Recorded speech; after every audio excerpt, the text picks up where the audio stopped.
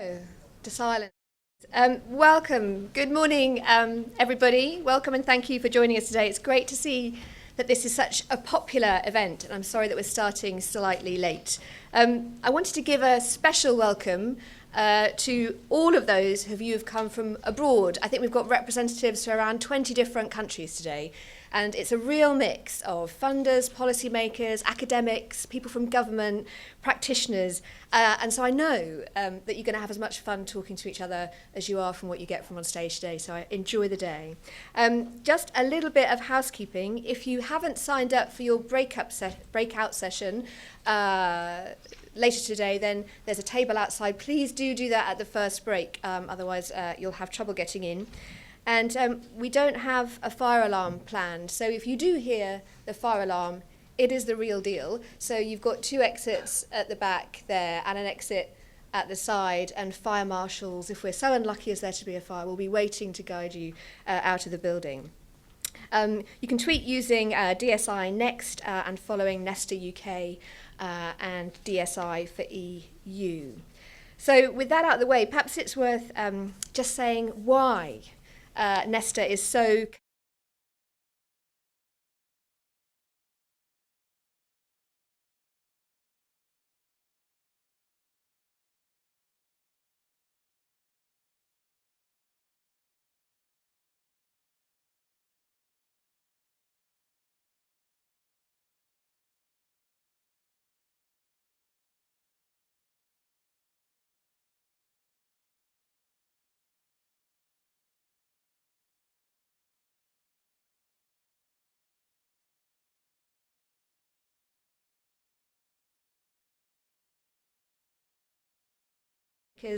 or whether it's through our practical programs like ShareLab, which is pioneering new kinds of sharing economy business models that may generate greater social value.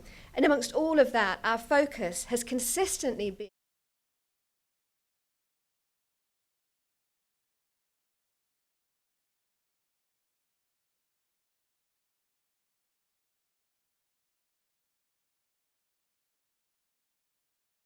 we are really delighted to have been funded by the European Commission to research at a European level digital social innovation. And at the heart of the project is the digitalsocial.eu website, which if you haven't taken a look at, I would really encourage you to do so today. It's a really great resource of practical examples of digital social innovation, but also information on events and funding and some really interesting visualizations on trends across Europe that I think you will like.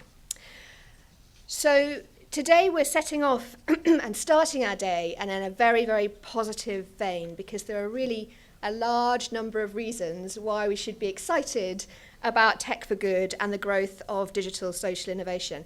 It's quite amazing sitting back here and looking at the website, looking at people that come through our doors and more broadly, to see the range of tools and platforms that are really emerging to tackle quite specific issues in health, in issues of migration and integration, in democracy, in access to money, in connecting people to the critical resources that they need. We've seen an explosion of opportunities of how you can use new data to create new knowledge and new insights in ways that are of practical use to people. And the kind of diversity of stuff that's coming up around digital for good and the range of technologies that are now being used is really something to be inspired by. And our first session this morning is going to focus on talking to people who are really bringing that work to life. But as well as being excited about digital social innovation, we also need to take an unflinching gaze at why it is not necessarily realizing the potential that it should. So we see the creativity, we see the talent, we see the imagination and the cutting edge ideas. What we haven't seen is these innovations scale as quickly as they should, and there's probably a number of reasons for that. We're exploring that today, but I think access to finance and business models is definitely one. And I would encourage us today to think quite boldly and expansively about some of the solutions to that particular problem. We've also not seen the public sector broadly, or charities by and large, pick up some of these tools and resources as much as we would have liked, and perhaps that's something about how we evidence impact, whether we measure impact of these things. We've not seen mass adoption by the general public or those who are more broadly active in civil society, and maybe that's to do with some of the words that we use, like digital social innovation, or civic tech, or tech for good, or open source, or collaborative platforms. Whether or not we, as part of this broader community, see it ourselves, these terms are just not accessible or engaging for so many people. And it may be that some of the real stories of impact and value is being hidden through a language and culture that's just putting tech too far here and an existing community too far in front of our faces. So, how we change and expand and release that conversation to be had by many, many more people in a way that resonates with their concerns and the concerns of the public sector is absolutely crucial, I think, to the growth of social innovation generally, but also digital innovation very specifically. So today is about exploring ways in which we can make the most of this potential. I think we're going to be exploring all of these questions and much, much more today. I hope you enjoy the day as much as I intend to, and I hope that you will prove to be a lively and vocal audience. Let's start with the first session, which might be slightly shorter than billed due to trying to catch up a bit of time, but we'll make our best of it. So we've got 4 great projects lined up for you this morning, 4 people who are actively exploring how technology can help solve challenges in areas as diverse as looking at pollution, care, transparency, migration and integration. And we're going to hear those 4 presentations pretty much back to back. Then I'm going to open up a discussion, and then I'll be looking to you very quickly to engage in the debate and explore some of the questions with our panel today. So let's start with the first session. So what I'd like to do now is welcome Min Teo up to the stage. So Min leads finance and fundraising for Tech Refugees, which many of you know is a volunteer-driven social enterprise focused on empowering displaced people through technology. In her day job, she's the VP of Finance Operations for a fintech startup as well. So please join me in welcoming Min Teo. Thank you.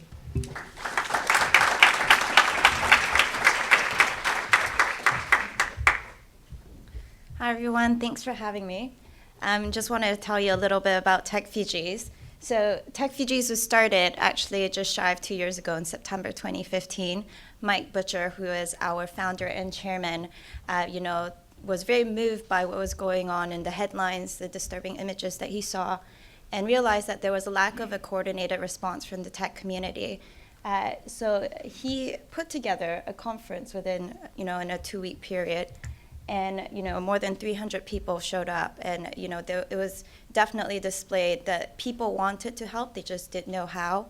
And it was very important for us to create a space for dialogue where people from, all different stakeholder groups, NGOs, the tech community, refugees could come together and collaborate and ideate. So why technology and why is it important? I think across all industries, technology has become, a very important topic of discussion. And, especially I think in the humanitarian world, when you think about delivering social good, there are a lot of benefits of technology.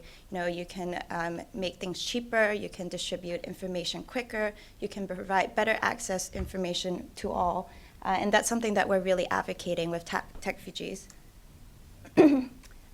We started very much as a movement, and now we have about 20,000 members in 30 cities around the world, and it was, becoming a bit too much of a movement, and we need to institutionalize. So we have now, pivoted into a nonprofit that focuses on being the connector between, NGOs and refugees and the tech community, so they can feed in, all the challenges that they're facing and rely on the tech community to come up with solutions and help them ideate in a digital way.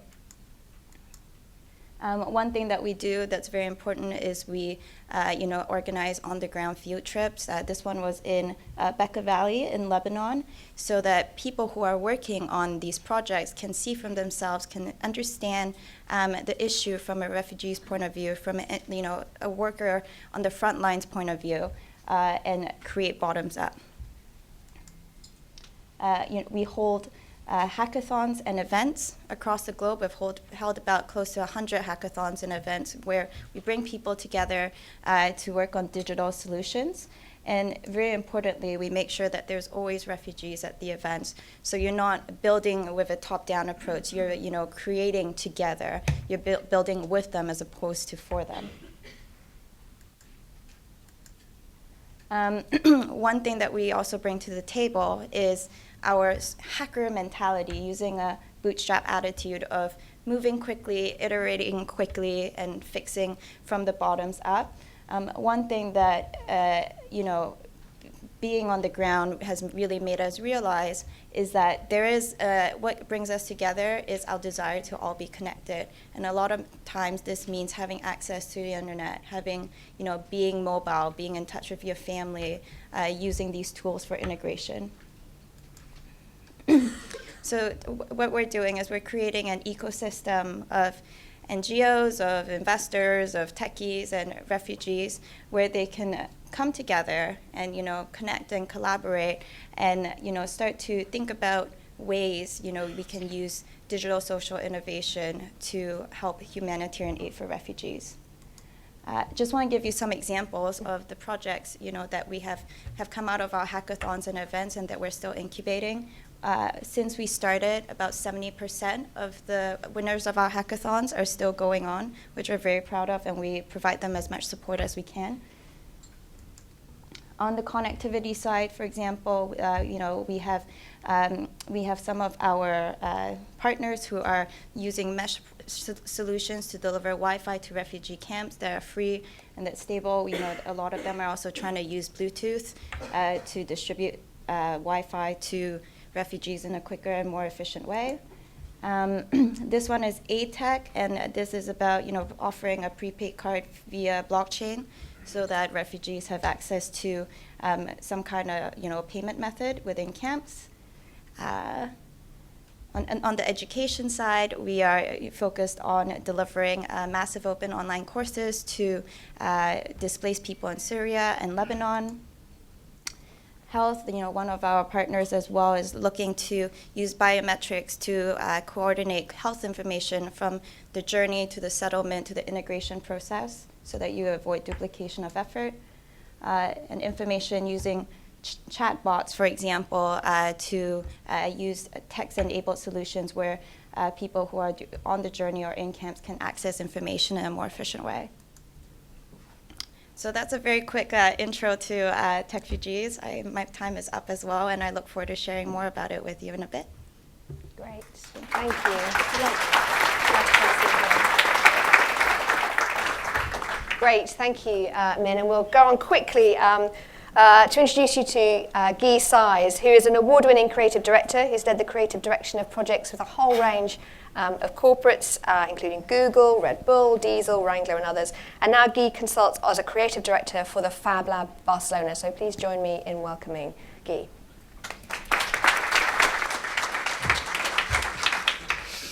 How does this work? Cool. Hi, thank you for having me. My name is Guy. I'm part of the Making Sense team in Barcelona, and I'm going to try and condense Making Sense into 5 minutes. So Making Sense is a European funding project. We deal with citizen-led environmental science monitoring. We are 6 partners across Europe, and we're working on what are the underlying mechanics of sustained community engagement. So what kind of tools, methodologies, infrastructure do we provide to regular citizens, not necessarily tech-savvy citizens, some tech-savvy citizens, to create sustained communities. And so really that's all about how do we empower communities with open source tools, co-design methodologies, data literacy, digital fabrication, so they can build their own sensors, they can capture environmental data, they can make sense of that data, and they can start addressing pressing environmental issues, such as sound pollution, air pollution, water, etc. We're focusing on 4 main areas of why these kind of bottom-up kind of participatory projects fail. First one is technology issues. I think that's already touched on. Often these are novel technologies, they are not robust, they fail, people lack the necessary skills to deal with that and do it, so they drop out. Data accuracy and meaningfulness, that's huge. It's hard to make sense of data unless you're a statistician or a scientist. Often there's a lack of purpose, so you've set up the sensor, it's measuring, kind of why am I measuring, what am I doing this for, what is the greater purpose to this? And linked to that is lack of social interactions. So how can we create communities that mobilize and galvanize each other as well as others? And how do you feel like you're contributing to something a bit bigger than yourself? And so we are designing, co-designing, co-creating methodologies in 9 pilots across Europe, across 3 different countries, in Barcelona, you can't really see that map at all, in Barcelona, in Amsterdam, and in Kosovo. And the idea is to end up making a Making Sense toolkit. And so that is a set of tools and resources that allows for participatory campaign orchestration. So all of these things that we're developing with the communities, how can you take that and go and run your own campaign? 3 minutes, holy crap. So when I talk about tools, I'm talking about soft tools and hard tools, and often they inform each other. But I'm going to give you a whistle-stop tour of some of the key outputs from Making Sense and some of the process that we go through with these communities of interest. So the first one is things to do with participatory planning, how we map the community commons, how we unpack issues, how we create pilot structures, essentially put the sheets in front of them for them to co-create pilot structures. How do we set indicators for measuring? So we create sound measuring strategies, we create actionable data. How do we talk about data? How do we move beyond numbers into narratives, into data visualization? How do we talk about governance? Who owns what and what are the consequences of that? How do we reach consensus collaboratively in a group of 20 people? How do we co-create innovation in a group of people that perhaps are not from that background? So we're developing future thinking tools, but also digital fabrication tools. How do we make use of makerspaces and fab labs where you can make almost anything? And how do we upskill people to be able to make almost anything and deploy their findings and raise awareness of what they've learned and engage and fold more people into a community. And so that's what's happened in Plaza del Sol in Barcelona. Our participants devised this sensor box that you press and it measures the sound there. The neighbors got engaged, and now they're taking part in the 3rd pilot because they really want to find out more about how to address the noise pollution in that area. All the while, we are contributing to creating much more robust and resilient hardware and software. So it's kind of a constant feedback process. This is something we're developing in Barcelona. It's a Smart Citizen kit. It's part of a bigger platform that also contains a map, an application that you can log environmental measurings. This one has been developed in Amsterdam based on a different sensor. And so we're trying to contribute not just the tools like this, but the methods for sustained, open, collaborative innovation for the common good. That was a really quick tour, but if you want to find out more, reach out or find me around and I can give you more detail. I did it. That was under 5 minutes. Yes.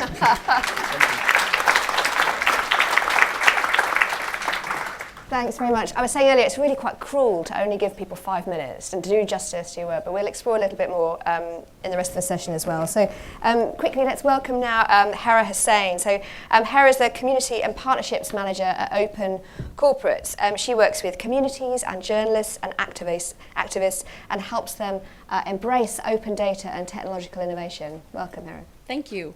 I always say that everyone will remember the moment that Panama Papers leaked. Does anyone remember what they were doing? No?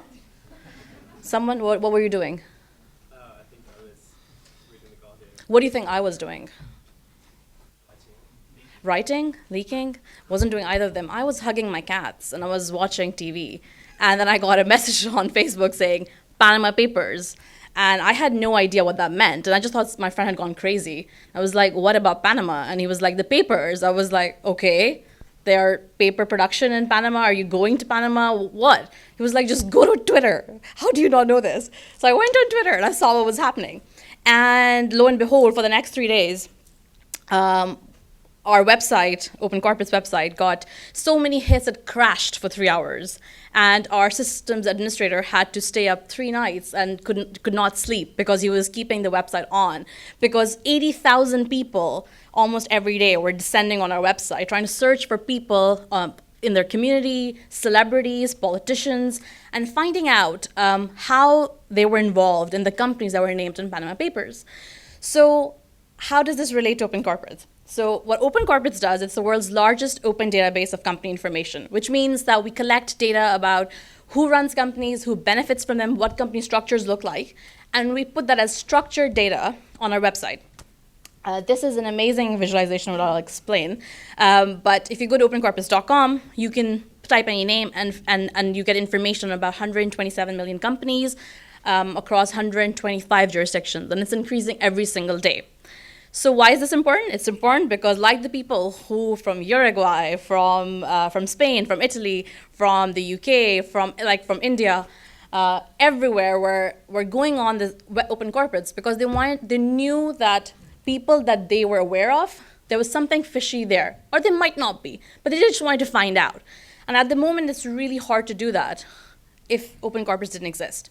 So this, for example, is a visualization of all of the different subsidiaries that Goldman Sachs has across the world, and the geographical area and the shape is how many subsidiaries they have. So our amazing friend at the back is moving it around so it can show you different connections. But can you guess which, just where his pointer is, what that area is? It's a small island, that's my hint. Come on. Cayman Islands, yes it is. They've got 734, I think, 729, sorry. 729 subsidiaries there. And so this kind of is what people do with Open Corporates data. An interesting example of how our data has been used, and it's perhaps my favorite example, is that after Panama Papers, El País, which is a Spanish newspaper, data journalists from there dug up some data that Open Corporates had on Soria, who was their Minister of Trade and Commerce, and he was named in Panama Papers. And he denied that he had anything to do with the company. So they dug up on Open Corporates and found that that company had links with 2 other companies, Bahamas and the UK, which were both in Open Corporates. They were old companies, but they found them. They wrote a fascinating and powerful investigative piece in the paper, and he was forced to resign. Similarly, Global Witness, which is an amazing data journalism campaigning body. You should definitely check them out. We work a lot with them. They used our data to see that the jade industry, which is a multi-billion-dollar industry in Myanmar, was basically being ruled by the military junta and the political elite, including a US-sanctioned drug lord. And Myanmar is a country which it has such a poor population and is really struggling despite having something as valuable as jade in there.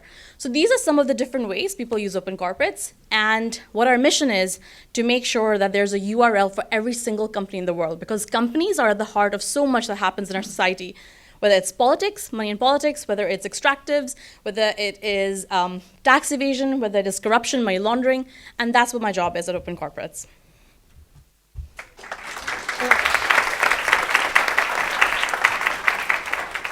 Thank you very much. And finally, let's welcome Joe Reddington, who is the founder of eQuality Time. Joe used to be a theoretical computer science researcher, and in 2014 he decided to walk away from all that and found eQuality Time, whose mission is to solve problems of inclusion and equality through the use of technology in education. Welcome, Joe. Hello, everybody. That's good. Like applause. The disadvantage of going last is that there is a responsibility to build on some of the themes we've heard so far and show them through our own lens.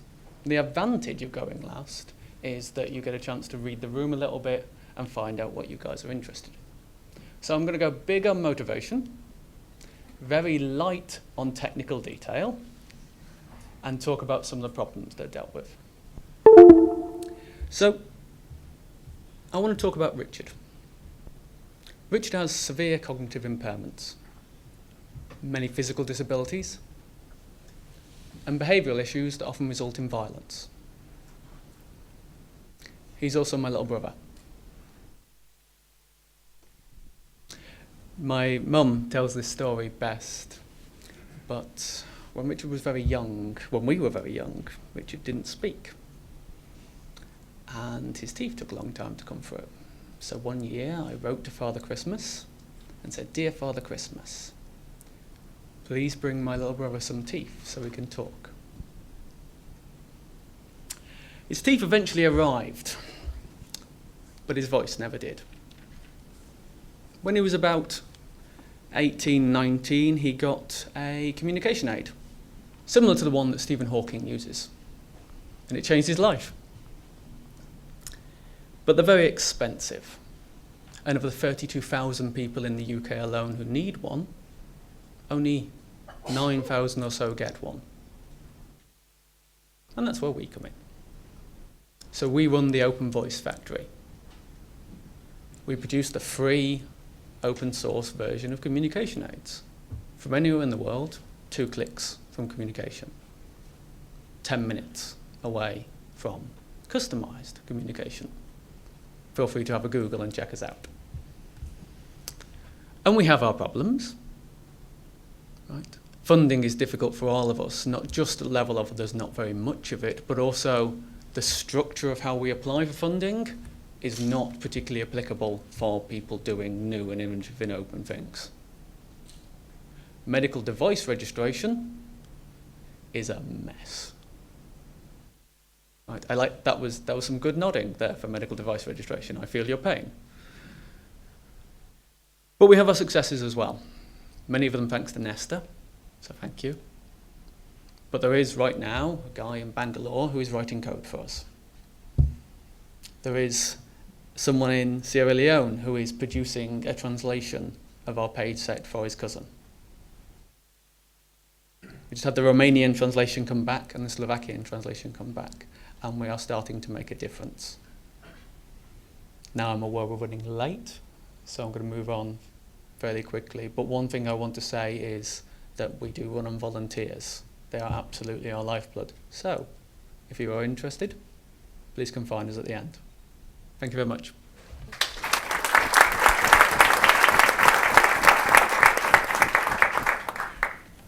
Thank you very much. I've got an immediate question for Joe, actually, so I'm going to make sure that mic gets hooked up quickly. No pressure. But actually, it applies to lots of other initiatives too. And Joe's had some support for kind of seed funding for developing his work, but there's often a kind of misconception, which many of you may not have in this room, that if you're volunteer-driven, it's all free and there's nothing else. You don't need any money because you're run by volunteers, and of course that's a complete not true. So a question really maybe to Joe and then Hera, sort of, how do you fund yourselves? What is the long-term future?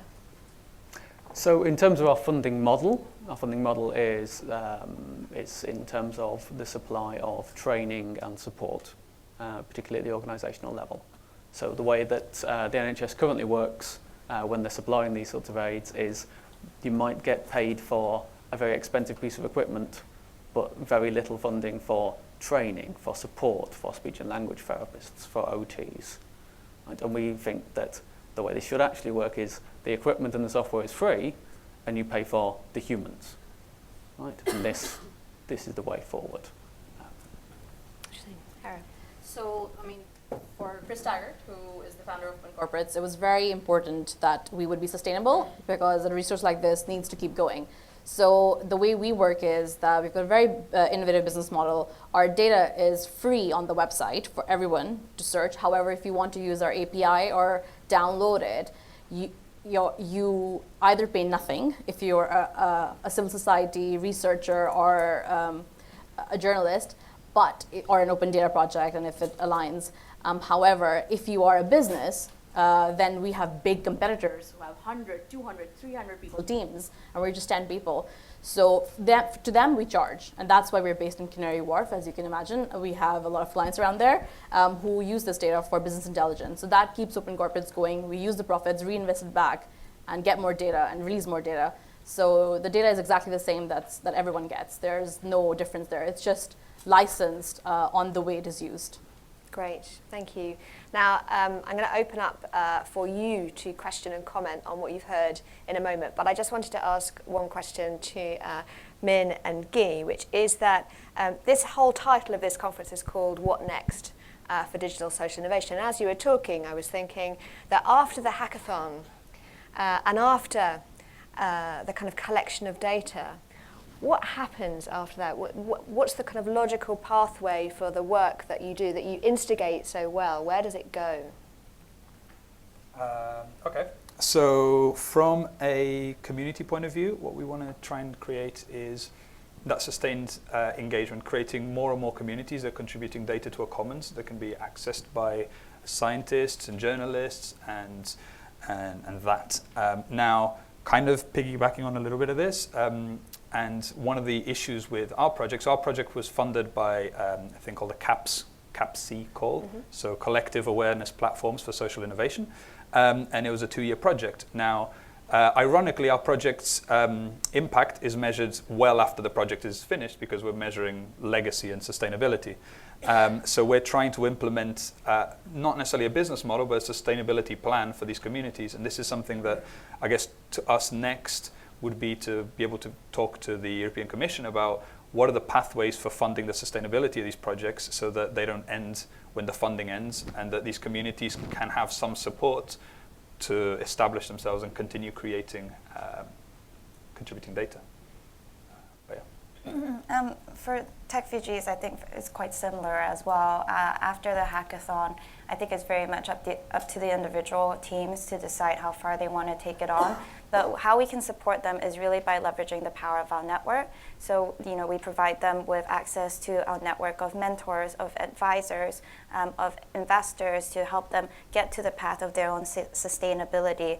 And if they need proof of concept, we connect them with our partners so that they can test their solutions on the ground. And that's really, our scalable model and how we try to help, because we're also volunteer run and we also have our own funding issues. Eventually, we do want to set up a lab or a fellowship that's probably going to happen in the next 18 to 24 months. What we do find that if, for example, for every 100 teams, there's only one that actually brings their project forward, you still have 99 teams who have then engaged with a refugee, thought about things from their perspectives, started building from a bottoms-up methodology, and are now part of this ecosystem that's willing to help. And that community building is one of the most important aspects for us. Great, thank you. And it feels like there's a longer term question about how these bottom-up networks ultimately connect and integrate with some of the bigger infrastructures and systems within cities and other places. Like, how do you connect those two things? That feels like a big question. So let's open it up and ask people out there, what would you like to ask a question about? Ladies, Amberly's got a microphone there. If you bring that down to this gentleman here. If you could say your name and organisation and keep it nice and succinct, please. Okay. Hi, my name's Ed Cox from a digital agency called Reason Digital. My question's to Min. What kind of practical steps and activities did Tech Fujis go through in order to build the member community of 20,000 people that you've got now? And do you have any tips for people trying to build a movement? Very helpful. Tips in mobilising communities. You did say practical, so I'm struggling with that word a little bit. But I think importantly, it's all about creating a very mobilized community and finding things that are relevant for people. What we've found is, we do have in technology, there's this misnomer that if you build, then they will come. And I think it actually takes a lot of pushing on the way. So finding the communities that are relevant. We have 30 chapters across the globe, and we find individuals who are, community champions within those localities, and have them build things ground up, have them surround themselves with networks, because understanding that, the issues that we are interested in London are very different from the issues in Oslo and in Australia, and it's very much like empowering people, giving them the resources they need, and say, hey, make it yours and make it relevant for you and your community. Thank you. Next question. Amberly, this Hey, this is Mark Viola from the Social Innovation Exchange. A question for all of you who have invested a lot of time, sometimes not paid, for the type of work that you do. And we talk a lot about investors within the tech for good space. And generally, tech investors prefer investing in something which is more robust, which has a business model, where the beneficiaries actually have a proper purchasing power. So I'm wondering what has been the real response from investors, despite all the hurrah sometimes when one or two investors do something. Mm-hmm. The reality when it comes to tech investment within your space. Great question. Who'd like to kick us off with answering that? Your experiences of investment or investors? So with Making Sense, I guess slightly different. Like I said, we don't have necessarily a business model, like an escape plan. We are seeing the community itself as the investors, and so we've actually had a lot of, kind of piggyback on what you said, we've had a lot of support and investment from community. So one of the first things I showed there was that big chart where you map the commons. And so what that allows you to do is see what resources are available to your community, who can invest time and money and spaces, whether it's co-workings, whether it's stuff like that. And so that in itself, once you couple that with a community of interest, one of the project directors, lead researcher, Mara Balestrini, has this thing where she says, you go find an issue and you pull it up and comes a community attached. And once you already have a community that is developing this and is passionate about this, and you empower them with tools to propagate and to do, they will find other ways, they'll feel empowered to reach out to people to invest. And so in a sense, that sustains the community to an extent. And then the other part is that we run a lot of the activities that we do on Making Sense as part of a thing called the Fab City Research Lab, which Thomas will talk about later. And so it's part of a bigger plan to figure out how we create open source technology to empower people. And so we're not looking to get VC funding or any of this kind of stuff. It's more, can the European Commission help continue developing these tools that are available open source and free to use for communities to empower themselves and to reinvest back in. I don't know much about investments, so that's my answer. We've been approached a couple of times with investors, and we've had to turn them down every single time because they're typical sort of VC investors who see this as like a business intelligence tool, which it is, but we're using that to fund the stuff that we really care about, which is, the data being out there for everyone, and especially for investigations. So we've said no to them because they're all interested in exit. However, having said that, we are now looking and we are talking with some investors who, from track record, and who appreciate and value what we do, and we're trying to get their investment and working, and it's like, there's not much I can say about it because it's very much in the early stages, but creating an accountability model for even open corporates, so that, for example, if something happens to our founder, he always says, if I get run over by a bus, I want to make sure whoever next takes the mantle is bound by the public mission. And that's really important, especially if you have like a board and investors, then it's really easy for that to lose its value. So it has to be embedded in the very core of the business. Great, thank you. And based on TechFuji's data, we have about, I would say 45% of our projects are self-funded, and about 25% of them get funding from grants and foundations, and only 15% come from high net worth individuals and investors. And I actually come from an investor background, and one thing that TechFuji feels very strongly about is we're trying to create, we're building a platform that will allow investors and these projects to connect in a more meaningful way. I think there's onus to change the way that they're interacting on both sides. On the investor side, they have to think about impact in a different way. That technology sometimes doesn't have a face, so you don't. It's a bit cold. You don't really see the efficiency gains there. And on the on the projects, really push them to have a sustainable business model, start measuring impact, have very quantifiable KPIs that people can judge them on as well. Great. Joe, did you have anything? I can add nothing to those really good answers. Fair enough. Okay, next question. I expect to see 1,000 hands go up. There's a lady here next to lady in the red cardigan. I wonder if if any of you have approached charities or charity funders as possible investors, because they will be, should be, could be benefiting so much, like the for-profit world benefits by innovation in tech, so too the charity funders and the charities. And integration with charity services more broadly, maybe. Yeah. So, how do you work with? How do you work with charities, either with funding or partnerships? Yeah. Yeah, we do. We've had some really generous grants to on the EU level and also on the global level, which we've used for research and development. So stuff that we just wouldn't be able to do with our sort of normal sort of sales revenue.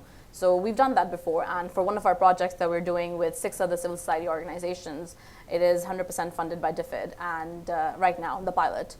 And going forward, we are looking at charity funders. So we have used that, but we are also quite aware of like the drying pot. So we want to make sure that even there we have some sort of sustainability plan so that it's not completely restrained by what charity funders and their requirements. Yeah. Can we just ask a question? If you raise your hand if you are from a charity, a sort of a mainstream charity in the UK or in another country, right? Loads of people. So you must all have views, and you certainly have been approached at various times by a whole range of new ideas. Does anyone have a comment on how, from a charity perspective, you think about absorbing, engaging, and working with organisations like this? No hands go up. Brilliant. Really? There's one. Sorry, yes. If you wait for the microphone, Amberly, there's a lady down here.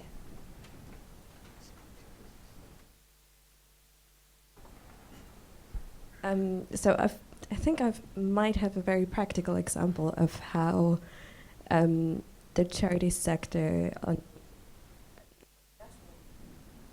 still lacking, or just really, really lagging behind. And it was the sort of intention to just move forward to digital data collection, so moving away from paper-based to digital data collection, which is fairly simple if you think about it, because we do online surveys, or any other sort of data gathering on an everyday basis. But it was a very painful process in my organization, just because some of the common threats that were already mentioned in some of the presentations is a lack of data literacy, or the sort of understanding of how protective measures within responsible data policies and the sort of framework exist, but it's not really transparent across different organizations. So I really think it's, if organizations have been approached, there was always a bit of reluctance, and it mostly stems from people not understanding the potential yet. They see the profit sector, and there's a lot of change within the civil society sector in terms of organizational structures, and they're sort of adapting a more networked approach in the common sense, but there's still not enough integration or synergy when it comes to social innovation. And I know that there are some organizations here like CAT or Tech Trust who are exploring it and furthering that process, but it really needs to start from the ground up. Great. No, it resonates. I mean, a few years ago, we ran an open innovation program connecting. We probably need a class. Overexcitement in the corner. Connecting startups and tech entrepreneurs with larger charities. And it was a really revealing exercise of just how, not just kind of, people's starting points are very, very different, and kind of bringing those two languages, cultures, communities together is definitely hard work. Yes? David Pastron. I'm from Kids, which is a disabled children's charity. And I think, to be honest, we're still quite low on the awareness curve. And particularly practitioners in the field are so busy trying to deliver a service and deal with local commissioners, it's sometimes hard to get interest. But I think the challenge is to find that first step where you can work with a smaller organisation. So I saw Joe last week and immediately thought there must be a way in which some of the people that Kids supports must be able to work with someone like Joe beneficially. But it's they work on a different sort of scale and scope. And it's Yeah. just quite difficult to get. It's like impedance matching almost to be able to get the. It's like what? Impedance matching. Right. It's almost like the plugging a loudspeaker into something that isn't the right connection. Yeah. Yeah. Joe, what's your response to that? Obviously, you've met and talked. How do you work with people? First of all, I should apologise. You must have heard the same speech twice now. So that was the thing. The talking to people is always the easiest bit, and finding people to work with is always the easiest bit. And indeed, that is why I'm sitting here, because not only is this more effective than filling out a funding proposal, it is also more fun. But the reason for that is partly,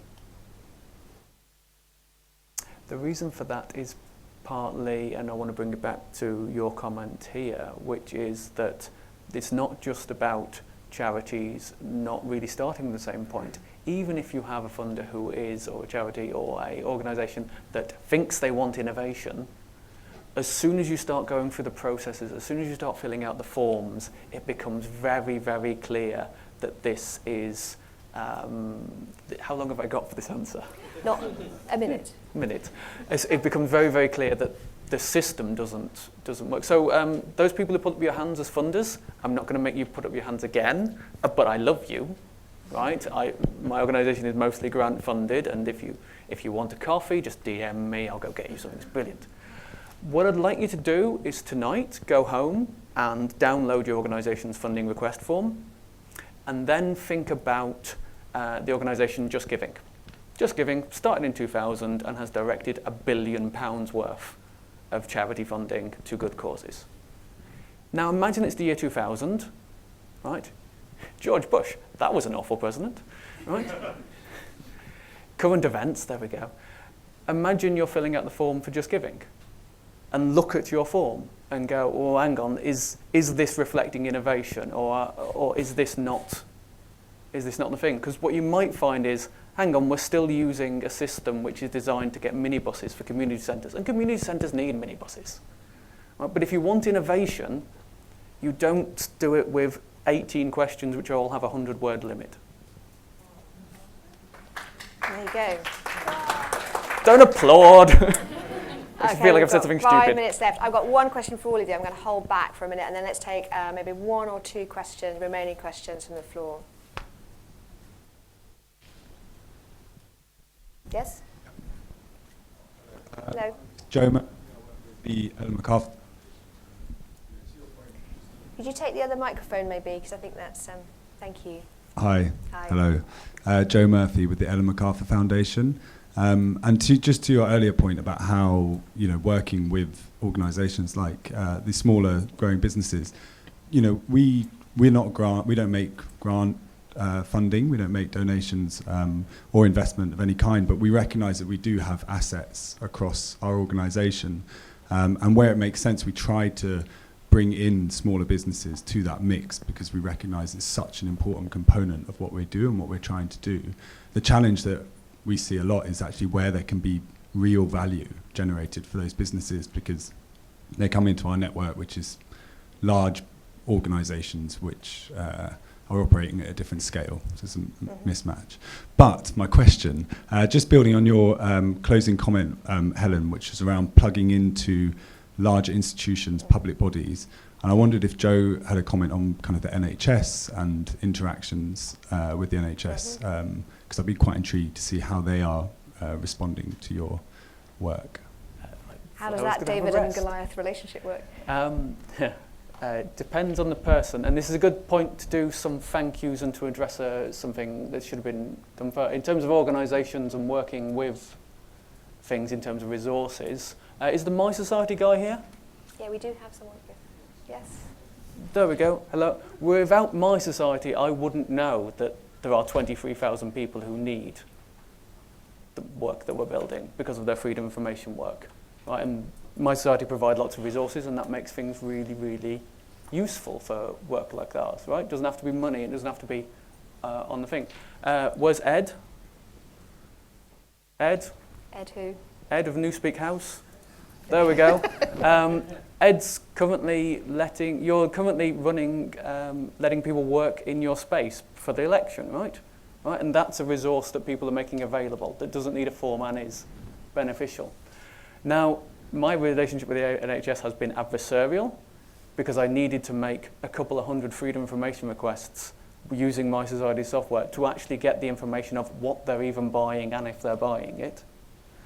But the relationship, it's important not to confuse the relationship with the organisation with the relationship with the individuals, right? The people who work there are wonderful people. They are lions, right? They will kick down any door and they will work every hour. Right? And it's working with the people is important, particularly if you're giving stuffing that's open and free, that's fine. And that's indeed one of the sensible reasons to make stuff free if you're working with NHS, is because otherwise you have to deal with an accounting department and that gets very hard very fast. Does that answer your question? I think I answered a different question that I meant to answer there's a whole earlier. conference in itself on kind of how to kind of make startup and kind of big institutional organisations work together more effectively. I think it's got to be the future. My final question, which has to be sort of to all of you, and to give fairly sort of pithy responses, is that you've all been completely motivated, intrinsically motivated to put yourself out in the world and do something and make some change. And so you've had a vision.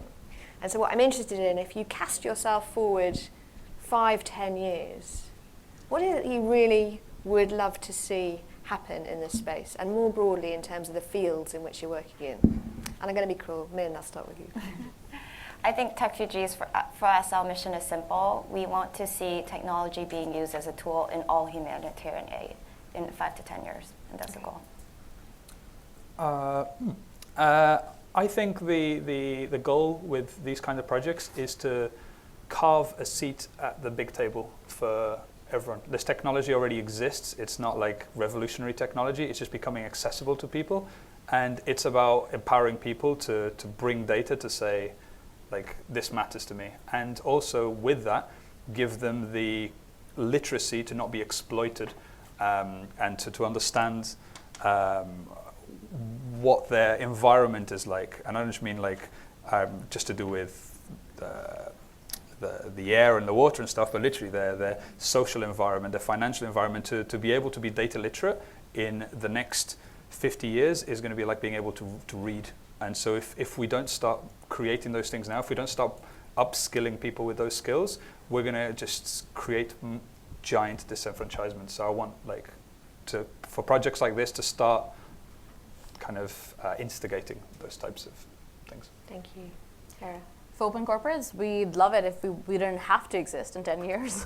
If all governments collected data on companies and made it available as open data, structured, free, then it would be amazing. We would really appreciate that. And the other thing we'd love to see is a free, alive, and sort of press, because that is a real danger here, and they have the power to hold the powerful to account. Indeed. Joe? I've spoken too much already, but the honest answer is, in 5 years, I want my little brother to be safe. On a good note on which to end. Okay, we've got a 15-minute break. Time to go and get a cup of coffee and do other things. Be back in here around 10:45. And before we do that, before you gather your bags and disappear, please give me a really good round of applause for Joe, Hera, Guy, and Thank you so much.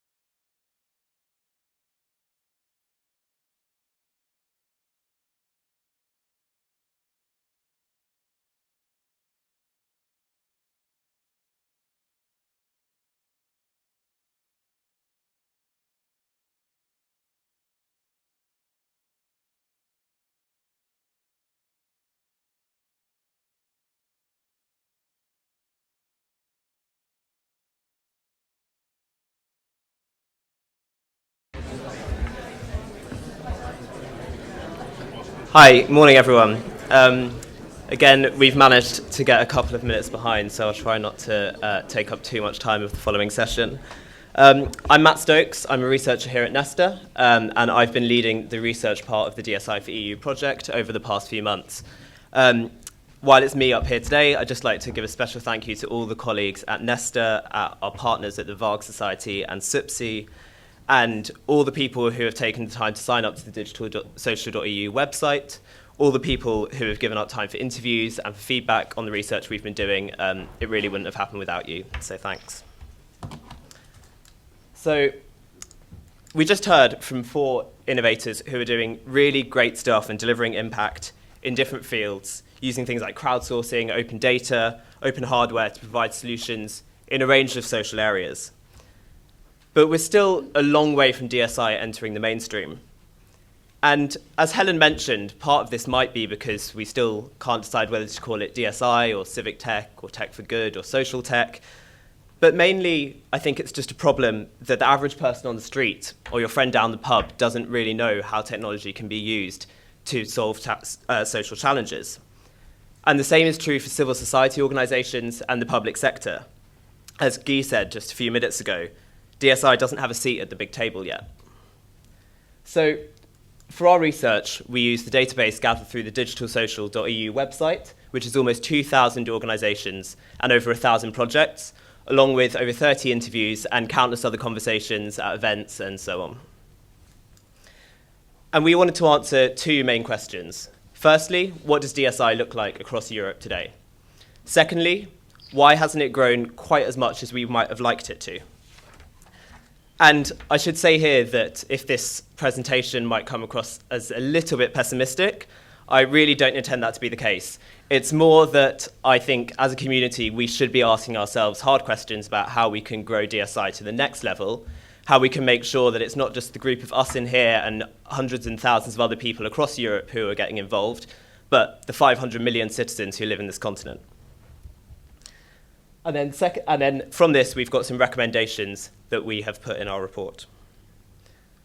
So first, understanding DSI across Europe. The good news is that there's lots of DSI going on, and it's growing. This is the map from the Digital Social website, which maps the said almost 2,000 organisations and over 1,000 projects using technology to tackle social challenges. As you can see here, there's a particular focus on cities. You can see London, Paris, Barcelona, Milan, Amsterdam all have quite big circles, and you're going to be hearing from 3 of those cities in just a couple of hours after the next session. And people are working across a range of social fields. The most common are education and skills and participation and democracy, but even in the least common, energy and environment, there's 150 projects, which is a fairly good showing. And perhaps more interestingly, 64% of projects on the platform identify with more than one social area, which is a positive sign that this is really multidisciplinary across Europe. But unfortunately, there's a lot of geographical inequality in DSI activity across Europe. As you can see here, the 5 countries at the top, that's the United Kingdom, France, Italy, Spain, and the Netherlands, account for 74% of all organisations. And 11 member states have less than 10 organisations each. I'm considering doing some research soon on whether this correlates to Eurovision results, but I'm not quite sure yet. And this is backed up by other data.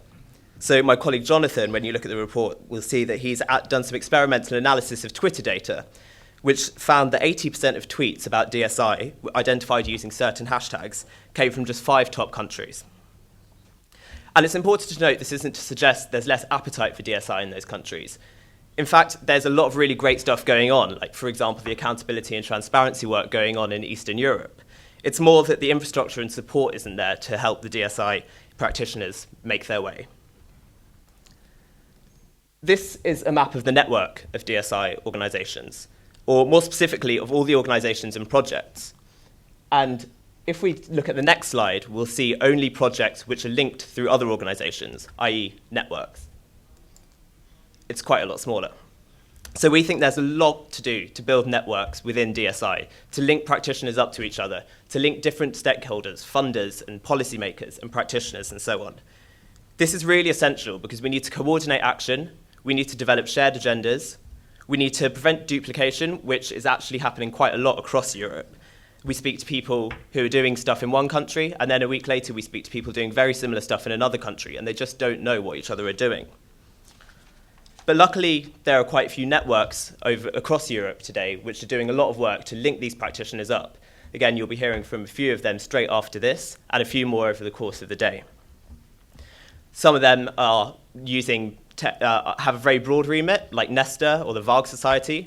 Others are focusing on particular technologies, like the Fab Foundation, and others are focusing on particular social areas, like the Transparency Project based in Poland, which focuses on accountability and transparency.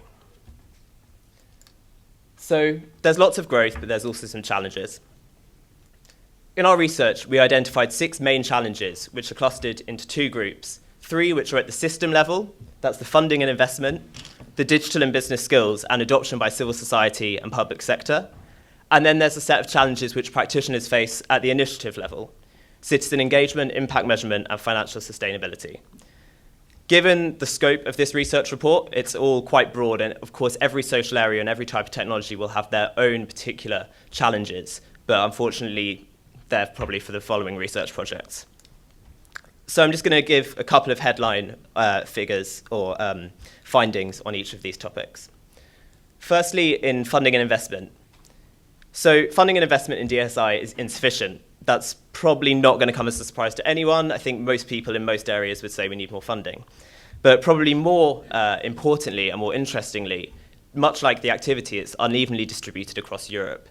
Here in the UK, we have a relatively mature sector for funding. It's catching up in places like France, but at the further east we go, it's still relatively undeveloped. And furthermore, there's a lack of pipelines linking up different types of funders, different stages of funders and practitioners. And as we discussed just in the section before, the funding models we have at the moment aren't very good for things like open source projects. Moving on to skills, we've identified 2 areas of skills shortages. The first is a systemic problem, that there aren't enough digital skills in Europe. And this isn't just a problem for DSI, it's a problem for the economy as a whole. Indeed, it's predicted that there's 500,000 person shortfall of jobs by 2020 in ICT. And there are loads of initiatives in the public sector, the private sector, and civil society who are trying to tackle this, things like Code Club, like Hack Your Future, like the Fab Academy, and like Maker Faire. And these need to be supported, especially in countries where there's an acute lack of digital skills. But alongside this, there's also really innovative ways of linking up people doing DSI with other people with those skills. So, for example, there's DataKind, which has chapters in Europe, in both the UK and in Ireland, which links data scientists to social purpose organisations. Or the Engine Room, which has done a lot of work on responsible data to help activists and advocates use data wisely and make sure that they are protecting their users' data. And then the second area of skills is around business and support skills, things like networking, communications, accessing funding, legal and financial knowledge, and so on. A lot of DSI practitioners are really grassroots, starting from the ground up. They might be in a fab lab somewhere, and they lack a lot of these skills, and they lack access to other people with these skills. Again, luckily, we've seen some really interesting models, specifically in incubators and accelerators. One of the leading ones, Bethnal Green Ventures, you'll be hearing from later today, and they do a lot of really great work offering mentoring, workshops, and so on to the practitioners on their cohorts. Moving on, we get to the public sector. We think that the public sector is really one of the biggest barriers to the growth of DSI, especially in social areas where the state has a monopoly, things like healthcare, education, and so on. If we can't get the public sector on board, it's going to be really difficult to grow DSI beyond where we are now. And there's problems for this around long-standing difficulties for governments to find innovative solutions, but also complex commissioning processes, things like big contracts which favour incumbents, are really preventing the access for small DSI organisations. Again, we've found some really, really interesting examples, and as I mentioned, we'll be hearing from Milan, Amsterdam, and Barcelona later today, who are doing really great stuff and strategic approaches to implement DSI. And then finally, at the system level, adoption by civil society. We've already touched upon this in our previous session, and there's a lot of work to be done. But DSI offers civil society organisations the possibility to deliver better services at a lower cost and to involve their donors and their service users, not just as users and supporters, but as co-creators, as innovators. And in turn, DSI organisations can learn from civil society organisations and access new funding streams, established reputations, and networks of users which can only, which otherwise they wouldn't be able to access. Briefly moving on to the project level barriers for practitioners. Firstly, there's a problem around engagement, which again we've touched on briefly. A lot of practitioners find it difficult to understand the market, what else is going on in this area, to understand their potential users, and to understand whether someone will pay for their project.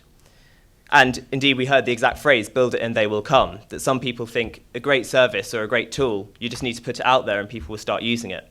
Unfortunately, that isn't really the case. And we need to make sure that DSI is digitally inclusive, that it's not just benefiting the people who already benefit in society more than others. Secondly, impact measurement. This is a really undeveloped field in DSI. We currently don't really know whether a lot of DSI is working or not. And we really need to know this if we want to get investment and support, if we want to get buy-in from the public sector, and also crucially if we want citizens to engage, because they won't engage if they don't think they're making a difference. And there's lots of really great work. In a few minutes, you'll be hearing from Mark from My Society, whose organisation organises the TICTEC conference every year, which I was at a couple of weeks ago, really getting into some of the deep questions about how we can think whether all of this is making a difference. And then finally, planning for growth. Again, we've touched upon this a bit, finding sustainable business models, finding ways from going from 1 city to 10 cities, or from going from 1 segment of the population to 10 segments of the population. We don't really know how to do this yet. A lot of DSI runs counter to our prevailing economic models. It favours collaboration over competition. It favours social impact over profit, and so on. And so we really need to, not just the practitioners, but the researchers and the policymakers as well, really understand how we can grow DSI and how we can make it financially sustainable, whether that's through the market or not. And that's another conversation which, again, we'll be having later. Finally, we make a few recommendations, which are to both policymakers and funders. We think we need to support DSI through funding mechanisms, and funders who aren't currently involved in DSI should really take a look at how it can help them achieve their missions and provide funding for people who might be able to help them with that. Secondly, we need to invest in intermediaries. We shouldn't just be giving money to a few lucky projects. We should be building a decentralized support structure where wherever you are in Europe, whichever city you're in, you can access support, you can access skills, you can access a bit of funding, you can access the resources you need, you can find other people doing interesting stuff. And we need to support the really key organizations who are working in that field. Thirdly, we need to invest in and enable DSI approaches in civil society organizations. The main thing there is about building digital skills and awareness and digital leadership. But it's also really important that we link up practitioners from the DSI world with the civil society world, and that they start speaking the same language and talking to each other. Next, as I've mentioned, we need to really understand more about how we grow DSI and how we make it financially sustainable. If there are cases where long-term grant funding needs to be the option because the market won't fund something that's delivering impact, we need to really consider that and say, this is justifiable. And finally, the public sector needs to use public procurement to advance DSI. This is through things like breaking up those big contracts into smaller contracts which are accessible to small organisations, using things like pre-commercial procurement, and offering funds to cities which want to try out DSI but are just a bit scared and are a bit reluctant to take the risk. So please do check out the report, which you can access at that link. And I'd just like to reiterate again that if this sounds a little bit pessimistic, I just want to reassure you all that I have been completely inspired over the past few months speaking to so many people who are doing amazing stuff in this area, stuff that every day makes me really want to come into work and want to understand this more and understand more about what people are doing and help us take it to the next stage. So for that, I'll bring onto the stage 4 people plus a chair who have far more understanding of speaking to the practitioners than me. So please welcome up Thomas Diaz from the Fab Foundation, Anna Sienica from TechSoup Europe, Mark Cridge from My Society, and Sander van der Waal from Open Knowledge International, chaired by Fabrizio Sestini from the European Commission. Thank you.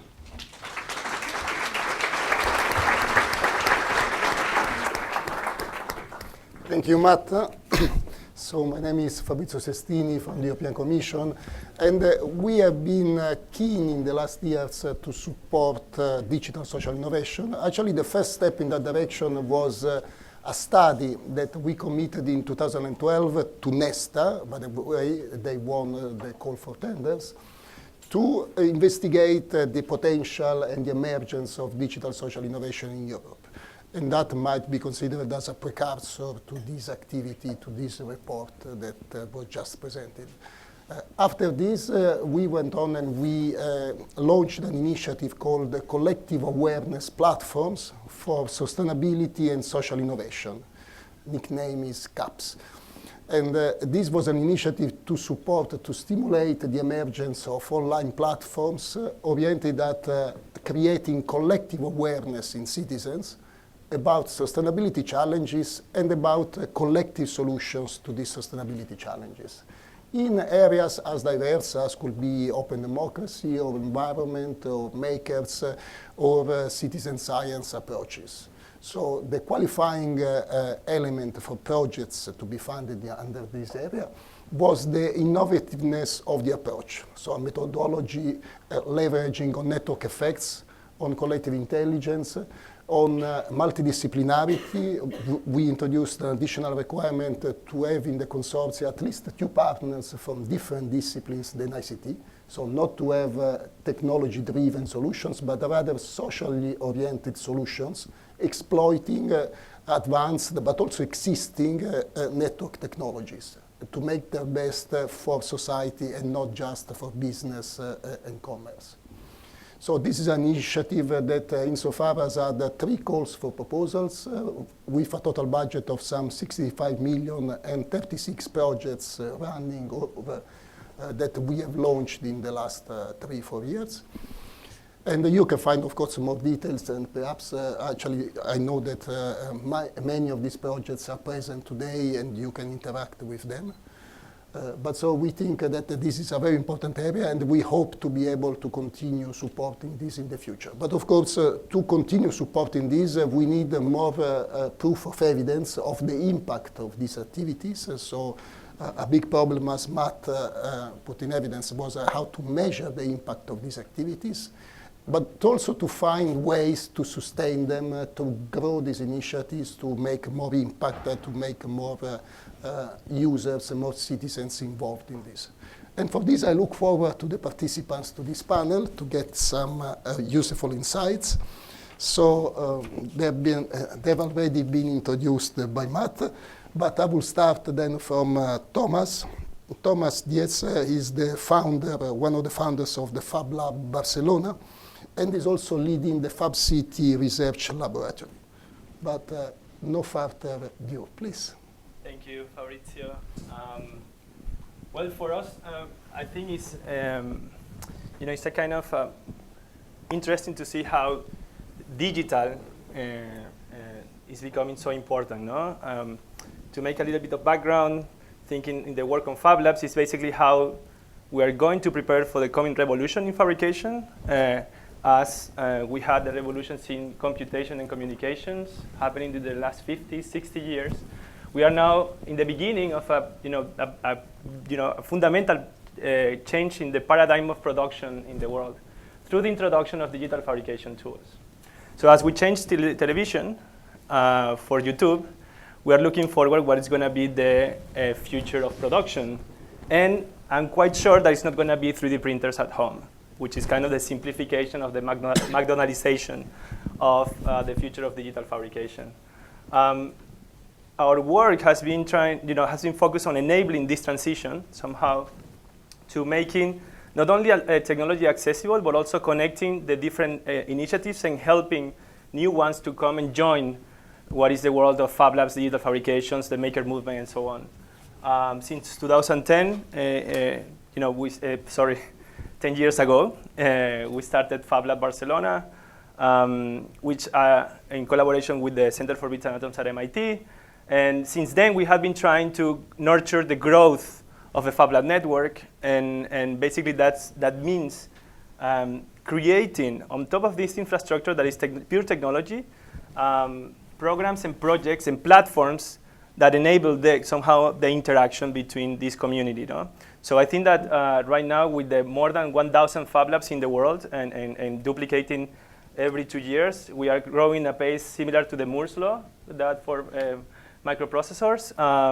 We now have the challenge of making the exponential growth of technology to match the growth of the social impact. No? And I think that is going to be probably the mission to look ahead for this network. No? And at the same time, I have to say something. I like what the Open Corporates woman said about the future, which is their future, no, is to disappear. So I would say that our future is condemned to our disappearance. Similar to a Fab Lab is similar to the computer rooms in where you were going to use computers. So these cyber cafes. So Fab Labs are going to disappear hopefully in less than 20 years, because fabrication will be embedded in the everyday life. Thank you, Thomas.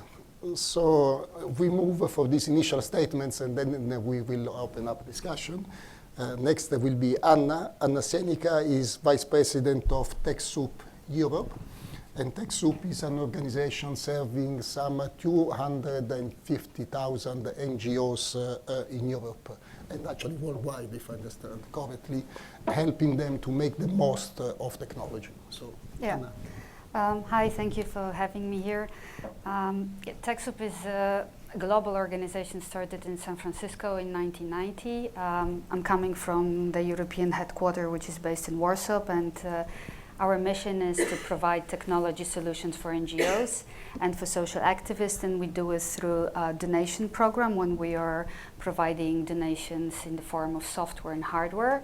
But in Europe, we also do other work, which is education on basically ICT skill set for NGOs and social activists. We also develop our own solutions and looking for solutions which are interesting to scale.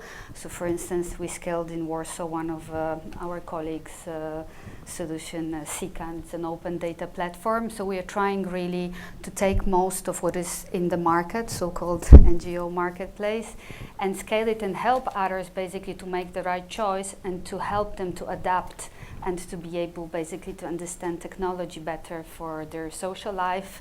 And in Central and Eastern Europe, which is to us also Turkey and Belarus and Russia, we are running community programs. So we are kind of like we act like a bridge. So we're trying to connect IT specialists with social activists and translate their words to each other, because this is the biggest challenge that we see, that social activists very often are they have their own specific word and they don't understand totally what technologies are talking to them and the way another. So we are building those bridges through community building. We have NetSquare groups operating in different cities across the world. And we also are part of the Transparency Initiative, where Central and Eastern European organizations are working together to develop technology for transparency and accountability. Thank you, Anna. Actually, this point on Eastern Europe is something that I would like to take up in the questions later. So the next is Mark. Mark Ridge is the Chief Executive of My Society, which I think is well known here in London, because they've implemented so many websites enabling citizens to get more information, actually to crowdsource information about political activities. So, Mark. Great, thank you. So I took over as Chief Exec of My Society about 2 years ago, but sometimes I still need to say I'm not Tom Steinberg, who started the organization. But so My Society started about 15 years ago, maybe a little bit longer. And basically its mission is to invent and popularize digital tools that give citizens influence over those with power. And when I started, I really wanted to kind of unpick that mission, because I was really motivated by it. But the two phrases, invent and popularize, were really the two parts I wanted to focus on. Because arguably, and this is maybe not unusual when you've got a new sector and in the early stages and you've got lots of people coming into it to try new things, the invention wasn't the problem. The tech wasn't necessarily the problem. It's the popularizing of those tools that was a much bigger issue. Now, my society, because it's been going for a number of years, we operate basically in 3 practice areas: freedom of information, democracy, and better cities. And in each of those practice areas, we have really quite sizable web services that reach literally millions of people and are used to interact with government or find out information that might be freely available, or to hold politicians to account, or even to get potholes fixed at the end of the road, whatever it might be.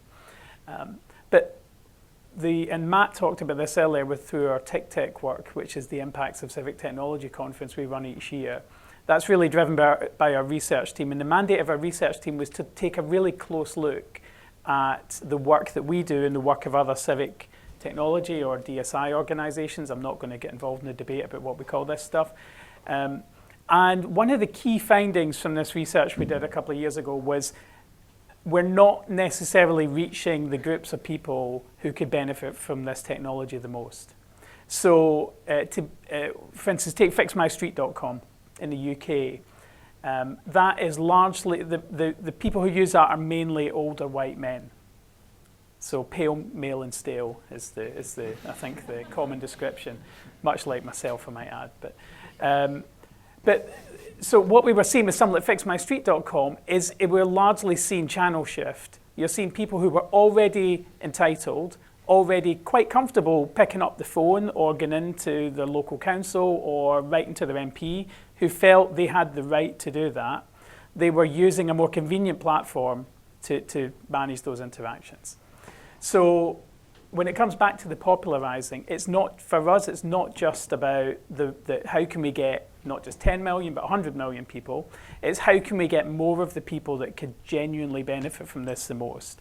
So how can we reach underrepresented groups that maybe don't feel they have the right to pick up the phone or complain to their council, or don't think their voice would be heard, or think they might just be ignored. So it's reaching those underrepresented groups is really the kind of mission we have for the next couple of years.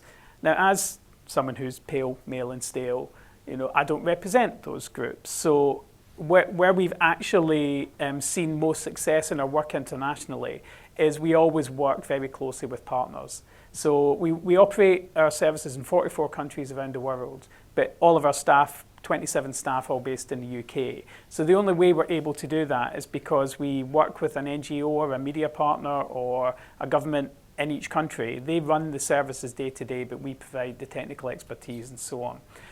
So really over the next couple of years, what we're really excited about is the opportunity to frankly bring some of that learning back to the UK and work with more partner organisations in the UK who are really drawn from those more underrepresented groups. And we're kind of committed to looking at the tools that we already run and considering, well, how do they need to change? Do we need to change? Do we need to build new tools? Do we need to adapt the existing tools? Frankly, when we talk about popularizing, is it just about marketing and promotion? Is it just about getting these tools in front of the right people? It's not always just about more tech or kind of having to adapt the services. It's just about the kind of getting the right people to be aware of this stuff and help them to understand what they can do with it. And of course, that's difficult when you're a charity and you don't have marketing budgets, and there isn't an obvious commercial model for a lot of this stuff. We're pursuing various commercial models to complement some of the charitable work we do, but if you take our democratic services, there's no commercial model there. We could find ways of generating some revenue, but not to the extent that would allow us to scale those services up. And frankly, by applying a commercial model to those democratic services, it changes the whole nature of that engagement anyway. So it's not without its concern. So, I mean, we feel as though we're right embedded in that kind of challenge of trying to understand how we make these things sustainable and how we reach those audiences and how we actually get the stuff in the hands of the people who can really benefit from it the most. Thank you, Mark. And then a final introduction from Sander van der Waal. He's a project director at Open Knowledge International, whose main mission is to support open source. But he will tell us more. Thank you, Fabrizio. I work with Open Knowledge International. Some of us may still know us under our previous name, Open Knowledge Foundation. We've been around for about 12 years now, and we focus initially a lot on promoting and advocating for open data release with governments. We built a tool that Anna already mentioned, CCAN, which is an open source data publishing platform that is in use by many governments and locally and nationally who publish their open data on that. And now we're focusing a lot more on the use of that data and looking to see how that data can actually have a real impact on people's lives. We work with lots of different organizations. We have now supported a growing network for a number of years of organizations who have set up a local, national chapter for open knowledge. For example, Open Knowledge Foundation Germany is very active by themselves. And we have about 11 of those organizations, 9 of which are in Europe. And they have their own priorities. They understand the context within their own countries, and they run their projects independently. And what we've seen a lot is that where we as an international organization can help build support for tools, developing tools that could be used by these different organizations, they will know sort of what is relevant in Finland, what is needed in France, what is needed in Germany. And they localize, they translate the tools to their own language. And we work together with them to see how we can sort of set the next step and get better impact for these tools. Now, a lot of what Matt said resonated with me when he talked specifically around sort of the skills shortages. So one of the things that we're trying to do as an organization is to teach data literacy to civil society organizations and individual researchers and journalists through our School of Data network. So we have a fellowship program where we work with fellows together with civil society organizations to bring those skills to the organizations. The other thing that we've seen is that it's still hard in the open data world to really work with data if you're not technical. It's really difficult to understand how to clean the data, download it, and visualize it, and there's lots of different steps to that. So we also, on the technical front, have an initiative we call Frictionless Data, where we look at making it a lot easier for people to work with data and don't need as much of the skills. So we teach the skills and hope that we can make it easier so people don't need the skills as much as they do today. And through those initiatives, we hope to get some better outputs for the work that we're doing. I think what Mark said quite resonates with me, that we often talk to the people who are already privileged. That's really something that we struggle a bit with as well. In particular in the open data space, we've seen a lot of sort of growth and development, but it's still a bubble. It's like if your open data bubble grows, it feels like you're increasing your impact, but you're still inside the bubble. So really reaching out to the more traditional charities, as was mentioned in the previous panel, is something that we're looking at, and we're always interested in to collaborate with charities and civil society organizations who are looking to see how data can have an impact with their own work. So I think final point on impact measurement, I think everything that we do is openly available for anyone to use. I wasn't aware that Anna had deployed CCAN in Poland has been very successful with that. but that's really good, and I'm really pleased to hear that. And you know, it really amazes me that whenever I go somewhere that someone has that kind of story. But we don't know that, and we don't have the means to track that. So we don't really always know the kind of impact that we're having with our tools. So I think because of the nature of how it works, it's available for open source. Anyone can download it. They don't need our permission.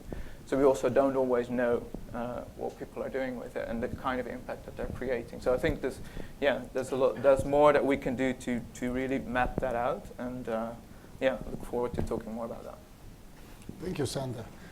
So now, while you are probably thinking of your questions, I would like to put already a couple of questions to you and perhaps also to Matt. And those are sparked essentially by the presentation of Matt. The first one is on the imbalance between penetration or adoption of digital social innovation solutions in West and Eastern Europe. Because I was a bit puzzled by this finding. Of course, at first sight, it fits our expectations. Unfortunately, Eastern countries lag behind Western countries on many measures of innovation or adoption or economical terms, unfortunately. But even though not in some incremental measures, of course, but this is also due to our measurement systems often. So thinking twice about this result, I know that, for instance, in Poland and Estonia, there are more advanced systems for participatory budgeting than in most Western cities. And also, in general, one can think that digital social innovation approaches are also spurred by scarcity of resources, which might then be a better motivation in these countries. And so, how to explain this huge difference in numbers that was found by the project? Might be attributable also to different names, as you said in the report. I think it's marked that you searched for 4 different connotations of digital social innovation, but perhaps there are other terms which are used, or perhaps is it that people just do it, just do this kind of things, this kind of approaches, without necessarily calling it as something strange, as we tend to think about these solutions. So perhaps the usage of these solutions is much more normal in Eastern countries than in Western countries. So this could be perhaps a possible explanation, but I would like to hear your opinion. And the second question is instead about skills, because of course skills is a huge problem, but then again one often thinks about coding as the main problem in skills. Whereas I think this is just the top of the iceberg, what we can scratch at the surface, because coding or the skills which are needed to implement these solutions are, of course, technological skills are important. But what about the sociological understanding of the citizens, of the phenomena of which we want to support with the solutions? What about the psychological and usability aspects of the solutions? What about the economic models or the sustainability models? What about the artistic aspects, how to motivate people to like the solutions and to use and to adopt them? So all these things are not banal, are not trivial at all, and the integration of all these skills in the person who perhaps just they are coding a solution is very, very important and crucial to make the difference between successful and adopted solutions and very nice things, but which have no impact on society. So, okay, this is of course my opinion, but then what about yours? Anna, want to start? So when it comes to the question of why the research shows, of course, there is the big difference between West and the East, but I feel that the research probably could detect a little bit more. And there's one simple answer: languages. It was translated into 6 languages, so there was no Cyrillic, there was no, all the Eastern languages were out. And countries like Turkey, Russia, people just simply don't speak English. And the other thing is Twitter. In Poland, for instance, and in Ukraine, Twitter is not really popular. In Turkey, it's blocked. So you won't have those, innovative projects on the radar simply because people don't understand and they don't know what the DSI exists. And again, a lot of Eastern organizations are not really looking for funding from European Commission, so they are not basically interested. They don't see an incentive basically to be part of this research. So that would be one of my comments, that we have to really work a little bit more on including people who could be part of this community but are not, and that there is a simple answer is that language. The other thing is, I believe it's a culture. So the technology is very Western focused. It's very male oriented. Even Silicon Valley is loud about having problem with the employability of women. I feel, even looking at this panel is a good probably representation. And the third thing is that I believe that there is also not enough we are not taking the risk. We are not learning from failures. We are not open to saying, okay, let's test things. Maybe they're not going to work. And usually also NGOs and activists and techies are intimidated by those big Western organizations who have monopoly on specific topics, with no offense to to my colleagues, because as I said, we used what you have developed, but the difference between us and the regular NGO is that we are a big international organization. We had 6 people working on the SICAN. So it is an open source, but you need a lot of investment to adopt those tools. So the entry point is very high, and it's very tough for people who don't understand technology to get to the level of open data and the artificial intelligence. So I think that the gap is huge, and more education is needed, more risk-taking is needed, freedom to fail is needed. And the simple but extremely difficult translation is needed, because half of Europe is just not simply speaking English, and we have to face that.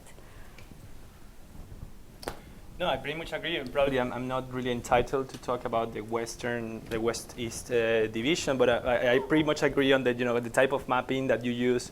The observer, is by default subjected, to what the observer wants to observe. So I could be very critical with in general with the traditional research approaches on trying to observe phenomena, and what we're trying to measure, and which are the standards that we are comparing to. Because, for instance, if you think, if you look into Africa, for instance, it's like they jumped the industrial revolution and going directly into the digital revolution, and there's probably there's more DSI than everywhere in the world. And then it will be interesting to see how it happens there. It's basically through a mobile phone that enables a type of digital banking that doesn't exist elsewhere, right? So I would say that, in general, the research and the research agenda, I think somehow would challenge it, and tapping into the skills leverage. I think that we are also facing. I think the transformations that we're facing are really deep, and they're going to challenge even ourselves sitting here. Are going to challenge the commission. It's going to challenge city councils. It's going to challenge corporations, because the power structures are going to be, it's going to be distributed, or it's going to be more and more distributed. And what we see now is this tension between people that want to hold it and the other people that want to release it, right? So I'm not saying this because, we are going to be moving from the idea of educating people. And you say, oh, yes, you need to learn, as you say, you need to learn code, 3D printing, 3D modeling, and you will be prepared for the future. Whether it's like we're talking about so fundamental change, and in that it needs, the inclusiveness of people in the learning process, right, rather than the educating process. And this learning process, in my opinion, involves learning through problem solving somehow. So you basically have a collective body of research, of action research that goes from kindergarten to universities that actually can work directly into reality and learn while acting in that reality. So we're going into more this kind of a holistic approach, and probably it will come this, as you were mentioning, where beyond the skills that I go and I learn, then I get a diploma. I think this is more of how you test it, how you implement it, and how you learn to relate with people while you're addressing real world problems. And then you learn, and that's a result, but it's not the goal probably. So I'll make 2 points, one about government tech and one about side projects and the ability of people to do something outside of their day job. So in the GovTech, of course, the UK was a real pioneer with government digital service, and you're taking some of the My Society founders actually went on to found government digital service a number of years ago. But of course, the model they copied was Estonia. Estonia has so wholesale adopted a transformational digital model in the way they do things, very citizen focused, very focused on simplicity and so on. So Estonia was, if you like, was the proof that this stuff could work, and that was adapted in the UK in a bigger country and so on, but with far more to do, frankly. So it's clearly, I think some of the points about maybe in more Eastern markets, they're just getting on with it, is probably a good way of looking at it. On the side projects thing, I think it would be wrong to assume just the quantity of projects is some kind of measure for success. I think My Society was on a bit of, so when I joined, we were on a bit of a let's roll these things out to as many countries as we can, but let's not worry if too many people use them, if I'm being overly critical. And we put a stop to that, and we were much more careful to put in place, we're only going to support projects internationally where there's a dedicated team, either with funding or some other way of supporting themselves, who could put the effort into making the project a success, and we're committed to it for at least a couple of years to be able to kind of scale these things up. So it meant less projects, but higher quality projects that actually deliver more impact. And it's that ability to see more projects of scale is a much, much more important metric for us, I think. If you look at a market like London, there's probably a situation, I think there was a very large number of projects here, but there's a lot of people who work in the tech industry who want something to do at the weekends and the evenings, and will do the little project and do that on the side, you know. So that might mean lots more projects, but they're often done in a kind of hobbyist level rather than something that genuinely changes. And also there's a huge amount of duplication. If there's any benefit to the UK calling a snap election, it's the fact that this time round in the general election, we haven't seen a huge number of these type of hobbyist projects. So the last general election just 2 years ago, there was like 8 different voter apps for sort of giving advice about how to vote. There was hundreds of surveys, and everyone was kind of trying to copy everybody else. But because there's literally been so little time before the election, we've been forced to work together to try and work on fewer projects of scale. And that's really important. It's not the kind of ego boost of I've created a new shiny thing. It's the fact that actually you've got more people using scarce resources to actually do things which actually matter or might make a difference. That's much more compelling. My Society didn't launch any new services this election. We've intentionally worked with Democracy Club to support their work in crowdsourcing candidates, and we made sure it's as easy as possible for people to use our Map-It software, which powers a lot of matching up of politicians to location. But we're not trying to launch new stuff. It's more how can we help a smaller number of projects be successful. So it's looking critically at the numbers and focus on quality, not just quantity, and projects which really have a chance of scaling is much more important in our opinion. Great. I agree with pretty much everything that was said previously, but to build on your specific point, I think there are lots of these types of vanity projects that people do or hack for fun, but as you're saying, those are not the kinds of things that have impact. So this is the kind of thing where we're also trying to say where are there other organizations who are doing things better than we do? And I think this is something where I think that we've got some learning to do to actually work with other organizations who may be better at doing something than we are. And just being very honest with ourselves and saying, we're actually working with this organization because they complement what we're doing. There's a lot of sort of reinventing of wheels going on, not just sort of within a specific country, but also internationally. So to go back to Anna's point, sort of, and also what you were saying about sort of building on Estonia, I think there is a lot going on in other countries that we're not aware of because they just get on with it and they do their own thing, and they don't bother to translate things into English or into Spanish.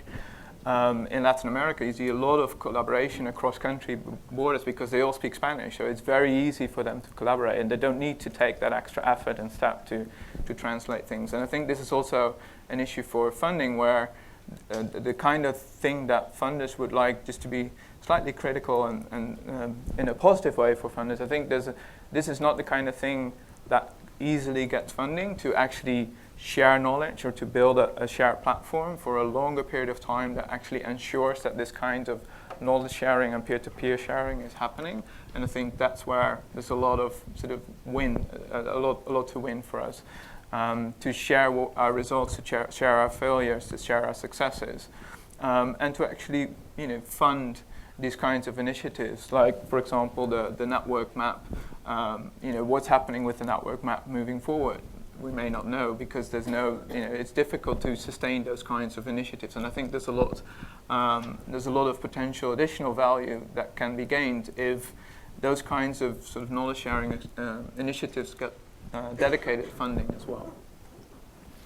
Thank you. So many interesting questions as well, but from the public. So see you. Please. Yeah, hi, Sam Appleby from Super Global. There are a couple of points there about reducing duplication and also about focusing in on smaller number of projects that are going to achieve impact at scale.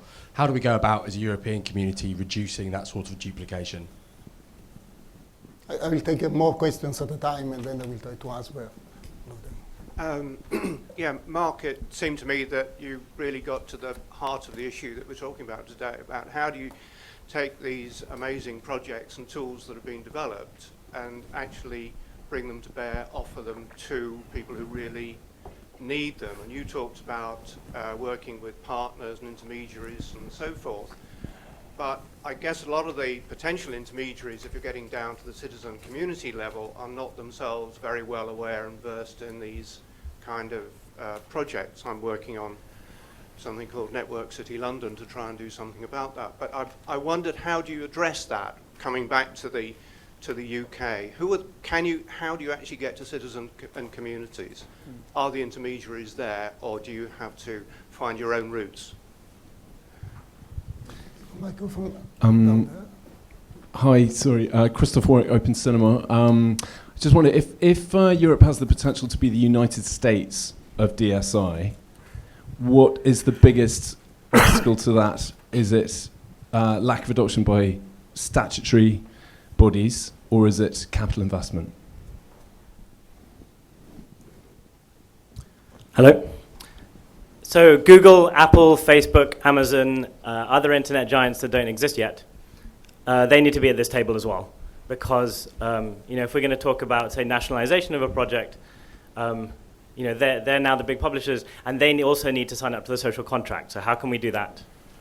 These innovations, which have been piloted at a small scale by innovators, need to become part of these large platforms if they're going to have impact. And so they also need to be part of this conversation. And a final question from the lady there. I'd like to follow up on that, because I've just watched about a dozen TED Talks on artificial intelligence, whether it's a problem or a solution. I'm a pale female, but I've been around because I used to diagnose software at CERN in Geneva. And I've revisited mathematics through the eyes of a mature programmer. One of the best TED Talks I've seen was on the interplanetary filing system, because that is the future of a free and innovative web. And with all due respect, Fabrizio, you're doing it as best as you can with funding existing organizations, people who are already getting salaries. Why on earth can't you think up models of how to distribute distribute money to people who are unemployed, who have the ideas, who are the creatives? Why do you keep going on the old routes? What prevents you from having impact by empowering young people? And what are the measures of impact, for God's sake? You want proof of impact before you, and proof of concept and proof of principle because you spread money? Very good question. So actually, let's start from this, because this is really a challenge. A challenge in European programs is how to reach new actors, how to reach outside the usual suspects. And it is unfortunately true that most of the beneficiaries of European programs, but also of national programs actually, are the usual suspects. So established companies who know how to play the rules of the game, and then how to get funding, how to write good proposals, which have a good network of other partners with whom to prepare good proposals. So reaching out to young people, to hackers, to activists, to people who have ideas but not the structure to participate, to take part in these programs is a real challenge. It's a real challenge because, of course, the public budget is constrained by many rules. This is something that we are trying to overcome at the moment in a very probably awkward and not effective manner, but still we are trying now to put in place some different measures for allocating funding, which is not through large consortia. Actually, it is by the intermediaries of large consortia, but which then will open up calls to reach to young or small innovators with small amounts of funding, but with no or few strings attached, so to allow really individuals to participate in the programs. But it's very difficult, and that is a real problem. So thanks for putting that in evidence. Then there was also another question on overlapping of initiatives that I think I can just partly answer, in the sense that projects like these are an effort to try to avoid this overlapping, or to put together, to make the connections between similar activities at European level, and then try to increase the impact of these initiatives. But of course, it's very difficult, and again, any help, any ideas, any suggestions on how to be more effective in this networking would be very appreciated.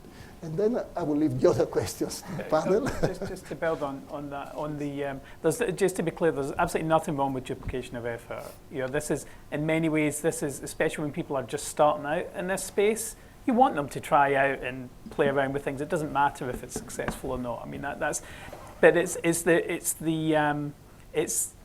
how you then move on to the scale ups. The fact is, scaling up these type of services, like any other scale up of any organization, is not always glamorous. The first 10 rollouts are fantastic. The next 100 are frankly just turning the wheel, tedious, hard work, you know, and that requires a different set of skills. It requires more management. It requires more strategy. It often requires more funding. It requires more stakeholders involved, all the rest of it. So there's a reason there's lots of early stage projects, because frankly they're fun.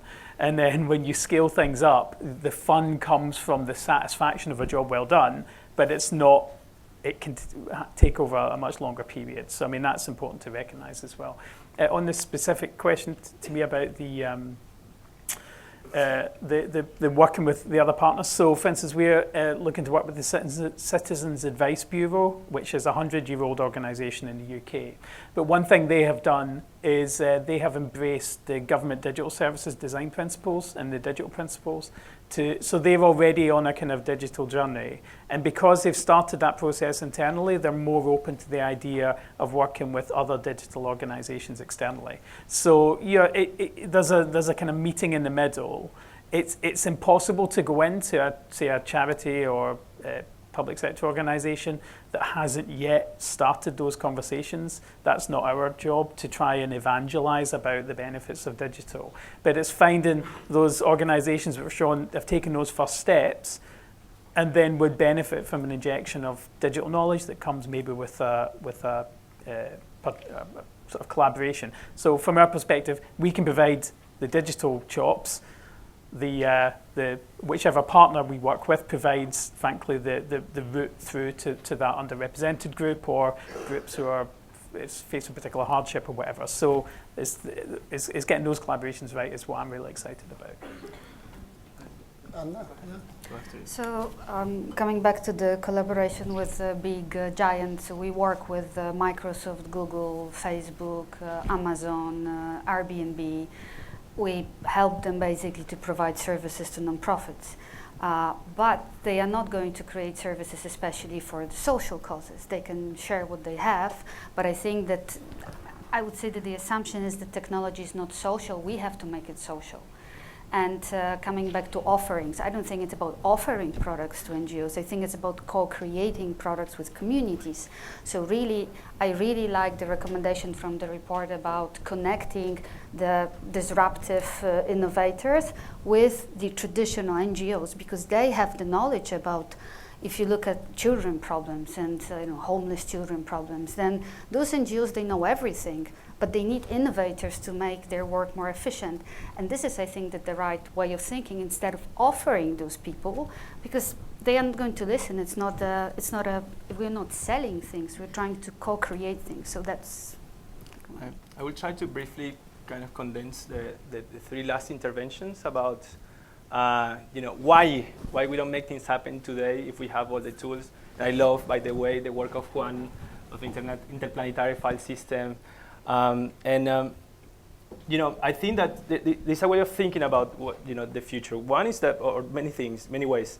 One is that the future that we imagine is here, and as many people say, it's not evenly distributed. No, the other way to see the future is like okay, we can think okay, what's going to happen in 50 years, but nobody thinks what's going to happen between now and 50 years. No, so there are a lot of futurists talking about the future, but nobody's talking about tomorrow. It's talking about years ahead. So that's great. For me, the other question, fundamental question now is that we are having a paradigm shift again, and I think this is fundamental, it's philosophical even, no? And it's about the purpose of the things that we do. If we build our current economy, which leads to the build of our society on accumulation, because we had access to the means of production and now access to information is controlling that global economy somehow, then we are basically building the means, or we are kind of constructing a field to grow money. It's kind of a monoculture of money. The economy is kind of the mandate of everyday life of people. And it's a monocultivation of money, which is ridiculous. So when we talk about things like IFPS or blockchains and the possibilities that we have now with creating like a multi-value streams and ways to exchange assets between people, then we're giving somehow that monoculture more like a pluricultural way of exchange, not only hours that you trade for goods, but actually you have more possibilities in order to create more value of what you have beyond of what you can serve to someone else that owns the means of production or owns the information. So I think that we really need to crack somehow and not changing everything at the same time. And for the question of Google and Facebook, these platforms were or these kind of now monopolies, they were built starting from small, right? So let's make it happen. Let's make it happen in small. Let's experiment. Let's take risk in a small scale. And I think that's something that without compromising any people's life, we can do it. So I challenge somehow that to do this, let's try in communities and a neighborhood scale. Let's try in small cities how these kind of new ways of creating economies could work, and let's see if it works. But we can. I think that I agree with you. We cannot still trying to feed back again the same system and making people with great ideas to try to fit into a market that is obsolete somehow. No, yeah, that's what I wanted to say. Yeah, no, that resonates with me a lot. I think we really need to involve citizens who have no idea what DSI is. We need to build from. I think city level is really the right kind of level on which to start to involve your local neighborhood. It's like, how do you explain to your parents or your neighbors what you do? I find it quite hard sometimes to explain what you're doing and how is it relevant to them. And this is the kind of thing that we need to think more about and involve those kinds of people into the conversation from the start. It's like what was mentioned earlier. It's like the lens through which you see the world is how you will start creating these kinds of things. So we need the diversity of opinions and perspectives from the beginning. And just to go back to the point about duplication, you need to build something which includes that sort of diverse input from the start in order to build something which works for everyone. And that is really hard. And that's something, honestly, that we're sometimes struggling with, and I think we need to do better at. I think there's a real opportunity to do that, though. I also agree with what Mark was saying, that sometimes duplication is not really a problem, but you need to sort of understand what you're trying to do, what is your longer term goal. And if you're trying to work openly and to release everything under open source or open licenses, make sure you do that early on in the project. There's a lot of sort of hype about open source and open access and open data, which always gets published or made available after the fact, which is way too late to really involve other stakeholders into the conversation. So I think there's a lot to be gained by getting more stakeholders involved in these kinds of initiatives right from the beginning or early on in the project to make sure that those diversity of representations is actually heard and helps influence the initiative, whether that's on hardware or a software platform. Can I just make one quick point about branding as well? There's a lot. It's been touched upon a couple of times. It's jokingly about the language you use to describe what we do, but actually the language you use to describe the services to the citizens is much more important. I think part of the reason Fix My Street was successful because it does what it says on the tin. You know, it's like it's a really easy way to get your street problems fixed, or write to them is a really easy way to write to your MP or councillor. You know, so just being able to describe things in language that people will understand is definitely a really important skill. So anyway, small. Thank you. So I'd love to take more questions, but I am hard pressed to conclude this session. So before ending this, just one thought about this difficulty of communication, which perhaps reflects the duality of the problem. So on one side, it's difficult to explain these new approaches and to understand them. On the other side, we understand even too well that the current, the traditional approaches are not adequate for this. But how to find the best way to cope with this, that is still an open problem. In another session a few months ago, a philosopher said, we are living in the corpse of capitalism and we are still finding the way out of it. So I think we have to work out this way out of it, which makes sense for all of us. With this, I would really like to thank all of you, and I would also encourage you not to stop thinking about this session now, because I think these kind of conversations are just a starting point for some mental processes which are taking place in a very distributed and effective manner. So if you have more questions, of course, feel free to contact any of us during the breaks, but also make tweets, talk, discuss with other people, and try to find solutions which then can be further discussed at other events or other opportunities. Thanks a lot to everybody.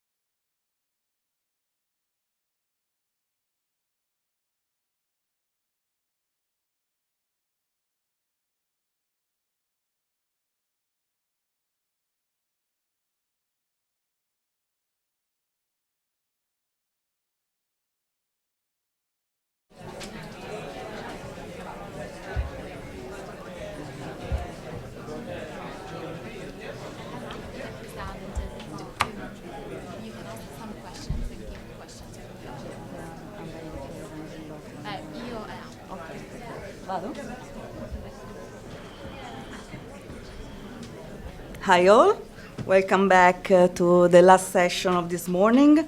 I'm Zoe Romano from WeMake, and in the last 18 months I've been working on DSI for You project and its amazing team.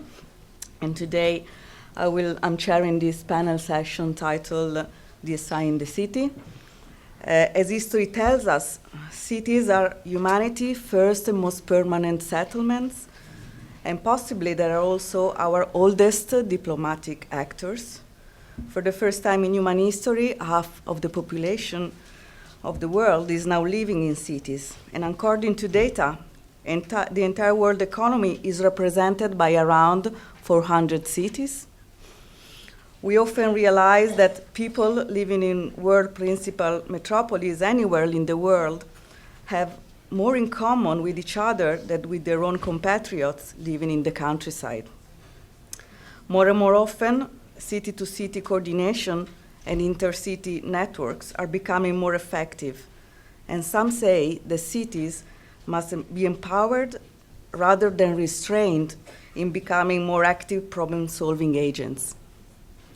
In this context, we believe that DSI offers particular opportunities in the cities, where there is a density of people, a density of assets, data, and social challenges. We are now beginning to see administration taking strategic approaches to DSI. And in this panel, we want to discuss these approaches and explore how DSI can be integrated in public services and how to build a city environment in which digital social innovation can grow to deliver impact at scale, and also beyond mere economical aspects. And I'm very happy to tackle these topics today with three representatives of three amazing EU cities. They are Barcelona, Milan, and Amsterdam. And so I invite Francesca Bria to start her 5 minutes introduction. Since 2016, she's the Chief Technology and Digital Innovation Officer at Barcelona City Council. She worked at Nesta for several years as project leader, and she's also advisor to European Commission. Thanks.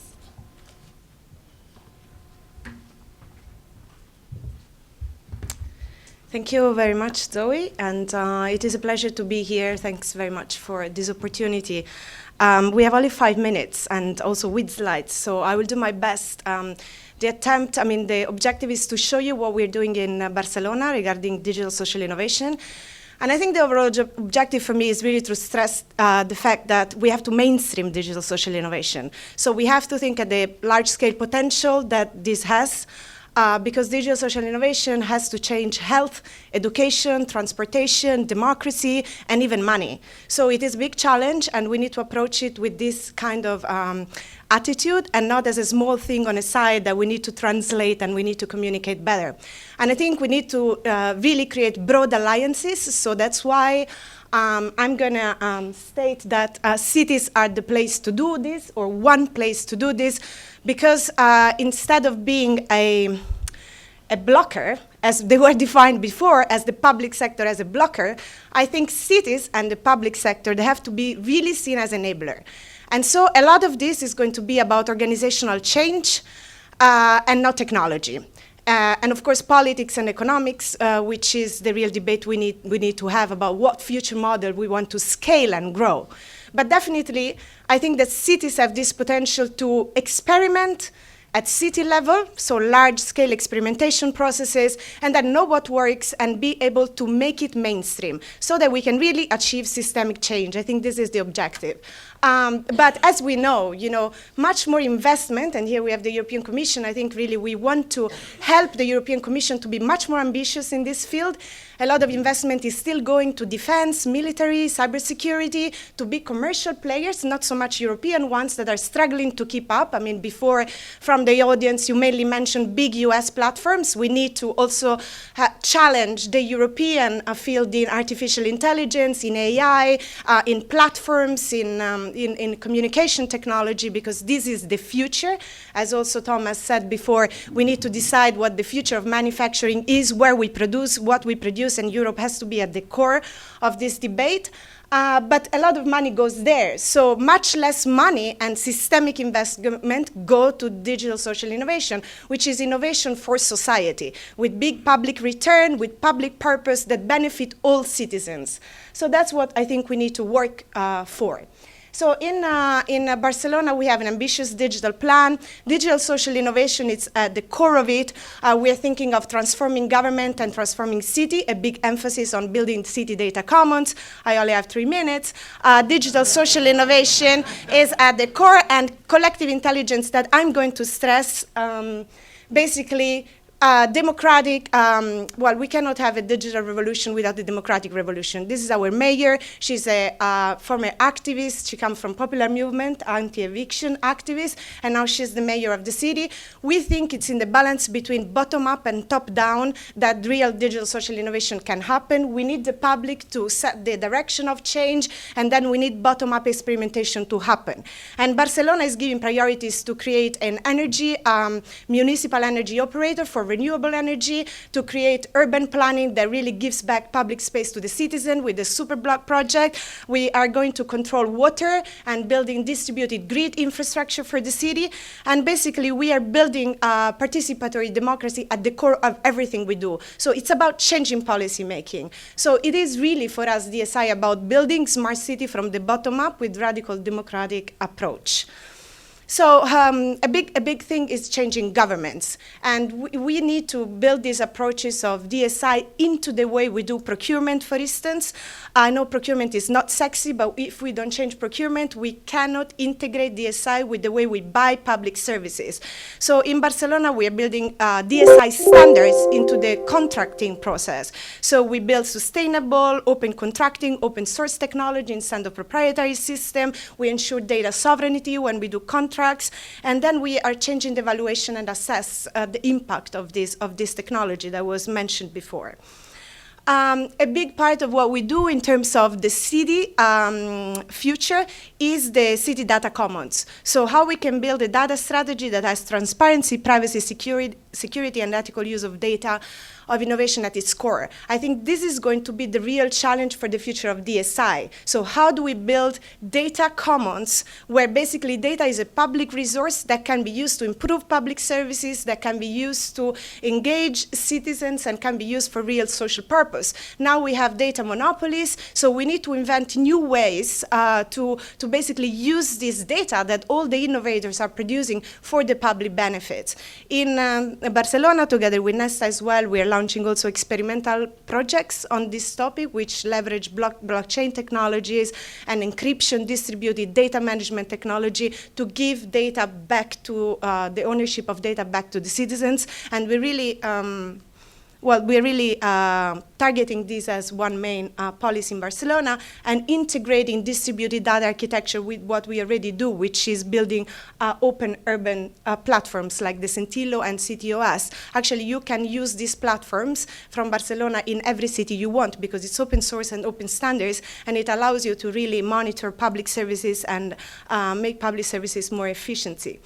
Let's don't forget the efficiency, the transparency part of this. This data has to be used to fight corruption in the public sector. This is very important because one big challenge that we have is make public sector open to this experimental approach. And this is a project we're doing in Barcelona. It's called Bustia Etica. We have Tor technology integrated in the infrastructure of the city so that everybody can be a whistleblower and denounce corruption in the city hall.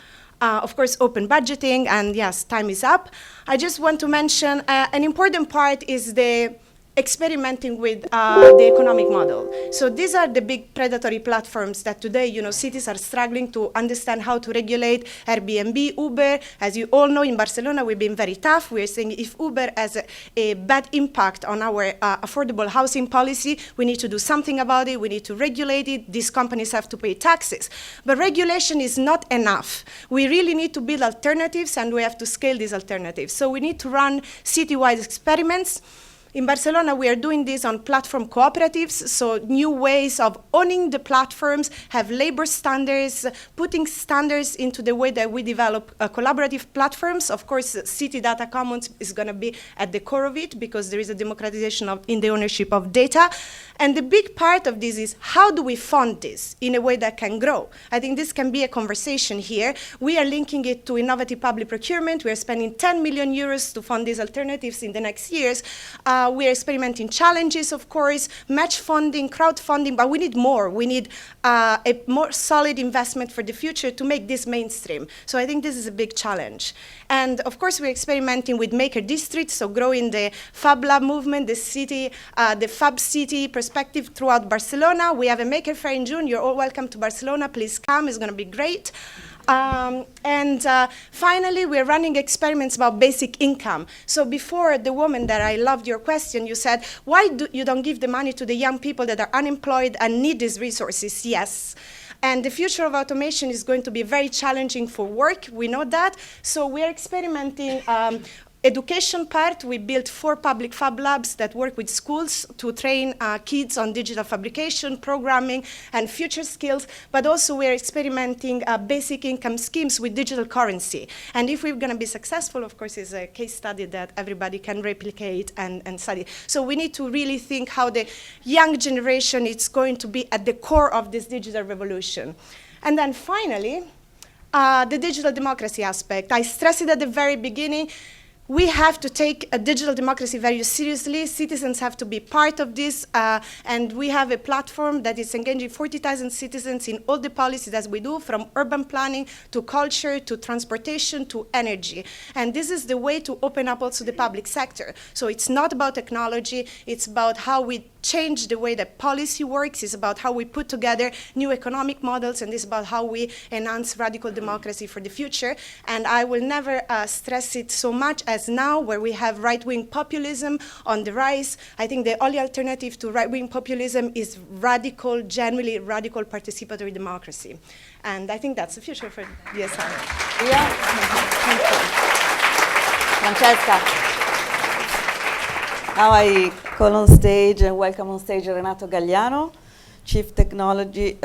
Director of Urban Economy and Employment Department at the City of Milan.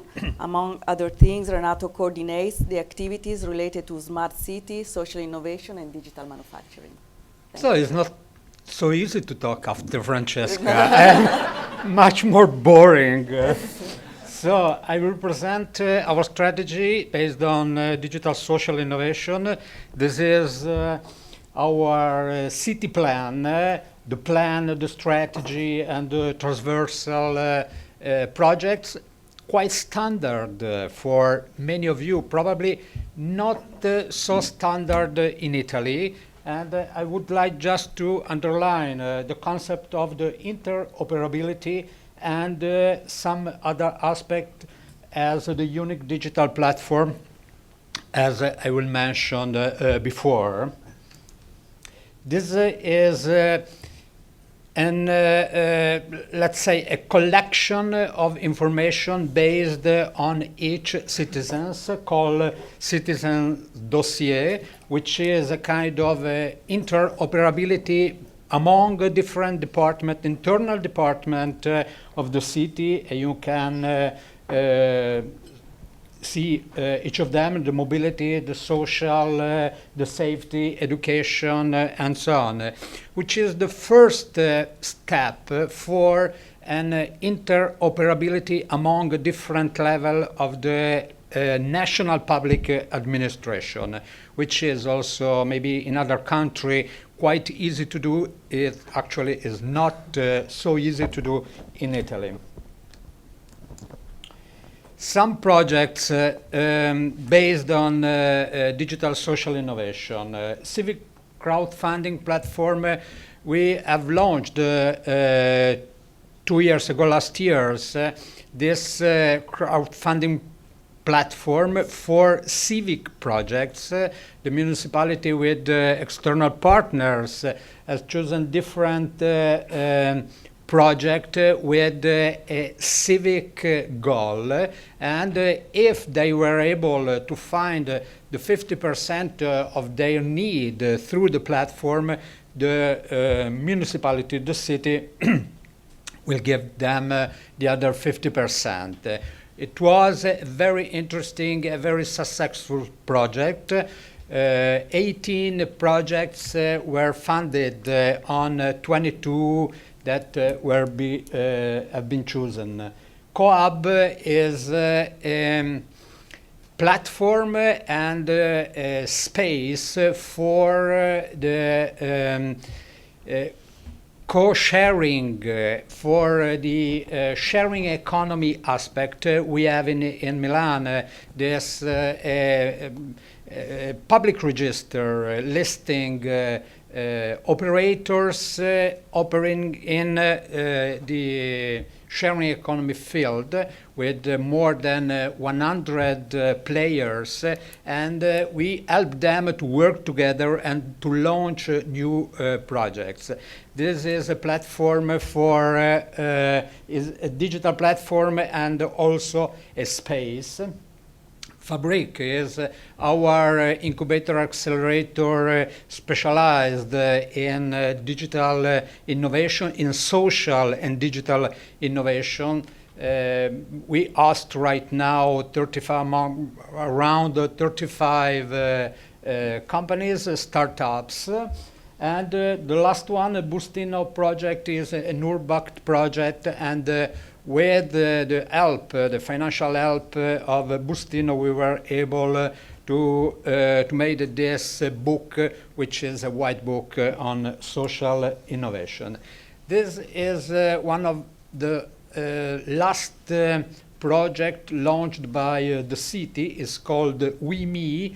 Is a platform putting together public and private services for the home care services. The interesting thing is that we combine public services delivered by the city and private services delivered by the third sector, for the not-profit sector. And a citizen can, through this portal, choose what kind of services he need and in which area, and he can also choose if he prefer a public deliverer or a private operator. So you can see also the sector in the education, social care, families, and so on. And there are lots of services that you can choose through the portal. This is a digital platform we are building with London and Lisbon within a framework of a lighthouse project, a smart city project, collecting data from different sectors. Mostly is retrofitting of building, but also electric mobility and so on, is based on a digital platform and an open data services, but let's say the second step of the open data called open services. There are not the static data, but there are always updated data provided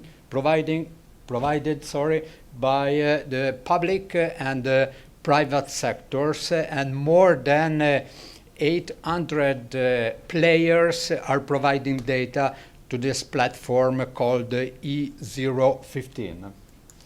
And this is a CAPSI project called Open Care, which is based on collective intelligence, but the more interesting thing is, this is the last one, and the most interesting thing is that we tried to put together two different worlds, the Fab Labs and the Makers world with the care services. And they are working together, and after the first step, which was not easy to start because of different languages, different metrics, different kind of approaches. The results of these projects are very, very interesting. And this aspect of working on the digital manufacturing is our last goal. The municipality has launched 15 days ago a new strategy based on digital manufacturing for the entire city, but mostly focused in the private areas and suburbs around the city in order to reshore production within the city. Thank you. Thank you. Thank you, Renato Gagliano. Thank you. Please. Now I invite on the stage Herr Baron, Chief Technology Officer at City of Amsterdam. His role is ensuring that smart technology are used to solve problems in the city. Correct? Very nice. And my name is almost pronounced well. Oh, good. Can you try one more time? Herr. Oh, very good. And I don't have any slides, so sorry for that. Thanks for the invitation, but also thanks to you guys, basically. I think when we talked about digital social innovation in Amsterdam for the last, let's say, 5 years ago or something, I mean, everybody was looking at, I mean, these are the people who do nice little things that are nice little projects that need a lot of subsidy from the government, etc. I think for the last years we made quite a few steps actually together with leaders like Milan and Barcelona as well. This is not anymore about at the edges of the stuff we do. I mean, digital social innovation is at the core of the stuff we try to do. I think 2-3 months ago, December was 4 months ago, we announced our transformation process, our digital transformation process as a city, which is a process that's not like consulting bullshit type of slides. We're going to do this, this, and this. What is actually is a process that is about digital social innovation. How can we, in everything we do, from health to mobility to energy, how can we include our citizens in a way that's different than we've done before? How can we make sure we put the government at the bottom of the slides again and not on the top of the slides again? So in our thinking on all these things, all the projects we've been doing, obviously we've been doing e-social healthcare type of stuff, we've been doing Fab Labs, we've been doing all this stuff for the last years as well. Actually, our partners did, I mean, sometimes with a bit of help from the city, but like Waag Society, obviously mentioned a few times before, a few other organizations in Amsterdam as well. But I do think now it's not about projects anymore. For us, this is at the core of our city development. In every area we develop nowadays, we start with digital platforms for people who are living over there, or actually are about to live over there, or want to live over there, who can help us to design neighborhoods. And this is the leading process in the stuff we design neighborhoods. When we talk about energy transition, and we want to enable it to everybody to start their own energy company or collective, basically. I mean, as a matter of fact, in Amsterdam, you could start your own energy company within 2 hours. Actually, you can buy customs as well if you want to from the cloud. Probably it's just a marketplace for. So it's everybody can start his own energy company. From a perspective of mobility, we're now looking. When Uber was mentioned before, we're now trying to develop or put into the market somewhere in a few months a platform created by the city of Amsterdam itself, basically, where we say, hey, everybody could link onto that, but we would like to have the data. So mobility as a service is a great idea, but should be open and accessible for everybody. And it really meant it that I wanted to thank all of you guys, basically, because from a city perspective, and this is recorded, so I try to put it decently, there was a lot of ignorance, I would say, for a project where we involve citizens, empower people. Oh, you really have the 3-minute sign over there. You're the most popular person in the room, aren't you? And after the time, Francesca started talking for a few minutes through it, didn't she? What are you going to do? Wave with it, yeah. So thanks. So we're actually at the point that it's a core of the stuff we do. Next year there are elections, and I think in every program every program of political parties, it's about digital social innovation. Everybody's talking about involving people in a different way. It's also because we were a bit terrified what happened in Barcelona with traditional political parties, probably. So our own political parties got a bit aware of this probably quite in time. So we do make these steps. So it's not about doing projects anymore. So I also hope in the breakouts today and later on that we actually realize this is not about doing stuff at the side anymore. This is at the very core of a democracy. This is at the very core of how we should organize our healthcare. This is about how we should organize everything that has to do with city development, neighborhood development, about how can we educate people. I mean, the example of Fab Labs is not that these are nice little examples of where people can create stuff, kids can create stuff. This is about empowering people to be part of the new society of a digital age, I would say. So the whole transition from the Industrial Revolution, where we organize governments, well, actually around the piles of paper, basically, because you can have a very centralized organization, empowered by paper that time. We're now decentralizing again, and everybody who works for the city of Amsterdam, more and more, I mean, we're not there yet, but need to have direct contact with people living in the city. And this is not on a project based, hey, let's go on Monday afternoon once a month to talk to citizens. Everything you do, keep talking to the people who actually you work for. So my favorite example is that I just did a trainee pool. We have these trainees 20 every half year or something. And they were doing, we wanted to do something with innovation and democracy. And I asked them, hey, did you actually talk to people living in Amsterdam? And then they said, well, not yet, but we will, during the project, talk to people in the city. I thought, hey, this is about democracy. I mean, you should talk to people living in a city. It sounds logical. Yeah, but we can not talk to everybody. We said, yeah, you're right. I mean, you cannot talk to everybody.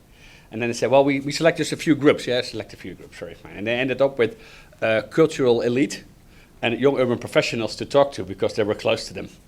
So this is actually where we come from. And this is not the way we're going to do it anymore. And hopefully you guys will keep pushing the agenda for us to not make the same mistakes again, take the easy way to talk people we always talk to, but making sure we involve the whole city to these things. Thanks. Thank you. Thank you, Hal.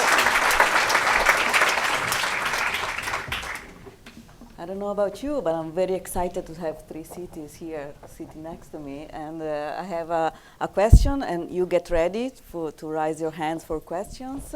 My question to you is that how do you fund DSI through grant procurement or through other methods? And how us as practitioner, I'm a DSI practitioner in Milan, how can we help also at the European level to attract more funds at the city level for actions? Mm-hmm. Well, yeah, thanks for the question. So this is the tricky question, is always who is funding and how do you fund it?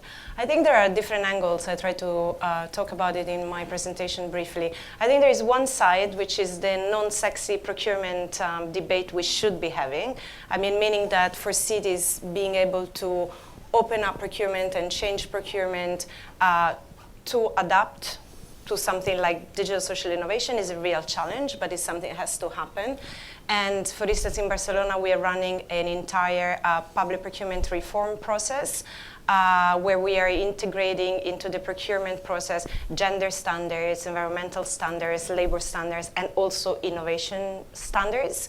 And this goes from, open technologies, data sovereignty, but also innovative public procurement, which is basically making sure that smaller players can come in and that the government doesn't get locked in with only big corporation, which is what we usually do in procurement. So everything is very long, it's not agile at all, and we spend a long time preparing the tenders, and then these tenders gets in the hands of only a few players which know the process, and they are the big companies. So this is a part, and I think if we do this well, and this is a part where I think cities should really share recipes and make sure that we actually, because actually the laws are European, and going also beyond this kind of investment about state aid and all of that, I think we should be able to foster and invest in this kind of innovation that's for public purpose without being afraid of going into state aid. And then the public procurement. So this is for me a big challenge. Again, not sexy, but really necessary. And the other part is investment. And on that, we are doing something like what I said before, the 10 million investment with this innovative public procurement. We find a lot of obstacles. So this is also a conversation with the European Commission, which is investing money, which is regional development funds into for development that can be used by DSI, but it's so strict the regulation and all the little things that you have to do, that it's not easy to use them to open up big challenges and to get the SMEs, the startups, the innovators to actually take that money. So I think we need to change that. Actually, there is someone here from Catalonia, the Smart Labs, that they're doing something not only in Barcelona, but throughout the region. And so we're working together with them to see how we can use regional funding, regional investment funding. And there should be also a conversation about how we use the European Investment Bank funding for this kind of projects. So, yeah. It's interesting the European Investment Bank start to see different than structural funds, that it's about investments and not about borrowing money or subsidizing stuff, actually. I mean, this is about building a city. So it is about investments, and there's a return on investment. Also means you lose some money sometimes, but most of the time you win money as well, basically, and value at least. So EIB goes the right way. I mean, they've been having this big ball of money for years, basically. Say, hey, you can borrow this from us and pay 3-4% interest, basically. I mean, we can borrow money ourselves. I mean, but it's about how to create investments and start to think a bit differently, and don't see this as small little projects that are on the side, but see this as the core of the stuff you try to do, actually get regular funding as well, I would say. And I mean, of course, here, just to add, there has to be this approach of sharing risks and rewards, right? That basically when the public invests, which is different from venture capital approaches, so we have to make sure that there is some public returns into the investment we do. And how to measure it, because this is the other step. But I would like to divide two different approaches. When the public administration buys something and the public procurement, is it working or not? Yeah, Okay. When the public administration is buying something and the public procurement, the new ways of acting with the public procurement will be very, very important. And the other aspect is considering the city as a facilitator for other kind of players. I mean, with, for example, both the project I mentioned before, WeMe, and the crowdfunding platform are projects aiming at facilitating private operator to deliver public services. And in this case, the service provided by a private player has to be paid in some way, or because the public administration give a part of the cost of the service, or because the final client pay something as pay for a public service, the same level. And when we use the crowdfunding platform, one of the criteria for choosing the project was, is it able, the project, to be safe, sustainable after the grant? And this is another important aspect, because it doesn't matter if the organization is for profit or not for profit, but the project is a project of social innovation, meaning producing a positive aspect within the city. So I want also that this project will be able to run on its leg, to be sustainable in the future after the public money. So this is also linked to what is mentioned before, what Francesca said before. This is an investment, and the startup of this investment, from my point of view, as also to use public money coming from the European Commission, from the state, from the region, from the city, but has to be public funded at the beginning. Let's open up. Can I add one more thing? Can I add one more thing? I'm not a big fan of grants or subsidizing stuff, basically. I do like procuring stuff, basically, because it's a different way you engage companies as well. The challenge is, I mean, we learned in our Startup Residence program for the last 2 years that there are a lot of companies that actually want to solve issues and problems, basically. But when they enter normal accelerators or startup programs, etc., they pivot within a second to where the money is, basically. While you still to work with them as the government and also want to take the risk to invest a bit in them, basically. Actually, they want to solve issues, basically. It's a different type of entrepreneurs. We have a group of entrepreneurs who wants to just, well, get rich and create their own little monopoly. All entrepreneurs in a startup program would say, I want to have a monopoly, preferably in one little application. What we see when we have a startup program, actually, we're going to procure your solution. If you work with us for 3-4 months on a challenge we have and you find a solution for it, we're actually going to pay you for this because it solves our solution.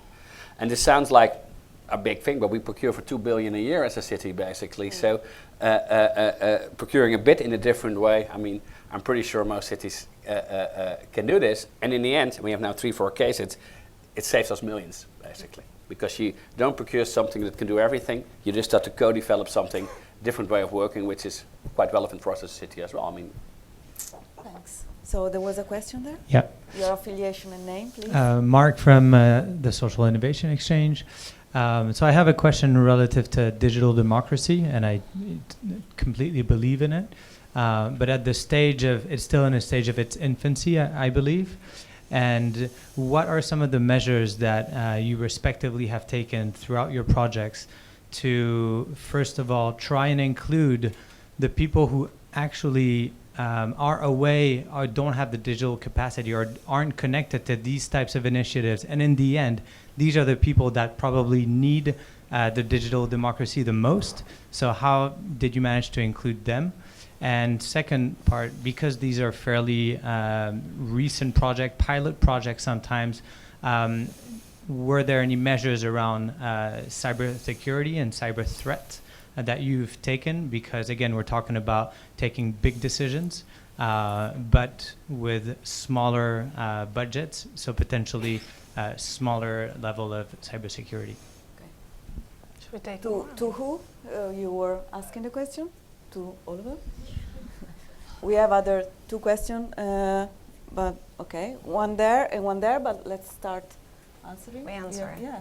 Okay, sure. So I start, yeah?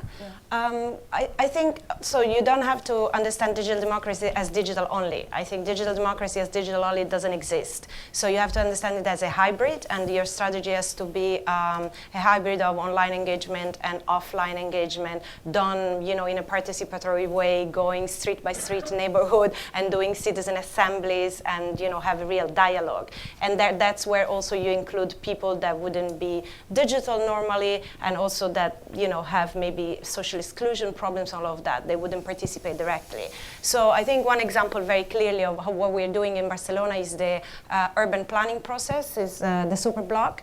So we had many citizens involved into this hybrid of offline and online participation to define a big planning process of the city where we're closing off parts of the city to traffic, so it's going to be only for green space and pedestrians, and it's really changing the entire city circulation where you have houses now where you don't have, you can have buildings. I mean, it's a big process.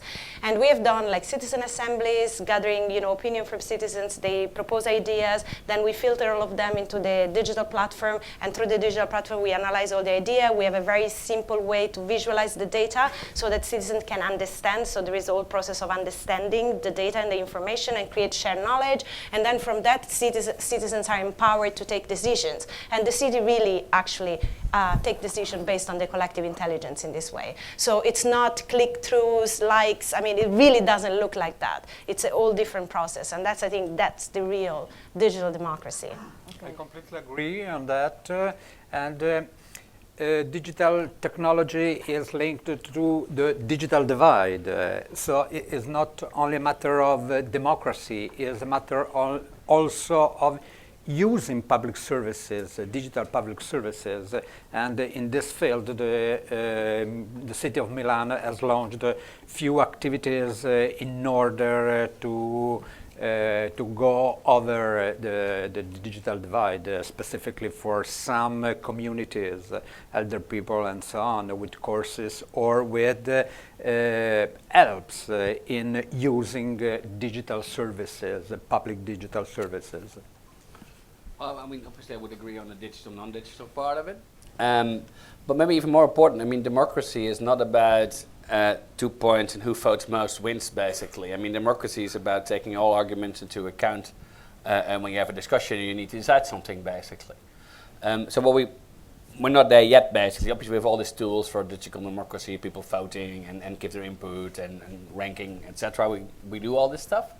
But I'm most interested in at the moment, how can we find people that are not on this platform, that not come to the football team where we are, so we actively try to find them, basically, also on social media, example given, but also in neighborhoods, etc. Who are the people who are not involved, but do have an opinion you want to take into account in your decision?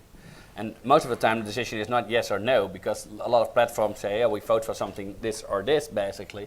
But sometimes you can do also something in between, basically. And I think this is our biggest challenge at the moment. How can we foster democracy where it's not about majority, because majority should take minorities into account as well, I would say. And this is digitally sometimes something that doesn't really work with polls, etc. Secondly, what you mentioned about cybersecurity, I mean, to be frank, not enough. I mean, actually, I was very happy Friday that we had this outbreak of cyber in Broadway, because it now gives a sense of urge actually to push stuff a bit. I mean, it's not a nice thing to say, but I'm very happy about the cyber stuff, but it helps us to start pushing things onto a higher level, actually. I mean, besides the cybersecurity, of course, security of data is really important when you do the online democracy exercise. I mean, we're using open source software, we're using encryption. We encourage encryption for the people as a right. And so the approach we're taking there is really to make sure that people own the data, in particular personal data.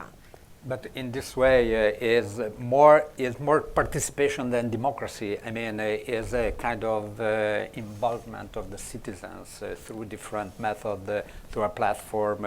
For the sharing city, we published simply a Google Doc, and everyone could enter in and modify it and suggest things. This is a kind of participation.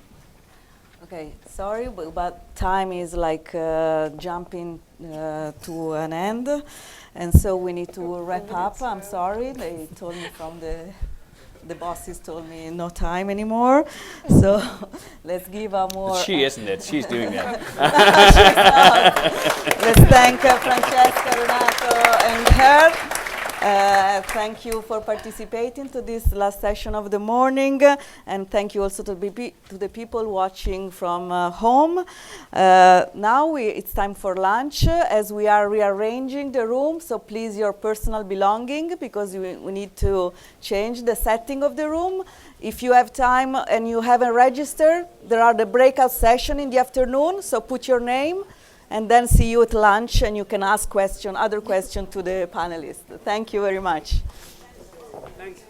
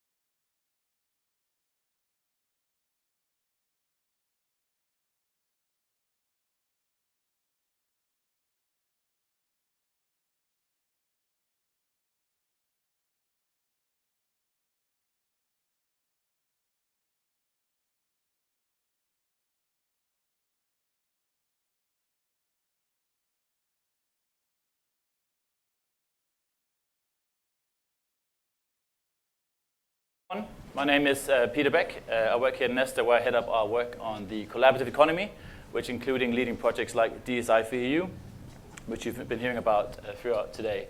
In a minute, I'm going to open up to our panel discussion on funding and investing in DSI.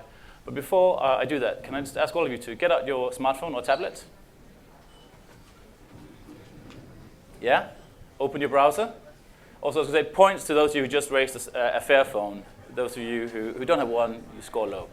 Anyway, open your browser and type in sli.do, and you should hopefully get to our active polling software. sli.do. Yeah? Or slido.com. You can also do slido.com. I think it's the same software. Yes. When you get there, you'll have an opportunity to vote on 5 topics and answer the question, in addition to increased financial support, what would have the biggest impact on the growth of DSI in Europe?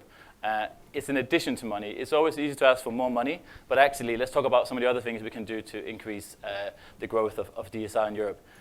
We will use the insights from your questions to reflect at the end of the day. We will also use the insights to input into the work on the DSI manifesto led by colleagues from CAPSI who are discussing this just now in the room in here. So please do have a look. I can see there is some active lobbying for a couple of the questions there. Anyway, enough about the poll, and on to our session on funding and investing in DSI. So throughout the research, and as you heard from Matt this morning, kind of access to finance, of course, is a huge challenge, not just in terms of increasing the amount of money out there, but also change the way we spend the money that's in the system. And I'm really, really delighted today to have a fantastic panel of people who have kind of done work and research across the funding spectrum, from funding individual, loan, open source entrepreneurs, to looking at ventures that are ready for impact investment, through to understanding that entire funding journey through research and practice. So without more talking from me, I'd like to invite Duncan from Shift onto the stage to talk about some of the work that you've been doing at Shift around supporting digital social innovation and tech for good.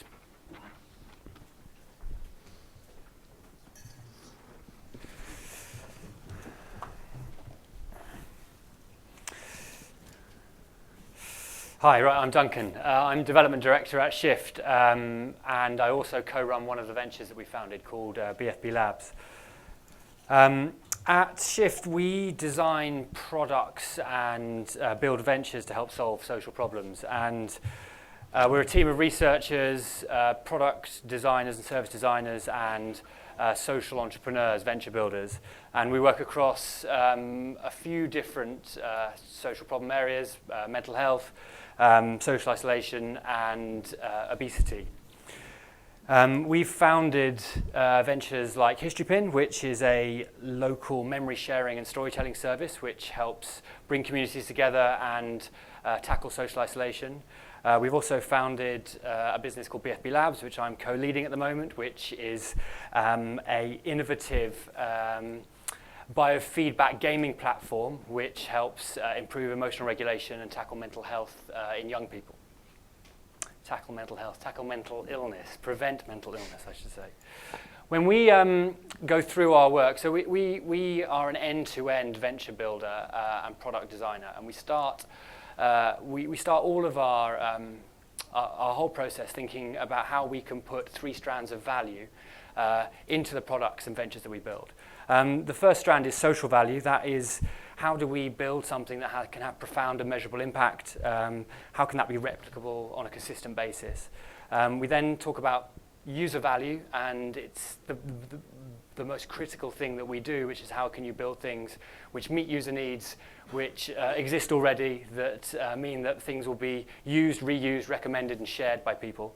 And then how do we encapsulate that with some commercial value or financial value such that there is a robust business model, which means that products can scale and reach sustainable states so they can go out and actually deliver some big impact. And then beneath that, we talk about 2 foundations which you need around products that we develop. The first is the right expertise and the right team to do it, so bringing the right people together to lead and run, develop the products and run the businesses that we found. And the money to do it. So, and I know that's what we're going to talk about today, but the financial capital at the right points, the right financial capital as you go through the process.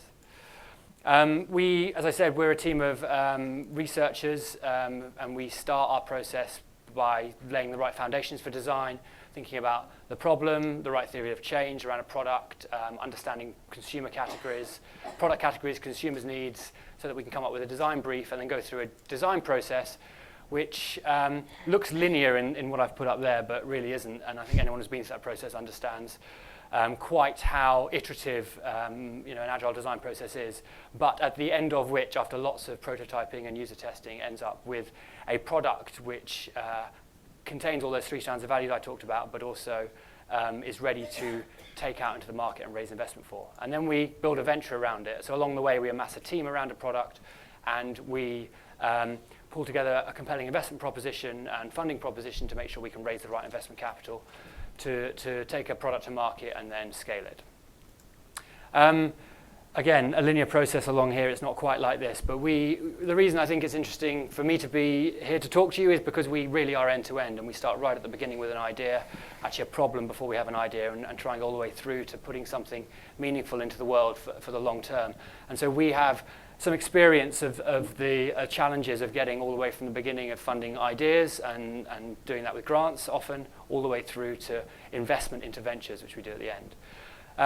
To date, we've done a lot of venture building. We're also now proliferating our model to work with partners to also develop products and put them into the market. And I should say that that as part of, to crystallize some of that learning we're doing, we're working with our friends at CAST on something we're calling the Milestones Project, which is backed by some of the big funders in the social investment space and funding space in the UK, to really map and lay out what the funding milestones and phases look like, and really help funders to understand where they sit along that journey, and help people who are going through the funding process understand what's expected at each point and better navigate that process. So we're right in the middle of that piece of work, and we're looking forward to publishing that later. Thank you.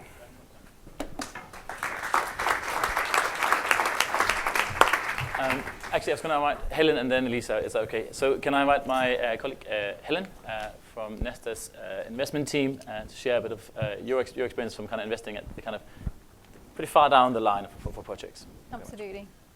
Hi, my name is Helen Gironi. I'm an investment director at Nesta Impact Investments, and I lead on our Sustainable Communities investment theme. So we have a £17.6 million fund. We invest in 3 themes: positive health, young people and education, and sustainable communities. And we're really aiming to address some of society's biggest challenges. So we're looking for specific social impact outcomes. So if I can take you through a couple of our recent investments and show you the outcomes that we've focused on. So Genera is a preoperative patient assessment platform, and it basically helps reduce cancellations and delays and risks associated with surgery. So the outcome there was improved health outcomes. We invested in a big data analysis platform called Arbor. And this basically assists schools to benchmark what they're doing against other schools, and really to monitor how children are progressing. So the outcome here was improved educational outcomes. We invest in for-profit businesses that are seeking to deliver evidenced impact. So they need to be scalable, inclusive, so basically aimed at a broad section of society, but we need to make sure that they reach the most disadvantaged individuals. And the impact that they're achieving needs to be measurable. We select investments with the potential for high social and financial returns. So we're looking for investments that have commercial outcomes aligned to the impact that they're seeking to achieve. And we think it's possible to demonstrate that you can invest for profit and social change, and we're hoping to attract other people into this area. Now, in terms of DSI, there are several types of business models that we're interested in. Some of the more traditional business models we don't think are suitable for our investment, based on IP, competition, advertising, and monetizing data. That doesn't tend to work in DSI, and so these traditional business models don't really work. We think the business models that are more suitable are financially sustainable business models, so based very much on a market-based business model, so looking at product sales, looking at selective pricing or cross-subsidizing, freemium models whereby some of the product is provided, so content is provided on a free basis, which attracts people to the platform, and then further services are offered on a sort of sold basis. The monetization of data and transaction fees. So those are business models that we're actively looking at and seeking to invest in. If I can take you through some of our recent DSI investments, or some of our DSI investments, not necessarily recent, but basically in the past sort of 7 or 8 years. So we have several that we've been looking at. Third Space Learning, for example, is a platform that provides online maths tutoring, and they're seeking to sell this into UK primary schools. They're moving to a MOOC model, so a massive open online classroom essentially, and they will be linking up tuition on a global scale to people on a global scale as well. So really making, breaking down the barriers and making that service much more open. Abundance is a crowdfunding platform specializing in energy and infrastructure projects. We invested in this business, which is based on a success fee and portfolio management fees. We've invested in Leading Edge Only, which is an innovation marketplace, and basically linking up people who have an innovative idea or project and companies who are seeking innovation. We've invested in several third-party supporters and funders in this area. So, for example, Clearly So, which helps social impact businesses and charities raise money. Resonance, a social investment fund manager. And BGV, which is a tech for good accelerator. We've invested in Crowdfunder, which is a rewards-based crowdfunding platform, which has a fee-based model. So hopefully that gives you a bit of colour on the type of investment activity we've been pursuing. Thank you. Thank you much, Helen. And I'd like to invite Elisa onto the stage. And I was going to say the prototype fund, which Elisa will talk about, is something we featured quite a few times in the report because I think it's a great example of an innovative funding mechanism. But I'm sure Elisa will do a much better job of telling the story of their work and who they've backed in her 5 minutes. Thank you very much. So yeah, my name is Elisa. I'm from Berlin in Germany and I work for the Prototype Fund. Thanks for giving me the opportunity to talking about our funding scheme, which not many of you might know because it's mostly aimed at people who live and work in Germany. They don't need to be German nationals, but they need to have German residency. So I'd like to start with a short overview on what we've done so far. And of course, I'd like to start with what is the Prototype Fund. The Prototype Fund is a funding program for software developers and more especially for developers of open source software that pursue ideas in the fields of civic tech, data literacy, and data security, and therefore tech for good. Developers can apply for funding to bring their idea from a prototype stage, hence the Prototype Fund, or to develop a new module that adds to an existing open source project. They can apply for funding for up to 30,000 euros, which I guess is 26,000 pounds at the moment, which will be paid over a time span of 6 months. So compared to other programs, it's a pretty short time of funding. The funding we distribute comes from the German Ministry of Research and Education, so it's public money, which I guess sets us apart from other funding schemes as well. Whether a project gets funded does not depend on whether there is a solid business idea behind it, be it social or not, but on whether it is of value to society, whether it is urgently needed by certain groups of citizens, and whether it will have social impact. So what made us set up this funding program? The answer to this lies in the background of our team. We are working for the Open Knowledge Foundation Germany. Somebody from Open Knowledge International has already been speaking here before, so we are a chapter of Open Knowledge International. In the past 4 years, our team has worked on the project called Code for Germany, which is a blatant copy of Code for America, which some of you might know. Code for Germany is a tech community of software developers, of data scientists, of designers, and urban architects who meet on a regular basis in the cities that they live in and work on projects that will improve their life in their neighborhoods. And this could be projects starting from an app that helps you find a parking space, a website that displays the quality of your drinking water, an online visualization of the fiscal data of your town or community, or an open hardware toolkit for an air pollution sensors that you can build yourself. I'd run out of time before I could finish this list here, so many of these ideas are really innovative, either technically or socially or both. These projects are mostly driven by fun, by interest, and also often by chance. People work on them in their free time, which of course limits the amount of work they can put into them. In Germany, at least, for an individual person, as a freelance software developer, there is literally no way to get funding for your project that is not venture capital, even though the tools that people like our community develop are in the public interest and for the common good. So, to sum up the challenges that we faced during the past years, innovators from our community need support to be able to work on their ideas and not only financial support. So I'm really curious about the results of the poll. They don't have the time to spend on writing a 20-page business proposal and to pitch it to investors because they often are not even sure whether they want to transform their idea into a business model. They just want to get started. To get public money is incredibly bureaucratic. I mean, this is Germany, right? So it's just not feasible for individuals who don't have like an army of accountants behind them.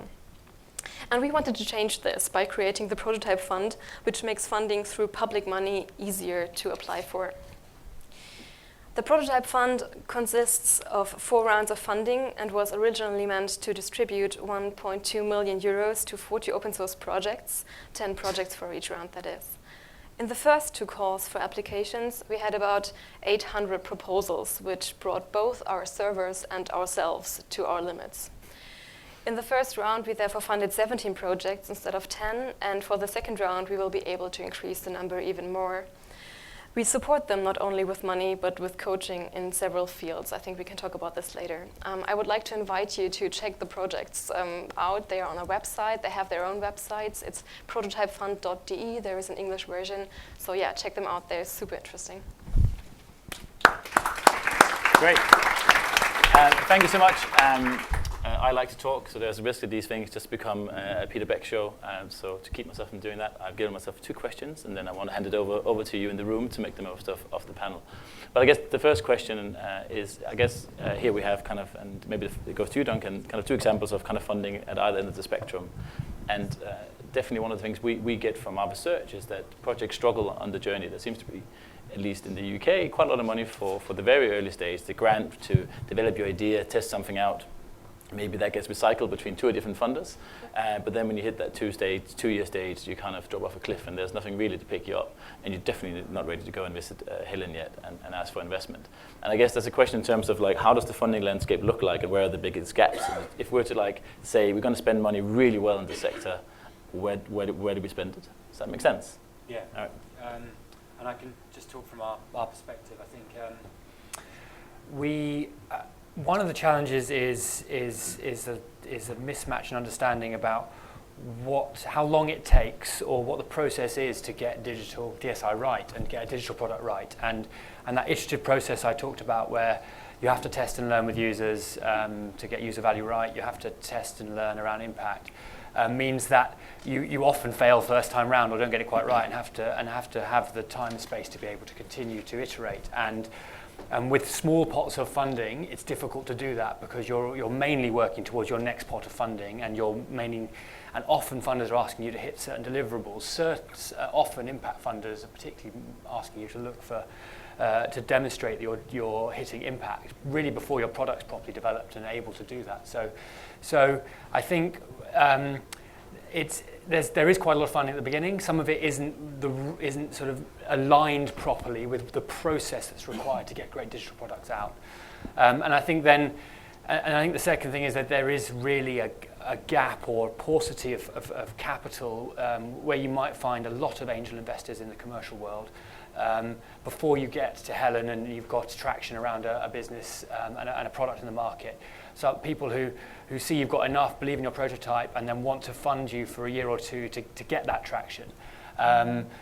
The people who are in the market, who are calling themselves angels in the impact space, aren't really operating like angels you would see in the commercial world. So from a perspective of someone who's putting out into the world things that are supposed to be commercially robust, supposed to deliver financial returns, there really is a valley of death there. That between okay, I've got an MVP that works, but I'm not going to make profits or be self-sustainable for a long time. Who's going to get me between those two gaps? And do we know any good examples of trying to address that valley? I'm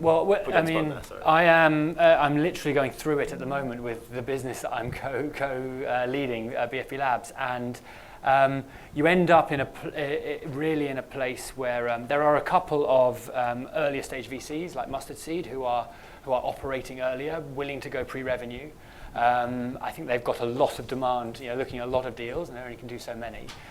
We are piecing together between more pure philanthropists, people who want to sort of back good ideas, who aren't really investors, and then looking at the more commercial angel world, who are looking for commercial first opportunities, and there's quite different needs of those two funders or investors, and that's quite a difficult balancing act. But it's not as well organized as maybe it could be if you were in the commercial world and you were going to one of 30 angel networks to pitch your idea. Great. I think we need investors who understand the risks in that sort of particular part of the journey as well. So they're not investing in the new platform. They're not investing once a platform has customers and users, but they are investing in something in between, which I think many investors are slightly nervous about because then at that sort of funding amount, say sort of 500,000, typically outside DSI, you'd expect to have revenue, you'd expect to have customers, and you'd be able to see some kind of traction, whereas I think in DSI it's impossible to see that at that stage, so that makes investors who aren't used to it nervous. And if you have investors who understand it better, it might be a smoother process.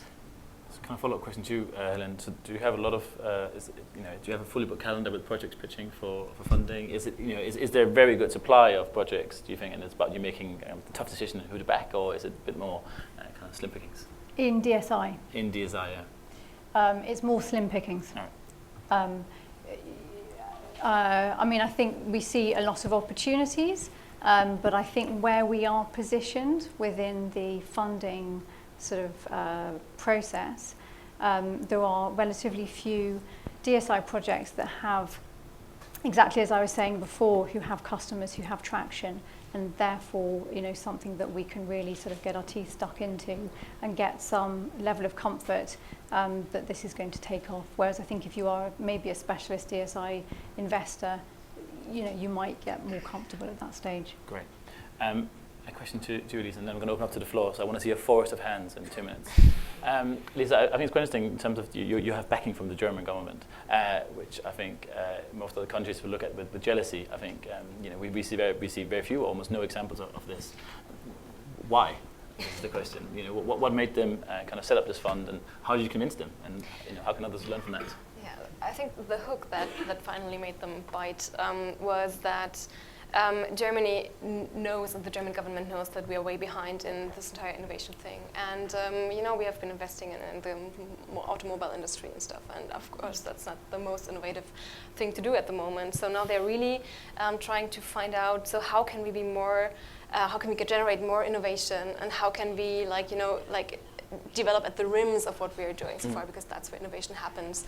And we pitched our project and said, okay, people who are working on their own projects with their entire heart, they are being innovative, and these people need to fund and read a project for this. Great. Hopefully there'll be lots of governments knocking on your door trying to copy this elsewhere. All right, so I want to open it up to questions from the floor. Do you have any questions? I have one over here. Yeah, go ahead. Hi, I'm Paul Manwaring from the IoT Living Lab in Amsterdam, and I really love the Prototype Fund. I just want to say I would love to see more of that happening in the EU. All right. That's kind of a nice statement. The question is then, how do we make that happen? Any other questions? I have one over here. Oh, hi, I'm Tracy Lewis from Happy City.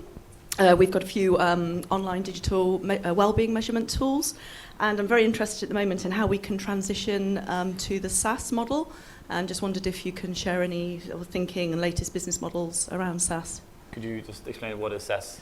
Oh, software as a service. Great. And I think that's sort of what you were referring to a little bit, wasn't it? Yeah. Sorry, I just want to make sure we get the acronyms right. Being a Dane in London, I've suffered for 8 years.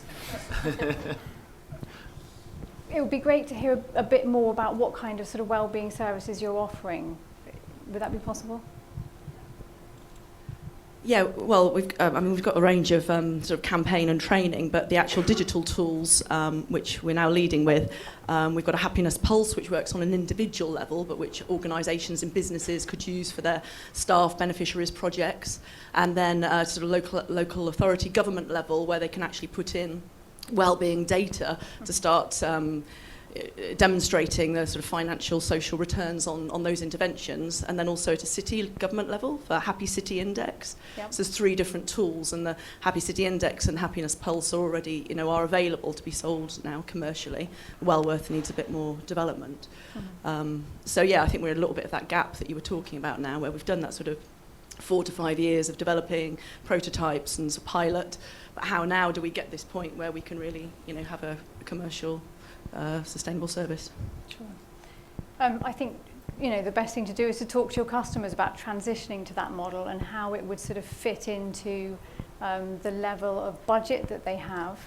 I think one thing that people,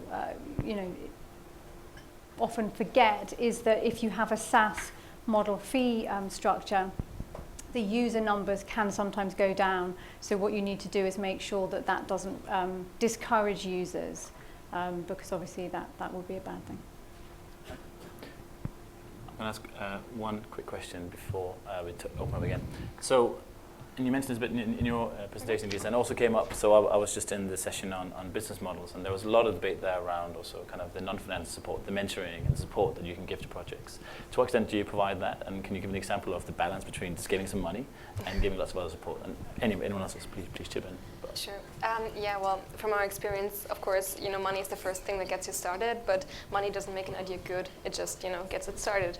So it has come up also in Duncan's talk. You called it market research, we call it user research. So we really encourage all the projects. No, we force them. So we force all the projects that we fund to do proper user research and to user-centered design and also user experience design in the course of the project. Yeah. Right, great. I don't know, in terms of your work in kind of a bit later down the line, do you still do a lot of work with kind of helping them shape their product? And We do. We do work in various areas that we think are, have a weakness. So often we'll work with them on the social impact, sort of defining exactly what KPIs to measure, how scalable it is, how they're going to achieve the impact targets and commercial targets. We take a seat on the board so that we can actively sort of add value and keep up to speed with what a business is doing and make introductions and add value sort of on an ongoing basis. All right. We have a question down here on the left. I wonder if you So could you say who you are? I'm sorry, I'm Leah from Network Planet.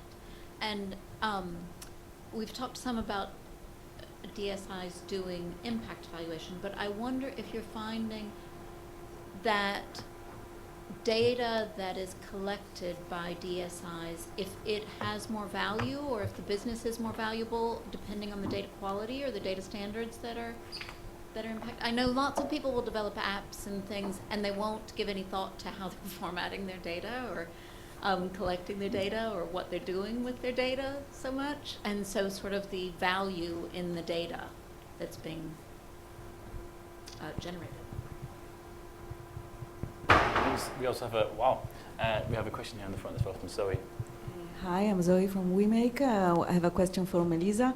I was just wondering if in your organization you made some reflection regarding the framework of startups, because sometimes when you talk about like new projects coming up, working on software, you feel trapped within this discourse around startups, but you want another model.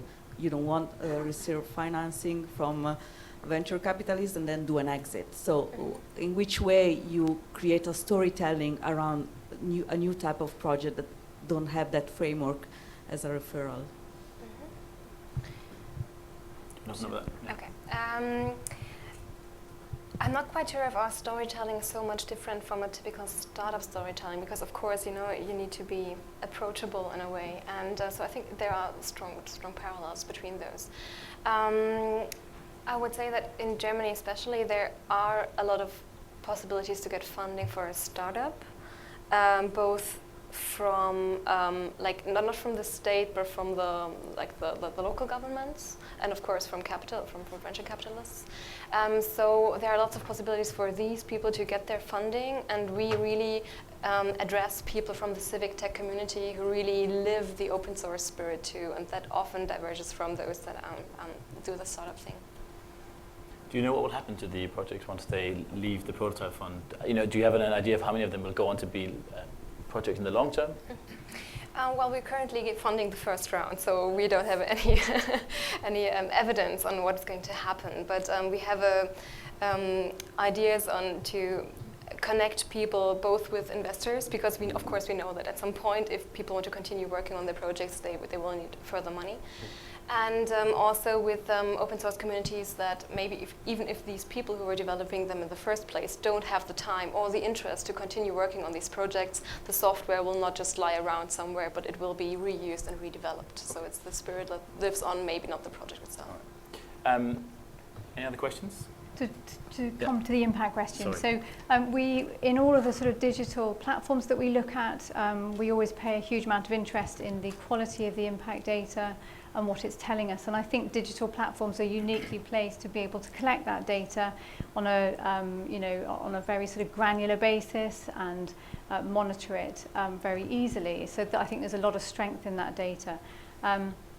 So we encourage all of the companies that we see to really look at the scale, what the scale data is telling them, the quality, the depth data, and really try and work out how actively they are doing what their customers want them to do. And so I think there's a huge amount of value in that. Can I ask a follow-up question? To what extent do you think that, sorry, no, I'm going to wait, promise myself. We have a gentleman down here in the back. Hi, my name is Tuukka. I'm a startup entrepreneur from Helsinki. One question for Nesta about the time horizon. As you pointed out, doing something in digital and doing transformative digital can take easily 3 years to get it to market, and then 5 years on top of that to get the first results. And the impact would be almost like a decade away from the initial investment. So what is the time frame of investments for funds like Nesta? So the current fund that we're investing has a 10 to 12 year life. Essentially, we usually invest sort of in year 2 to 3 of an of a company's life cycle. So, I think typically in the investments we look at, we'd like to see an exit within 5 to 7 years. So this is a longer time scale than we are typically used to. However, there's the flip side that digital platforms are much easier to scale, to really achieve those big valuations, £50 million valuations for a company. And so I think there's slightly more risk because of the investment horizon, but I think there's more return as well. So they sort of balance out. I guess one question for me, and this is quite interesting, this debate around we tend to talking about this as startups and kind of growth models and business models, when essentially maybe some of these things should just grow to be charities. And I guess it's quite interesting you say there was no money for this in Germany, but surely there's lots of philanthropy, there's lots of charity funding. And shouldn't just some of the projects that you're funding through the prototype fund just be funded by the traditional foundations and grant givers because they do benefit the public good? And I guess there's a kind of follow-on question in terms of in the UK as well. How do you see kind of, there is some tech for good or DSI funding, but how are all the other funders in this space who kind of come in and fund social purpose activities? How are they kind of seeing this market? I guess I'll open up with one of you. Okay, that's a very good question. I think from my limited experience that foundations or like financial support in this realm is stronger in the UK than it is in Germany and maybe also in other European countries. I can't speak for those. So it's very usual in Germany to go volunteering, but it's not really, you would not give your, you inherit your money to a donation or something, foundation. So those foundations that exist are very focused to special topics, and we would have to wait for people to set up a foundation especially for this purpose, and this doesn't exist so far. Okay. I think for us, it doesn't have to be about a venture at the end, but it represents a process which puts something into the world that can scale and be sustainable. And I think one of our challenges around something being charity funded forever is, will that funding exist forever? And if you have things that inherently don't sustain themselves, are loss making, then you will always run that risk of that funding not being there, or the wind changing, or whatever else. So it doesn't have the chance to deliver the biggest impact into the long term because it can't self-sustain itself. We started out launching ventures because we wanted to show, because we think almost that's the hardest way to do it, and you have to be the most robust in terms of business models to get something from off the ground to be a sustainable venture through startup phases. There's definitely a role for charities to play, and we're thinking more and more about how we can partner with charities and not-for-profit organisations to do better, and CAST are doing a similar thing where to partner to do better digital innovation in charities to build better digital products, because they often have such large audiences they already speak to. They're such trusted organisations out there in the social impact sector, that if we take some of the good things that happen in good digital product design and delivery in the commercial world into the charity world and do a better job there, building more robust, scalable products there, then there's huge benefits from doing that. So I think there are sort of hybrid models, but at its heart for us, that sustainability question is a big one. I need to correct myself there, because I just remembered that there's one very new foundation in Germany that's called the Renewable Freedom Foundation. We're doing awesome work in funding projects in this, but on a smaller scale. Great. But I think ultimately the challenge here is that it's all fair and well that we have specific funding for DSI, but ultimately DSI would be how we do social good, and therefore how we fund social good, whether that be through investments, grants, should also be for tech for good projects. There's a question over here. Do you have a microphone? All right, that'll come to you in a second. Any other questions? No. So I have to say sorry in advance for playing devil's advocate now. But I personally, I'm quite inspired by the sort of funding structures and business models that have been presented.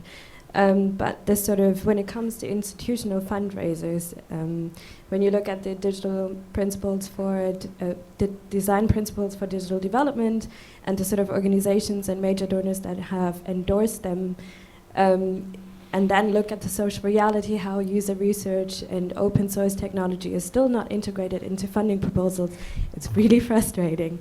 So my question to you is, especially coming from a background of the civil society sector, what is the change that you need to see, that you think is necessary within the civil society sector to sort of integrate a lot more user research into the everyday practice, and what do you need to see in institutional fundraisers to actually make it happen in, let's say, 5 years' time?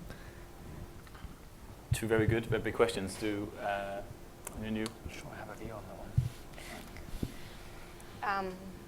I can just try to answer to the first of your 2 points, and because we have this civic tech community that try to reach out to public sector. I know that they are swamped with work, and there needs to be some sort of legislation, I think, that says, okay, now we need to work together from openness, open source, open data, all this kind of thing. So it's really about policy work. And this needs to be done, I think, from both sides, both the civic society and the public sector. And then we can have a common ground to start from to, work better together. Helen, do you want to say anything on that? It's a tough question. No, I'll pass. All right. Maybe it's one for discussion after. I just want to do a quick shout out for a project we're running here at Nesta called 360 Giving, which is about pushing funders to release all the funding data they have into open data sets, which at least will allow you to understand who's spending money where and how can they better work together. Because I guess the other thing that's happening in this space is you have a lot of money being spent in silos, but on the same activities in the same areas, uncoordinated. Any other questions from people in the room? One down here in the back.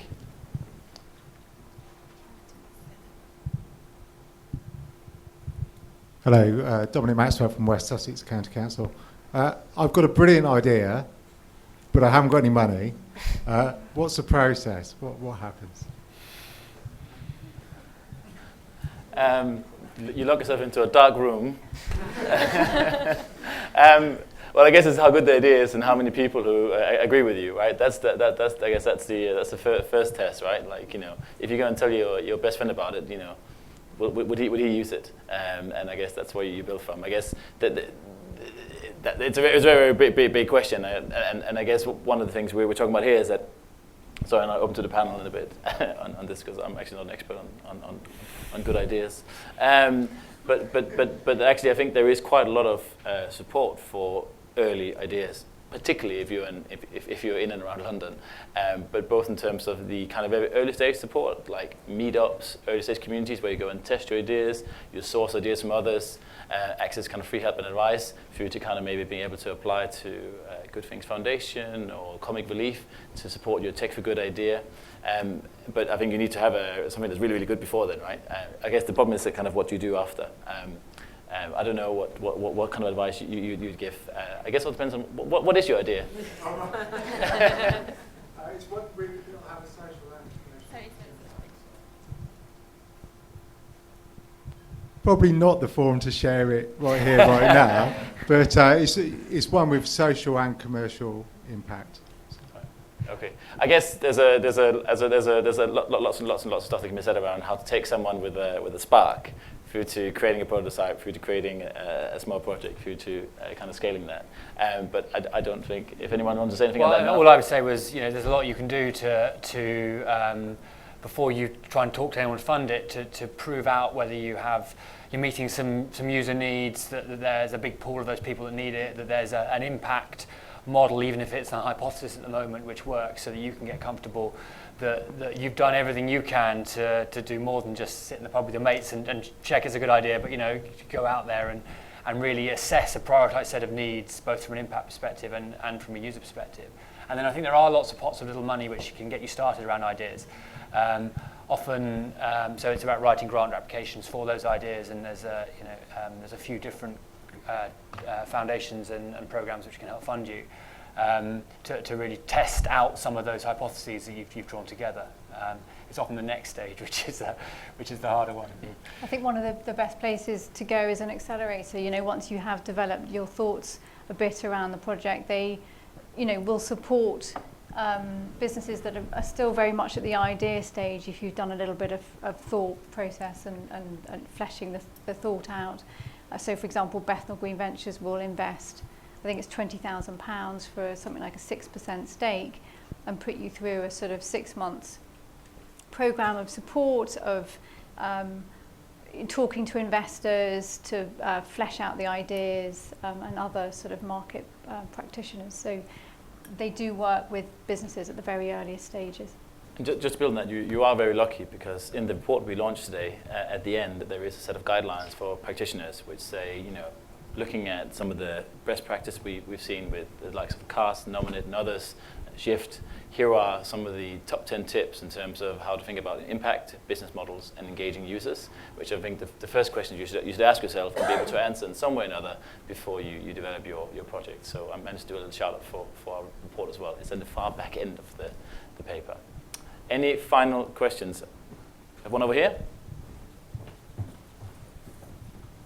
I just wanted to mention that in Wales there's a specific European pot of money which is excellent called LEADER, and it's there to fund risky ideas, and there's a specific digital stream for that, so anyone can go to the local area groups, the leader groups that are operating in each county, and say, I've got this idea for whatever social innovation to do with digital, and they will take your ideas, and there's some funding connected to that. Great. And there was also a question over here. Hi. This is Manel from WeShare. I think it's a great panel. Can you give us a bit of proportion of things, so like how much money is being invested in DSI currently, how has it evolved in the last 5 years, how it compares to, venture capital? The short answer is no. The thing is, so I think one of the challenges we've had is trying to break down and understand that market. The thing is, when you look at something like the social investment market in Europe, and we try to say, well, can we find like specific funds that are targeting tech for good, DSI-related initiatives? It's really hard to kind of find any market figures on that. Same you look at within philanthropic funding. There isn't really any kind of analysis, and our research haven't been able to kind of do that breakdown.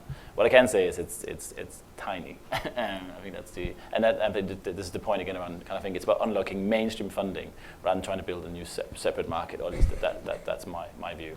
I don't know if you have any data on the market that you can. No, I don't see data out there which summarises it.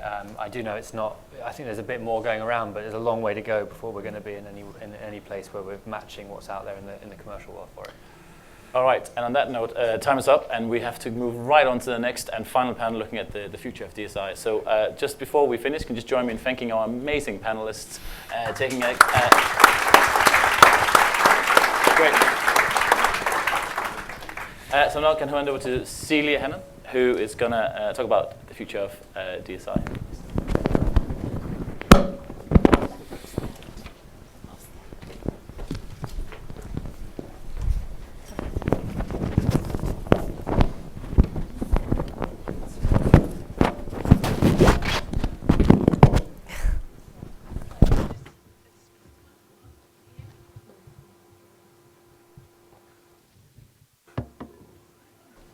Hello, can you hear me? Great. So just while our panelists are getting mic'd up, it's my pleasure to welcome you to the final session of today. My name's Celia Hannon. I'm Director of Explorations here at Nesta. And Explorations really brings together our futures work and our inquiries into more experimental ideas, technologies, methods. And it's not, in fact, Nesta's space explorations arm, as I was asked earlier. So of course, this whole day has been forward-looking. But this session is really about stretching out our horizons that bit further. And so really what we'd like to do is ask you to think as expansively as possible about the different future paths for DSI. And many of the speakers that we've heard from today have very much been talking about some of the kind of near-term challenges that they're grappling with, but we also want to talk about what might be the disruptive ideas or technologies, the kind of black swans, as it were, that we need to be alert to looking forward. And I'm really delighted that we've got a set of panelists who are particularly well positioned, I think, to help us think about the long view. And they're all pioneering quite a diverse set of different initiatives, but in different ways they're thinking about the big picture vision as they do so. So first off, we're going to hear from Christian Willem from the Danish Design Centre, and he brings a particular expertise in maker technology, open source manufacturing, open design, and he'll be talking in that vein about Fab Cities, which is an initiative to make global cities more productive and to start to use sustainable manufacturing technologies. And I'm really pleased that Christian will also, I think, touch on the value of building a long-term vision with the Fab City Pledge, which is about how cities could get to 50% self-sufficiency by 2054. We'll also be hearing from Julian Ranger. So as a Virgin Galactic astronaut, I think Julian might be better positioned than others to tell us a bit about the future. But today he's talking in his capacity as a founder of DigiMe. And Julian, I think, has been waiting for a while for the field to kind of catch up with his ideas, and his concept is really about putting the data owner back in control of their data so they can leverage some of that value. And given that he's really wrestling with some of the issues around data privacy, which I think will be so core to the field as a whole, I'm very much looking forward to hearing what he's got to say about navigating those. And very generously stepping into the breach and replacing our speaker from AidTech, we have Beatrice Carroll Burke, who's the design director at Good Things Foundation. And I think it's fair to say B knows a thing or two about pushing social sectors organisations out of their comfort zones. She was formerly the Chief Digital Officer at Citizens Advice, played a huge role in taking that organisation into a different chapter in terms of its use of digital and indeed design as well.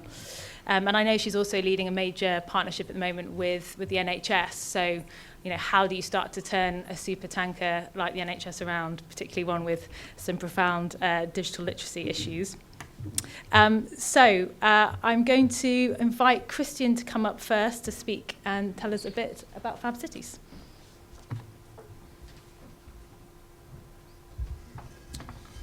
Thank you. I have a couple of slides. Great. So my name is Christian Willum. I'm program director at an organization called the Danish Design Center. We are a nonprofit, publicly funded organization that explores the role of design in creating innovation. So that translates into a lot of different activities, a lot of which align quite well with the topics around digital social innovation that we're discussing today. Specifically, issues such as exploring new business models for open source manufacturing, looking at co-creation mechanisms and so on that relate very much to peer-to-peer mechanisms and so on. I want to, however, talk specifically about Fab City today. And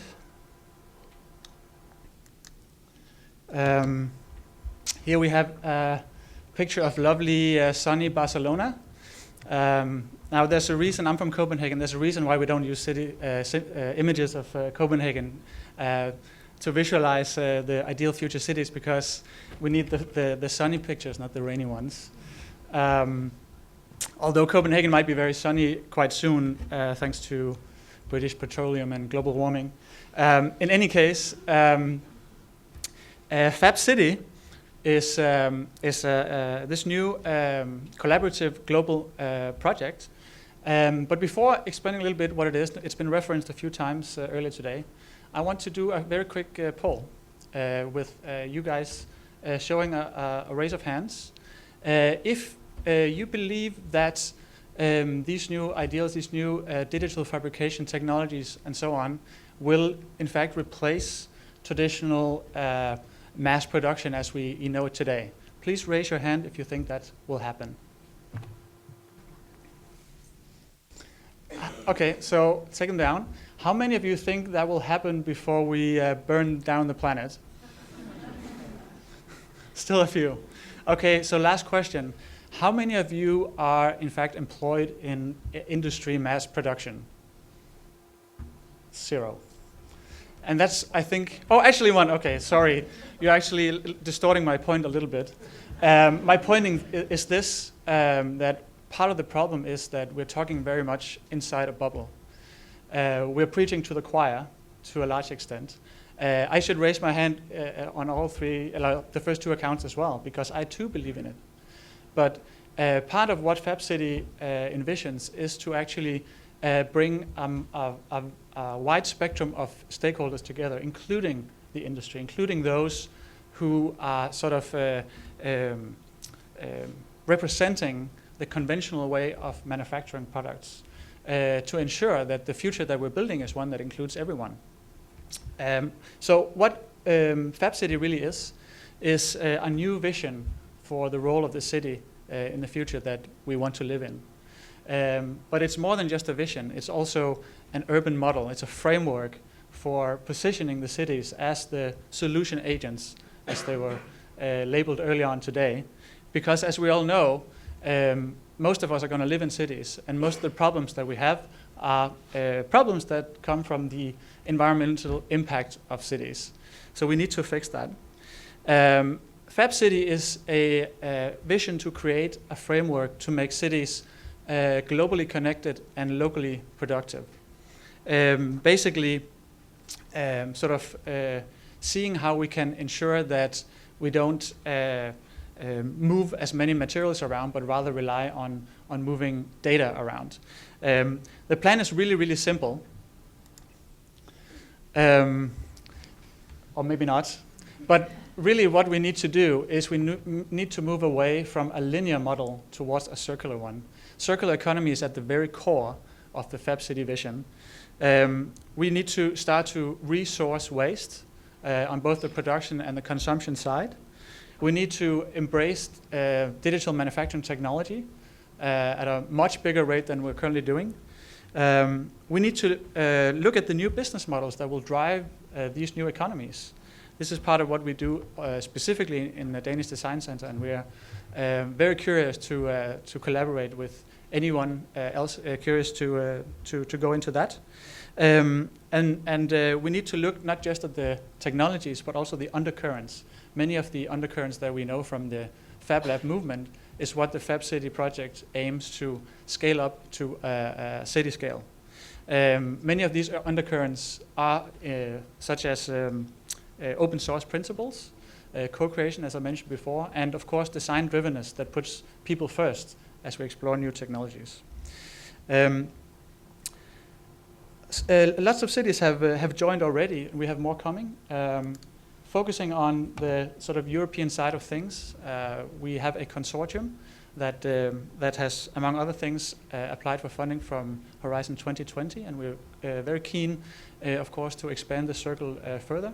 So we invite your feedback, and we invite your collaboration to see this vision realized, and of course, building the framework together.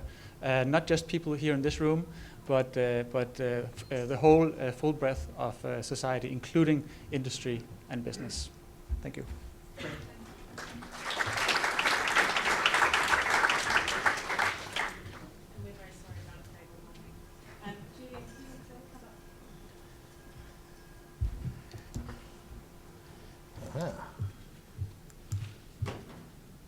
Oh, that's closing remarks. There we go.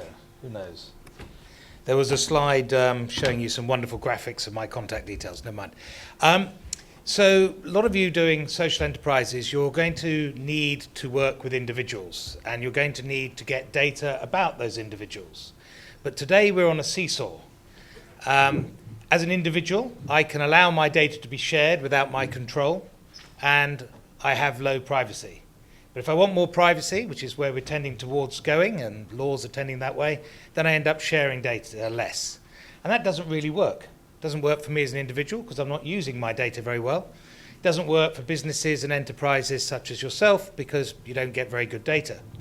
The problem's also worse than that because we've got a situation where most of our data is locked away. It's not actually used by anybody. Right? So your health data, it's locked away in your GP and your hospitals. Your wearables, your finance data, all sorts of information.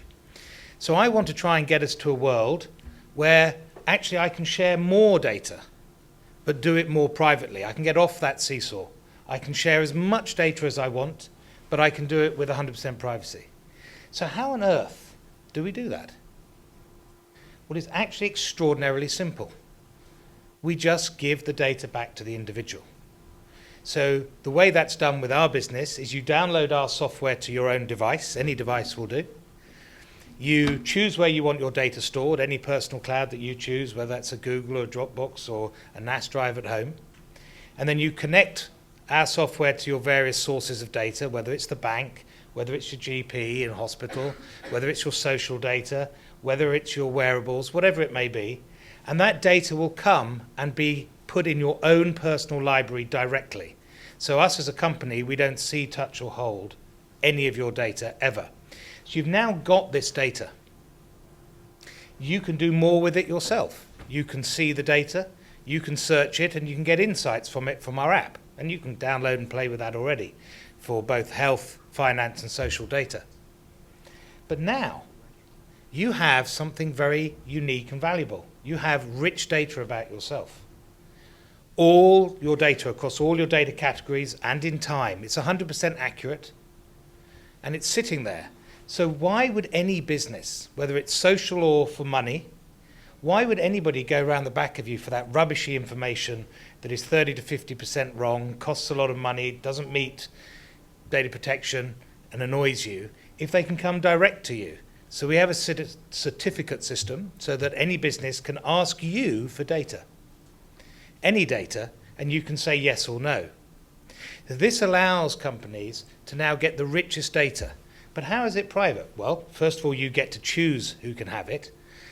And also, your data doesn't always have to leave your device. So we're working with a health insurance company, does life insurance. When have they ever tried to help keep you healthy?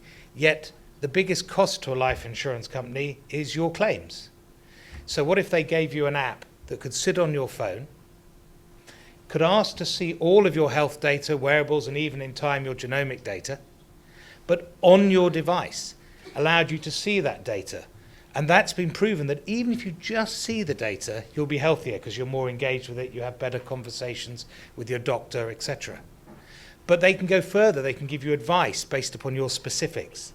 Yet none of that data needs to leave your phone. So we're way off the seesaw.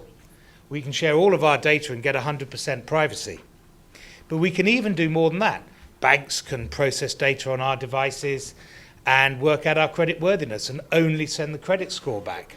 All sorts of things can happen. So you can radically change health, and patient centricity is something we've been after for years. That is now happening. We're working with 3 of the world's biggest pharma and various nations to actually release health data and move it on. But it applies to everything. It's one simple change. You, the individual, now own your data. It's what we call the Internet of Me, where you're the center of your digital life, owning and controlling your data. And it's a completely different model. Now, it doesn't patch all the privacy problems that exist today. It provides a new and better way of doing it. And the money will drain out of that old way because, actually, they're asking you directly. They get orders of magnitude better data at virtually nil cost if you're happy. So the old ways, the bad ways, will drop away. So innovation can happen. It can completely disturb, even in this new technical world, the power of monopolies, because now anybody can have better data about an individual and work with that individual better than Google, better than Amazon, better than Facebook, because you've just got to ask. So I'm sure you've got lots of questions. Be happy to answer those when we're sitting down. Thank you very much.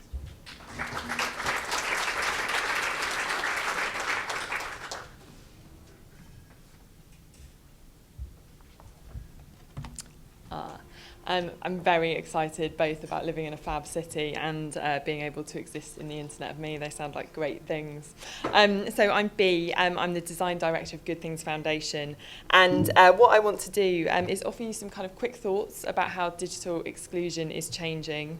But then also kind of, as Celia said, throw back to my experience in the kind of established charity sector and provoke some questions, hopefully, about what it will really take to see the sector change. So I don't want to repeat what I said too much of in the last session, but I ought to emphasise that digital exclusion is changing quite dramatically. I'm talking about the future, but I'm also talking about what's happening now. Digital exclusion used to exist kind of as a thing on its own.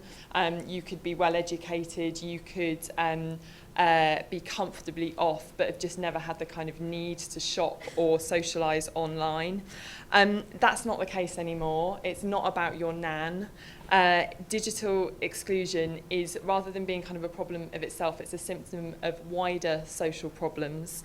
And it means that at Good Things Foundation, when we're doing the work that we do in digital exclusion, we're thinking about the young person who spends all day on Snapchat on their smartphone but doesn't know what to do when they're sitting at a desktop computer and they need to write a CV, about the ex-offender who's been released from prison after 10 years and has no idea of the impact that the iPhone has had on the world, and the stay-at-home dad who has lost touch with the kind of skills that he needs to be able to get back into the workplace.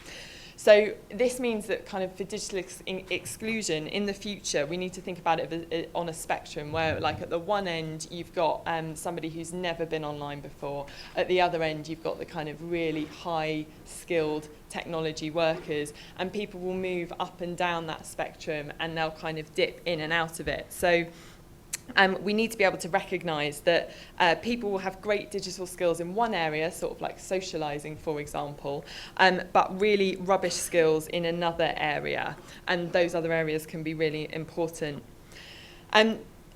I'll give you an example of this when we've been doing work with homeless people, and we noticed a trend that was coming through where a lot of people said, yes, I really need credit on my smartphone. I really need to be able to get the data. And we said, oh, that's great. You're really digitally connected. And very, very frequently they would turn around and say, well, I like Facebook, but I don't know how to use anything else. And that was quite striking because we're not the only people who've been noticing this. There's been research that's been carried out in India, Nigeria, and other parts of Southeast Asia, where they were asking people, particularly people on low incomes, whether they use the internet. And all of these people would say no, or a very high proportion of them would say no, like, we never use the internet. Then they asked the same people, but do you use Facebook? And they said, oh yeah, I use that every day. I use that all the time. And so for a lot of people across the world, Facebook increasingly is the internet, and I think that's really interesting. I wonder if it's a trend that's going to continue, and I want to know what digital and social inclusion in that world looks like, particularly given that one of the things that we've been talking about, or that quite a few people have said today, is that, why aren't the big tech giants keener to adopt some of the great social innovation that's happening in startups? So, stepping back from a minute from digital exclusion and looking at the sector as a whole, and really kind of touching on some of the things that's come up today, where I think we've had a kind of broad recognition from a lot of people in the room that there are some kind of pockets of really great DSI work, but it's really hard to scale. And, how do you do that? And then on the other hand, a lot of people recognising how bad established charities are at doing technology. And one of the things that I hope we will see quite quickly, and one of the things that I hope we'll be able to get into in the discussion afterwards, is really asking what would it take to make a truly game-changing technology that really disrupts the sector? And what would the sector look like if, and actually at the moment I'm probably more inclined to say when, a big established charity fails or pales into significance? Because given the discussions that we've had today, that's the route that we're headed in at the moment. I could talk about that all day, but I'm out of time, so I hope we can kind of pick that up in the questions afterwards.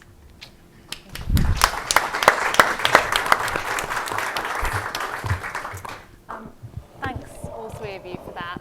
I'd just like to start with a question about language, which is actually where Helen Goulden picked up today at the outset. So, we talk about this field of digital social innovation, of tech for good.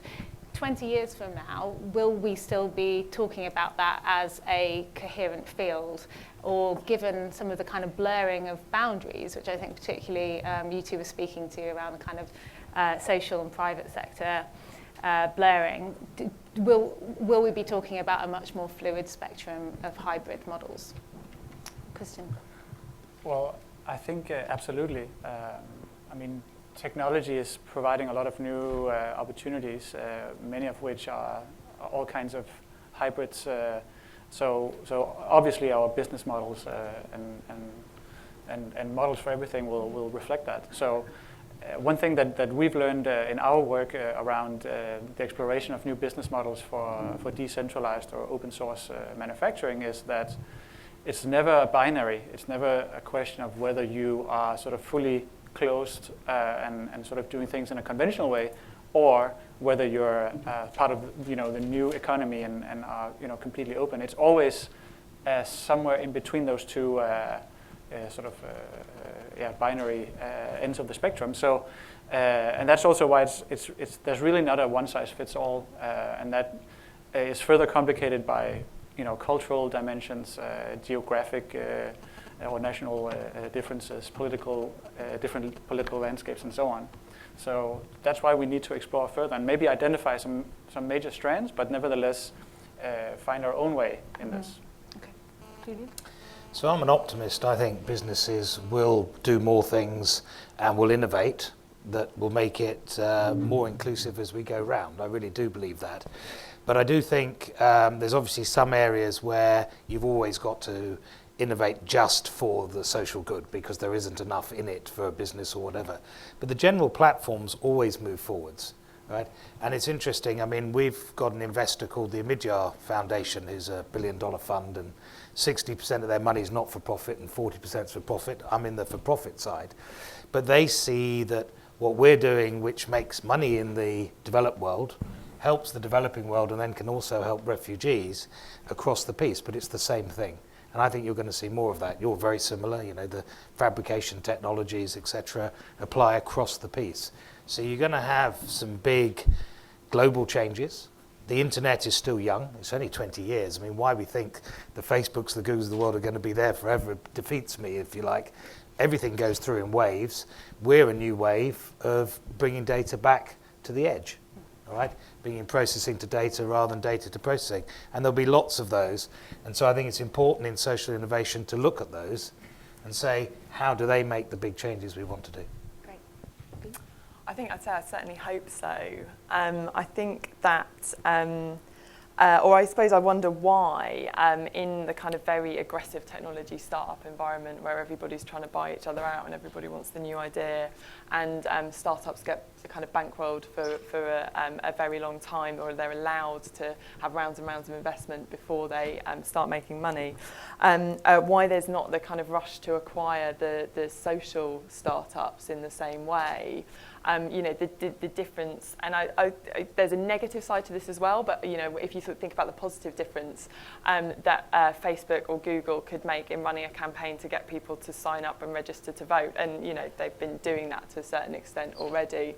But what about learning from what's going on the ground? What about either the big tech giants or established charities trying to take on some of the great ideas that are out there, and think less about social innovation being something that happens on the side and just something that happens as part of everyday business. Great. And just one other question from me before we open it up.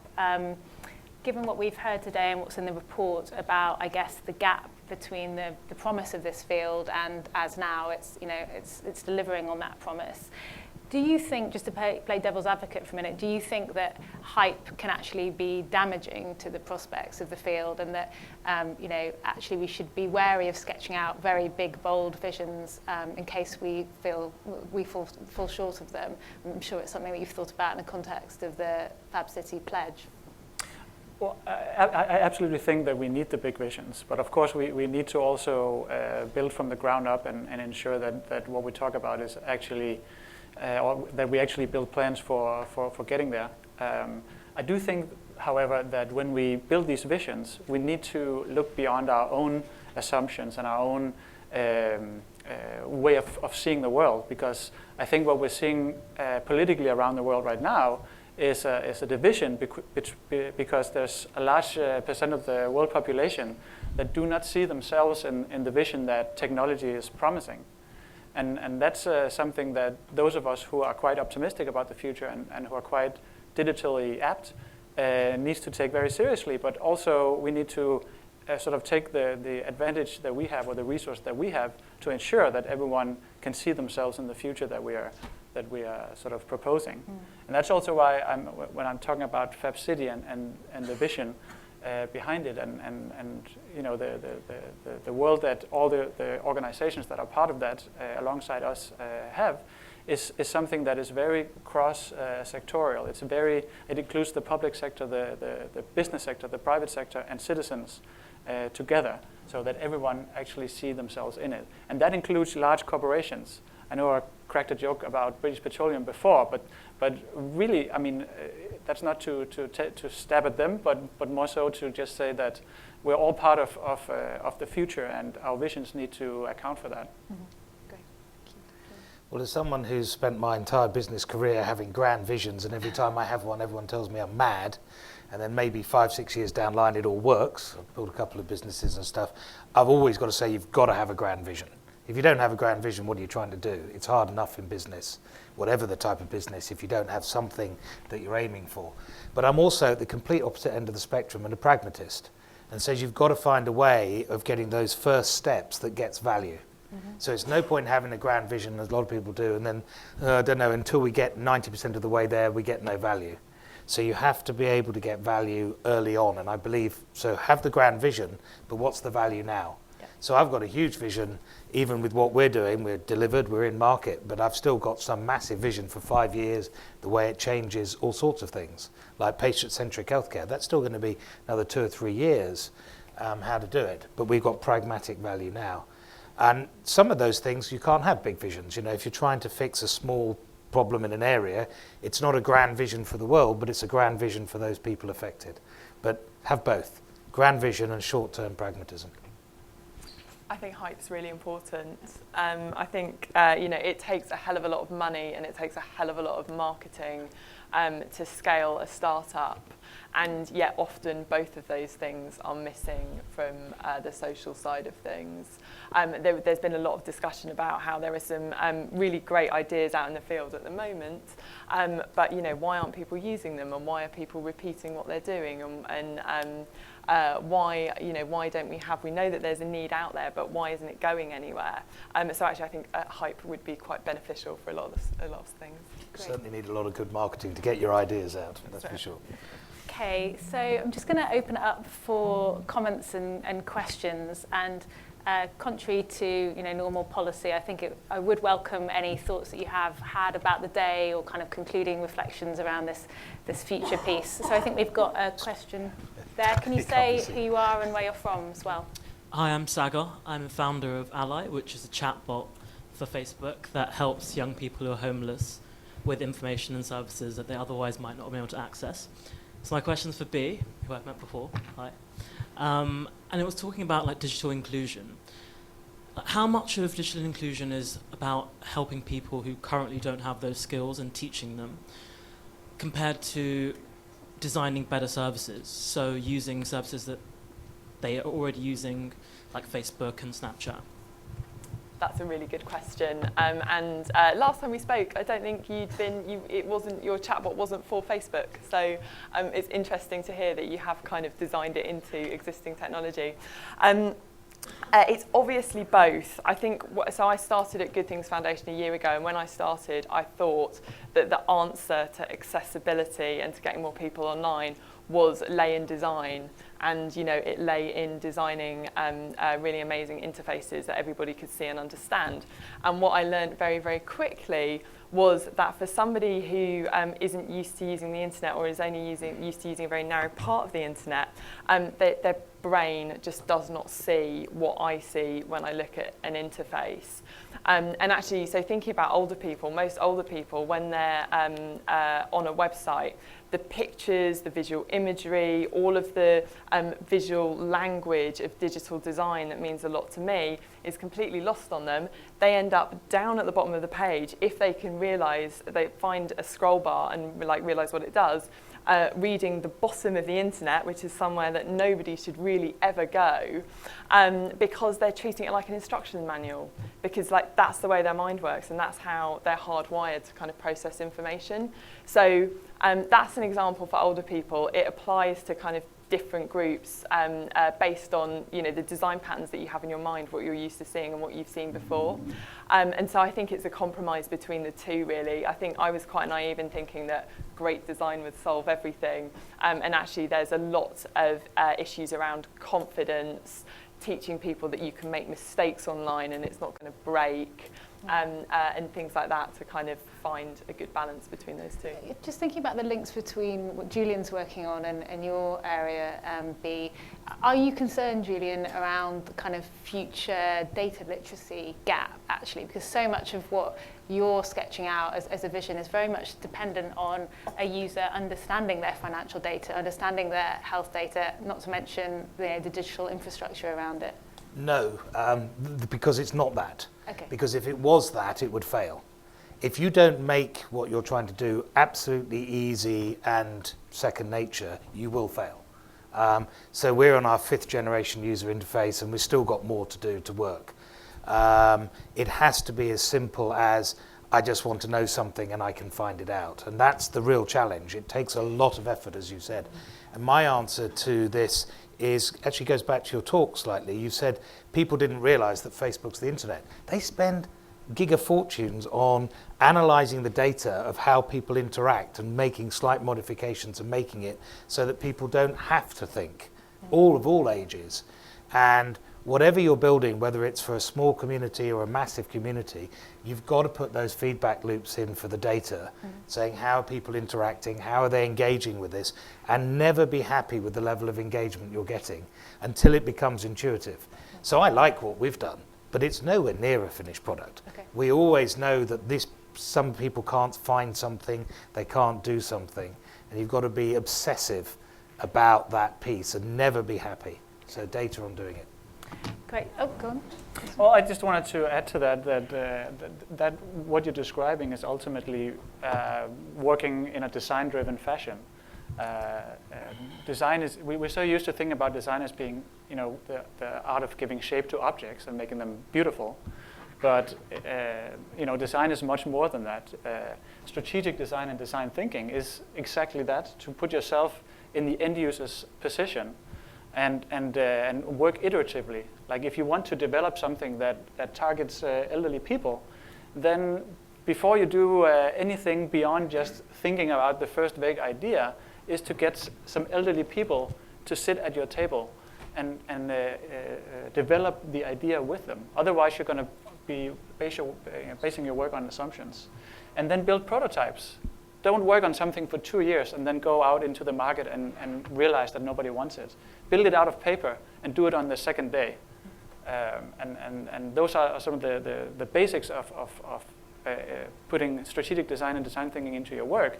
And it can really accelerate the innovation process behind any idea that we want to test the impact of.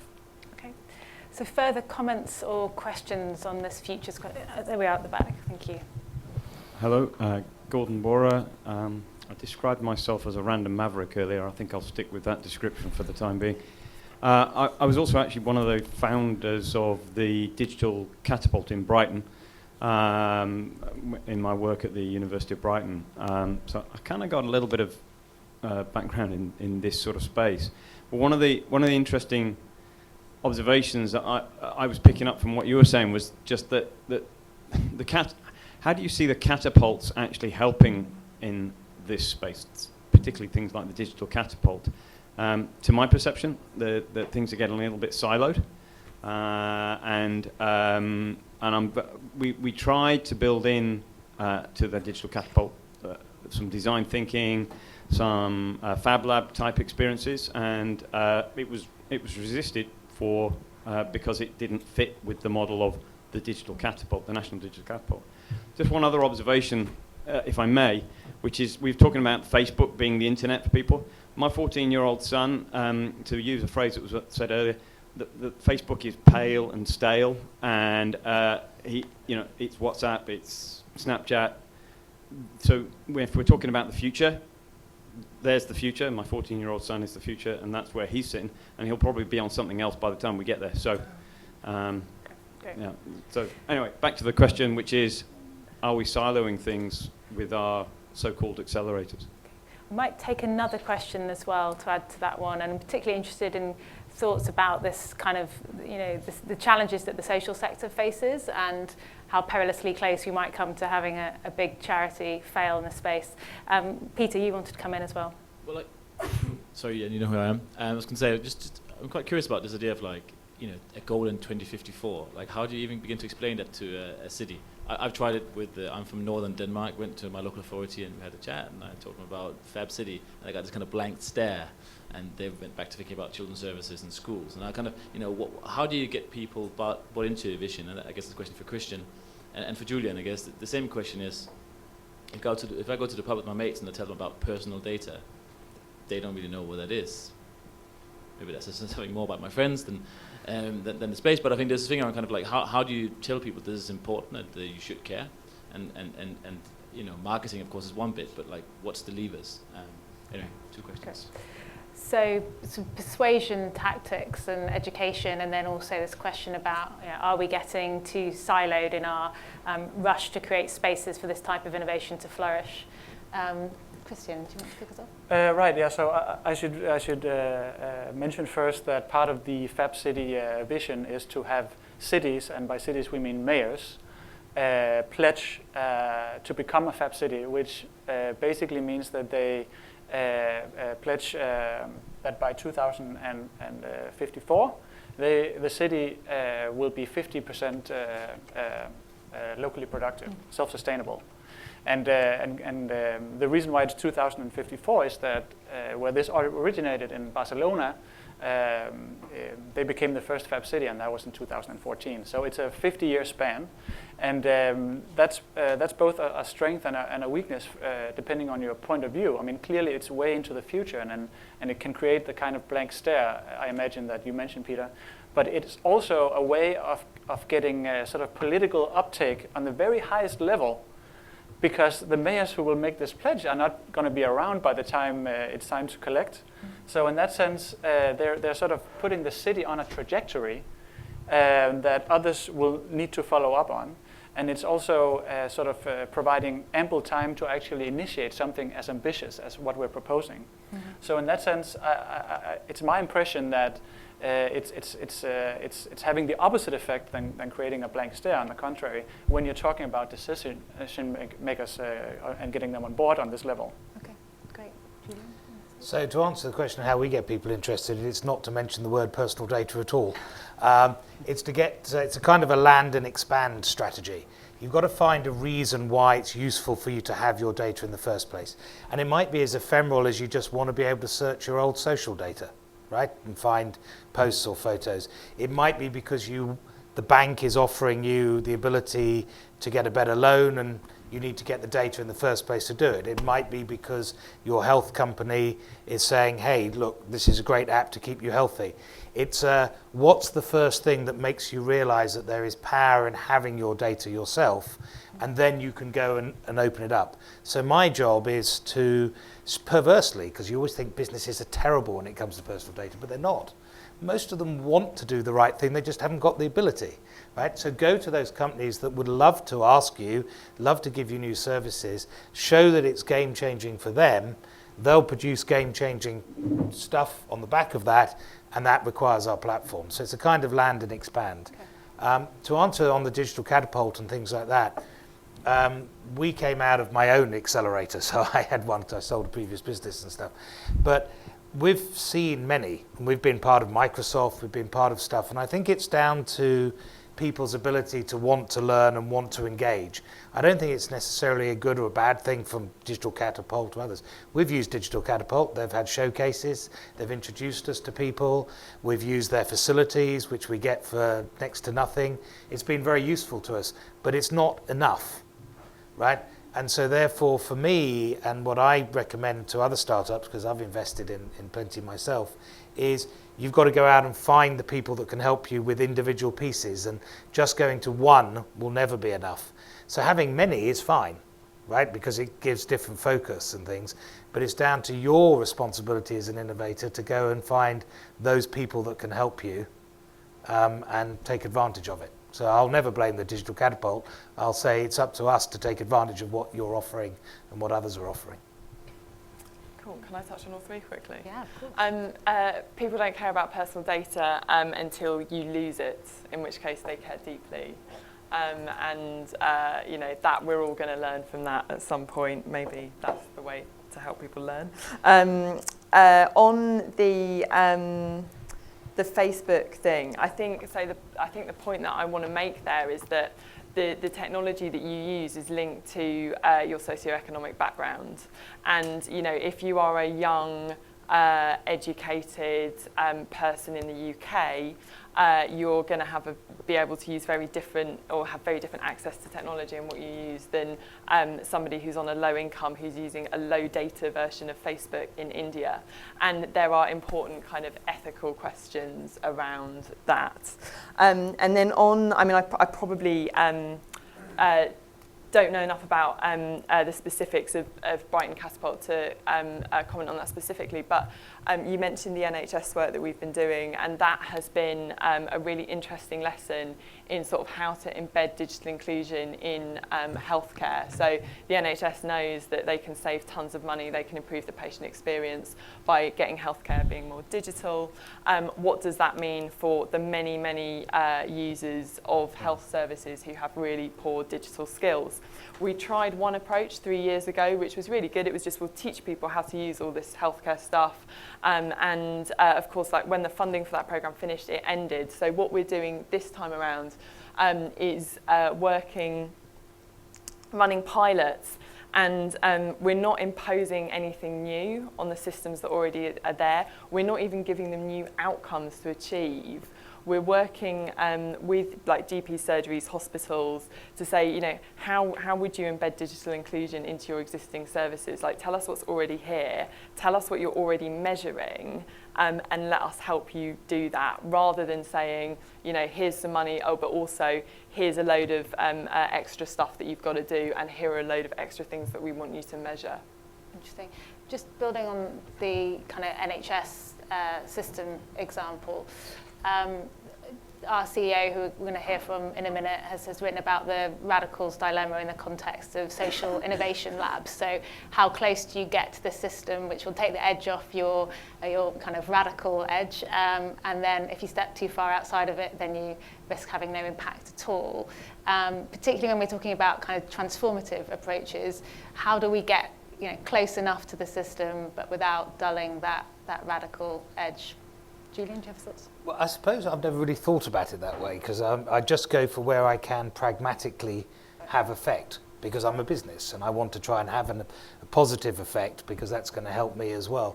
So I am close because I need data from hospitals. They've got to give it back under new regulations, but we need to get the data for individuals. And I'm close to lots of businesses because they're the ones who are going to build the new things that will help you. Yeah. But at the same time, one of the benefits of the way the digital world is moving with APIs and everything else is you're very close, but you're very far away. You can be whatever you want to achieve it. So I suppose I don't really recognise the question in that sense. Again, it's more about what's the pragmatic step to have an effect. And I always want to have an effect as quickly as I can, and then grow it to that wonderful vision. And Christian, I guess there's a critique, which is that, you know, if you get too close to major corporations, you get co-opted into their agenda, you know, greenwashing, that kind of thing. Is that something you've grappled with? Well, absolutely. Years back, I wrote a bit about open washing and how, you know, same thing, like some idea you know, bubbles toward the surface that at some point it becomes really cool, and then everybody wants to be green or open, but aren't necessarily sort of doing it in practice. It's still a very positive sign, because it means that ultimately the message that the activists and the pioneers have been working for so many years is actually having an impact. So it's the thing about being copied that is seen as something negative in a business sense, but really it is incredibly flattering. So clearly we shouldn't necessarily just sort of see this kind of thing as positive only, but that's sort of like the tipping point where you don't have to push so hard anymore, and where it's actually starting to sort of spread ripple effect wise by itself. And then of course I think what Julian said earlier about being pragmatic in business and looking at what kind of business models will drive this is, of course, to have this be something that turn into business models that are better than what we want to see replaced. I mean, if you can get the business sector to push something, then that is the biggest muscle on planet Earth. So as something becomes good business, then it becomes the norm, and that's how our economic system works. So and that's something to strive for, I think, and that includes perhaps making some compromises from the outset of where the vision comes from. And of course, you need to push it in the direction that you want to, but going mainstream and compromising should ultimately have a bigger impact than staying obscure. Okay, great. So final chance for questions or comments from the room. No? Okay. Oh, there we are. Go ahead. Thanks. Hi, I'm Jagusti. I'm from the Better with Data Society. My question is, when do we stop talking about digital social inclusion and just start talking about social inclusion? And if we don't do that, what are we replacing the digital with? Great question. So I think, like in any fascination with a new concept, any technology, we sometimes tend to get fascinated by the means, not the end, in the sense that in our case, for instance, talking about open source business models at some point will be obsolete, because if it becomes part of the norm, then what's the news value really? So in that sense, I think our infatuation in this point in time with digitization is clearly something that's going to pass. And in that sense, it doesn't really make sense anymore, because it will become the norm. But I do think that there's not one future that we're heading towards. There are several futures. So it's up to us to actually create the future that we want, because the digital future can easily be one that's very exclusive by design, because everyone that are sort of privileged will clearly be very well off, whereas a lot of people will be the opposite. And that could be socially, but it could also be geographically, that we have a large portion of the world that could potentially be left outside. So in that sense, I think we need to keep focusing on what kind of digitization and the change that it's making in society that we want to create, because otherwise it can, like the decisions that we're making now in terms of how to handle privacy and data and how to include people will have severe effects later on, and by then we might not necessarily be able to reverse it. Okay. Yeah. A couple of closing comments from either of you? Well, I suppose I'll answer that question slightly. I only heard of the term digital social inclusion last week when I was asked to come here. So I've never used the term, and I just think of it, digital as one tool in a tool bag of stuff to affect change. But I think the reason why there is quite an emphasis on digital is you can very quickly have a runaway situation, and that's the point. It can make a big difference, whereas the old tools didn't necessarily make as big a difference as quickly. But actually, I'm always an optimist. I actually think we're sitting here in our world and we worry about people's skills and everything else. I sit there and I look at India and I look at China and some stuff we're planning to do over there, and I'm seeing they're going to leapfrog us, actually. So it may be us that are worried about it. They don't have to make many of the mistakes we've made. So you just take hospital systems. How much money have we spent in this country trying to get medical records from one end of the country to the other? And we still can't do it. Yet they're just going to go bang, individual, anywhere in the world. Job done. Solve the thing. So I think you can be an optimist, is what I'm going to say, is that I think digital may actually backfire on us people sitting in this lovely room and in London, and we watch the rest of the world go faster than us. Okay. So there you go. On that point, I couldn't agree more. I think and the sooner we kind of stop talking about it, in some ways, the better. Although what I would say is that digital can be a really useful Trojan horse, because people know it's important, and probably the best example of that is Gov.uk, where it was all about digital. The conversations about digital. Actually, what they were doing was really decent service design, but it needed to be labelled digital to make it happen. Interesting. So there you have it. Drop the digital in DSI. Hype is good, and design both is and isn't the answer. Thank you so much to my panels. If we could just thank them before we invite Jeff Milgrom up to speak.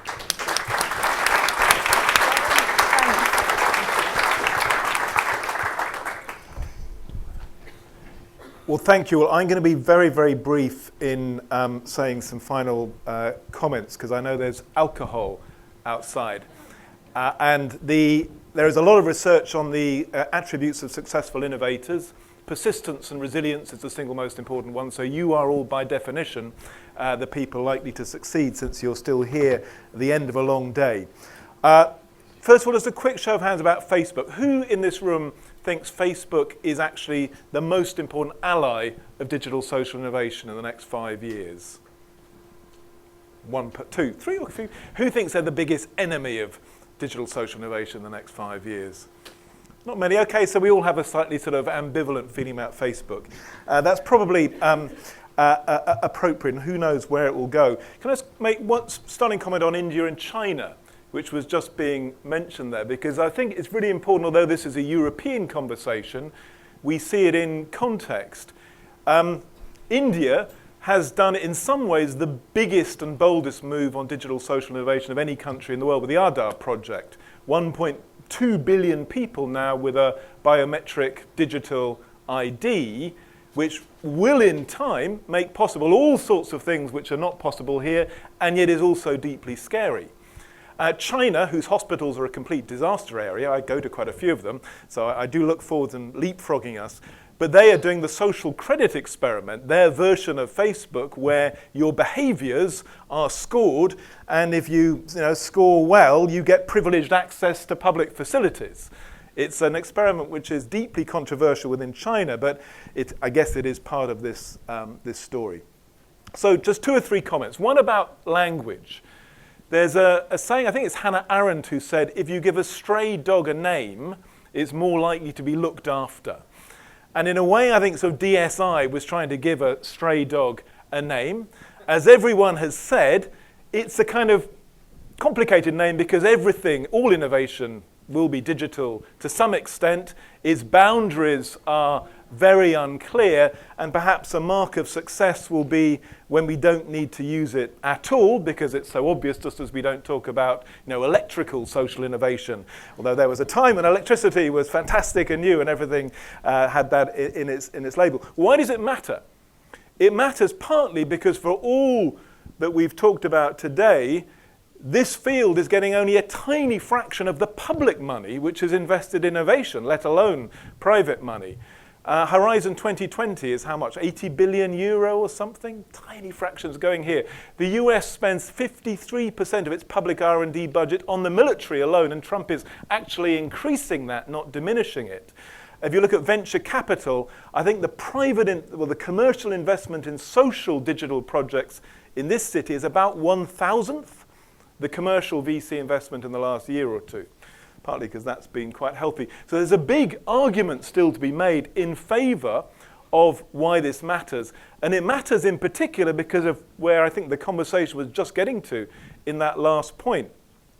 What we have learned, contrary to many expectations 30 or 40 years ago, is most of the dynamic of digital and indeed the knowledge economy through most societies is that it widens disparities, it widens inequalities, it creates fantastic sort of pockets and hubs of amazing activity in London or Barcelona or Berlin or Copenhagen, but actually the distance in terms of life opportunity, income and so on tends to widen. So it's really important we focus again and again on the social dimension and don't just celebrate the digital. So those are some reasons for keeping hold of the language, at least for now, even though it may not last forever. Then I think the conversation today has really emphasized some things about time. We've got a few priorities which are really just about bringing civil society up to speed with what is pretty normal in much of business. A huge, in some ways quite mundane task just around basic skills, basic tools in the literally millions of civil society organizations across Europe who aren't using them and aren't getting the benefit of them. And we need stronger campaigns, institutions, help to raise the base level.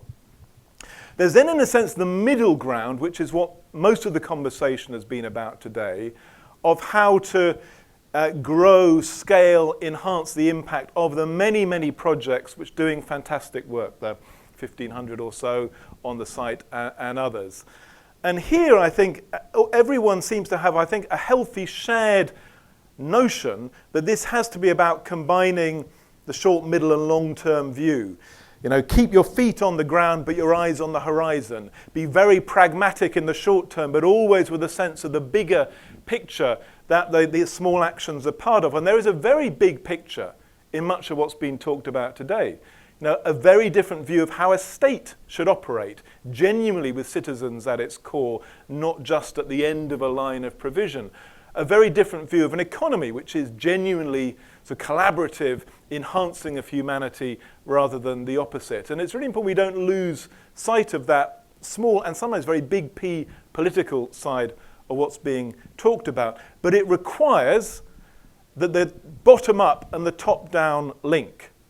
It's not good enough just to fetishize either. I just fetishize things just because they're grassroots if they don't then get access to power and money, any more than it's good to fetishize, you know, top-down laws, commands, and directives. It's when the two combine, we've had lots of examples we've heard about today where they do come together, that you really get profound and lasting change in this sort of space. And I think there's a sort of third time horizon, which we haven't talked much about, but I know Fabrizio there works a lot on, which is how does this field start influencing the longer term development of technologies, the actual underlying R&D budgets of blockchains, IoT, and so on. At the moment, they're almost entirely influenced by, actually mainly military, but also commercial views of what's needed, not by a social sense. And perhaps that's a topic for another day. Let's say we haven't really talked about it here. But you know, the countries of the developed world invest huge amounts in basic research in digital, very little of which is really being driven by the sort of concerns in this room today. So just two very final comments. One is about politics. Why does the military get 53% of public R&D budget in the US? Well, there's lots of reasons, but one reason is they lobby for it. They campaign for it. There's a whole phalanx of defense companies with armies of literally, I think it's about 50,000 lobbyists in Washington who make sure they get that money. This field is utterly hopeless in making its case, in arguing in London, Paris, Berlin, Brussels, wherever, about why it actually should get at least a slightly larger share of what is in fact our budgets. And in competition with aerospace and pharmaceuticals and military, we should be being much more, I think, assertive in showing the public value which comes out of investing in digital social innovation. I hope the movement which has come together, which is really a movement of movements, in part just gets smarter at playing that game. Because at the moment we're not at all compared to the others who are very, very good at getting hold of very, very large sums of public money. And then the final thing is about time, which we're about to run out of. We think about the digital world as new, and some of this stuff is very new, and digital moves at the speed of light, literally. But in fact, it's quite old. We're now 60 to 70 years into the digital age. The first computers were in the mid-40s, microprocessors in the 50s. The internet was actually founded in the early 70s. Even the internet is now 45 years old. The World Wide Web, 25 years old. These are not, in some ways, new things. And most of the profound change associated with digital technologies moves at the speed of culture as much as it does of technology. And most of the things we're talking about here which really matter require changes to how people think, how they feel, how they behave, as well as hardware and software. So things like personal data, we're at least 10, 15 years since the first personal data stores came into being, that becoming mainstream normal that you have data commons and data stores where you control data, that's a long-term task. It won't be solved overnight by a brand new app. And I think it's really important that this field has a sense both of impatience, but also of patience. That anything which really matters, even in this field, will probably take quite a lot of time, will require quite a lot of resilience, and quite a lot of determination to fight through barriers. It won't happen overnight with a click. And in a way, as we all know, you don't change society with a click alone, even though the clicks can help. So that's all I really wanted to say. Our very final part of today's proceedings after thanking fantastic speakers, fantastic you, many people said to me how, yeah, the talks were great, but actually the coffee and the lunch was even better, talking to other people. We're going to end with something which is not digital and not at all innovative, which is just having a drink together outside. So I do hope you will join, get to know some more people, be sociable. Keep using the website. Peter, do you have any final comments you want to make? No, and once it's live, it's there for you to use. If you have any stories, practices, get in touch. And let's hope that we together, through sharing, mutual support, amplify the impact of this amazing, burgeoning movement of digital social innovation. Thank you.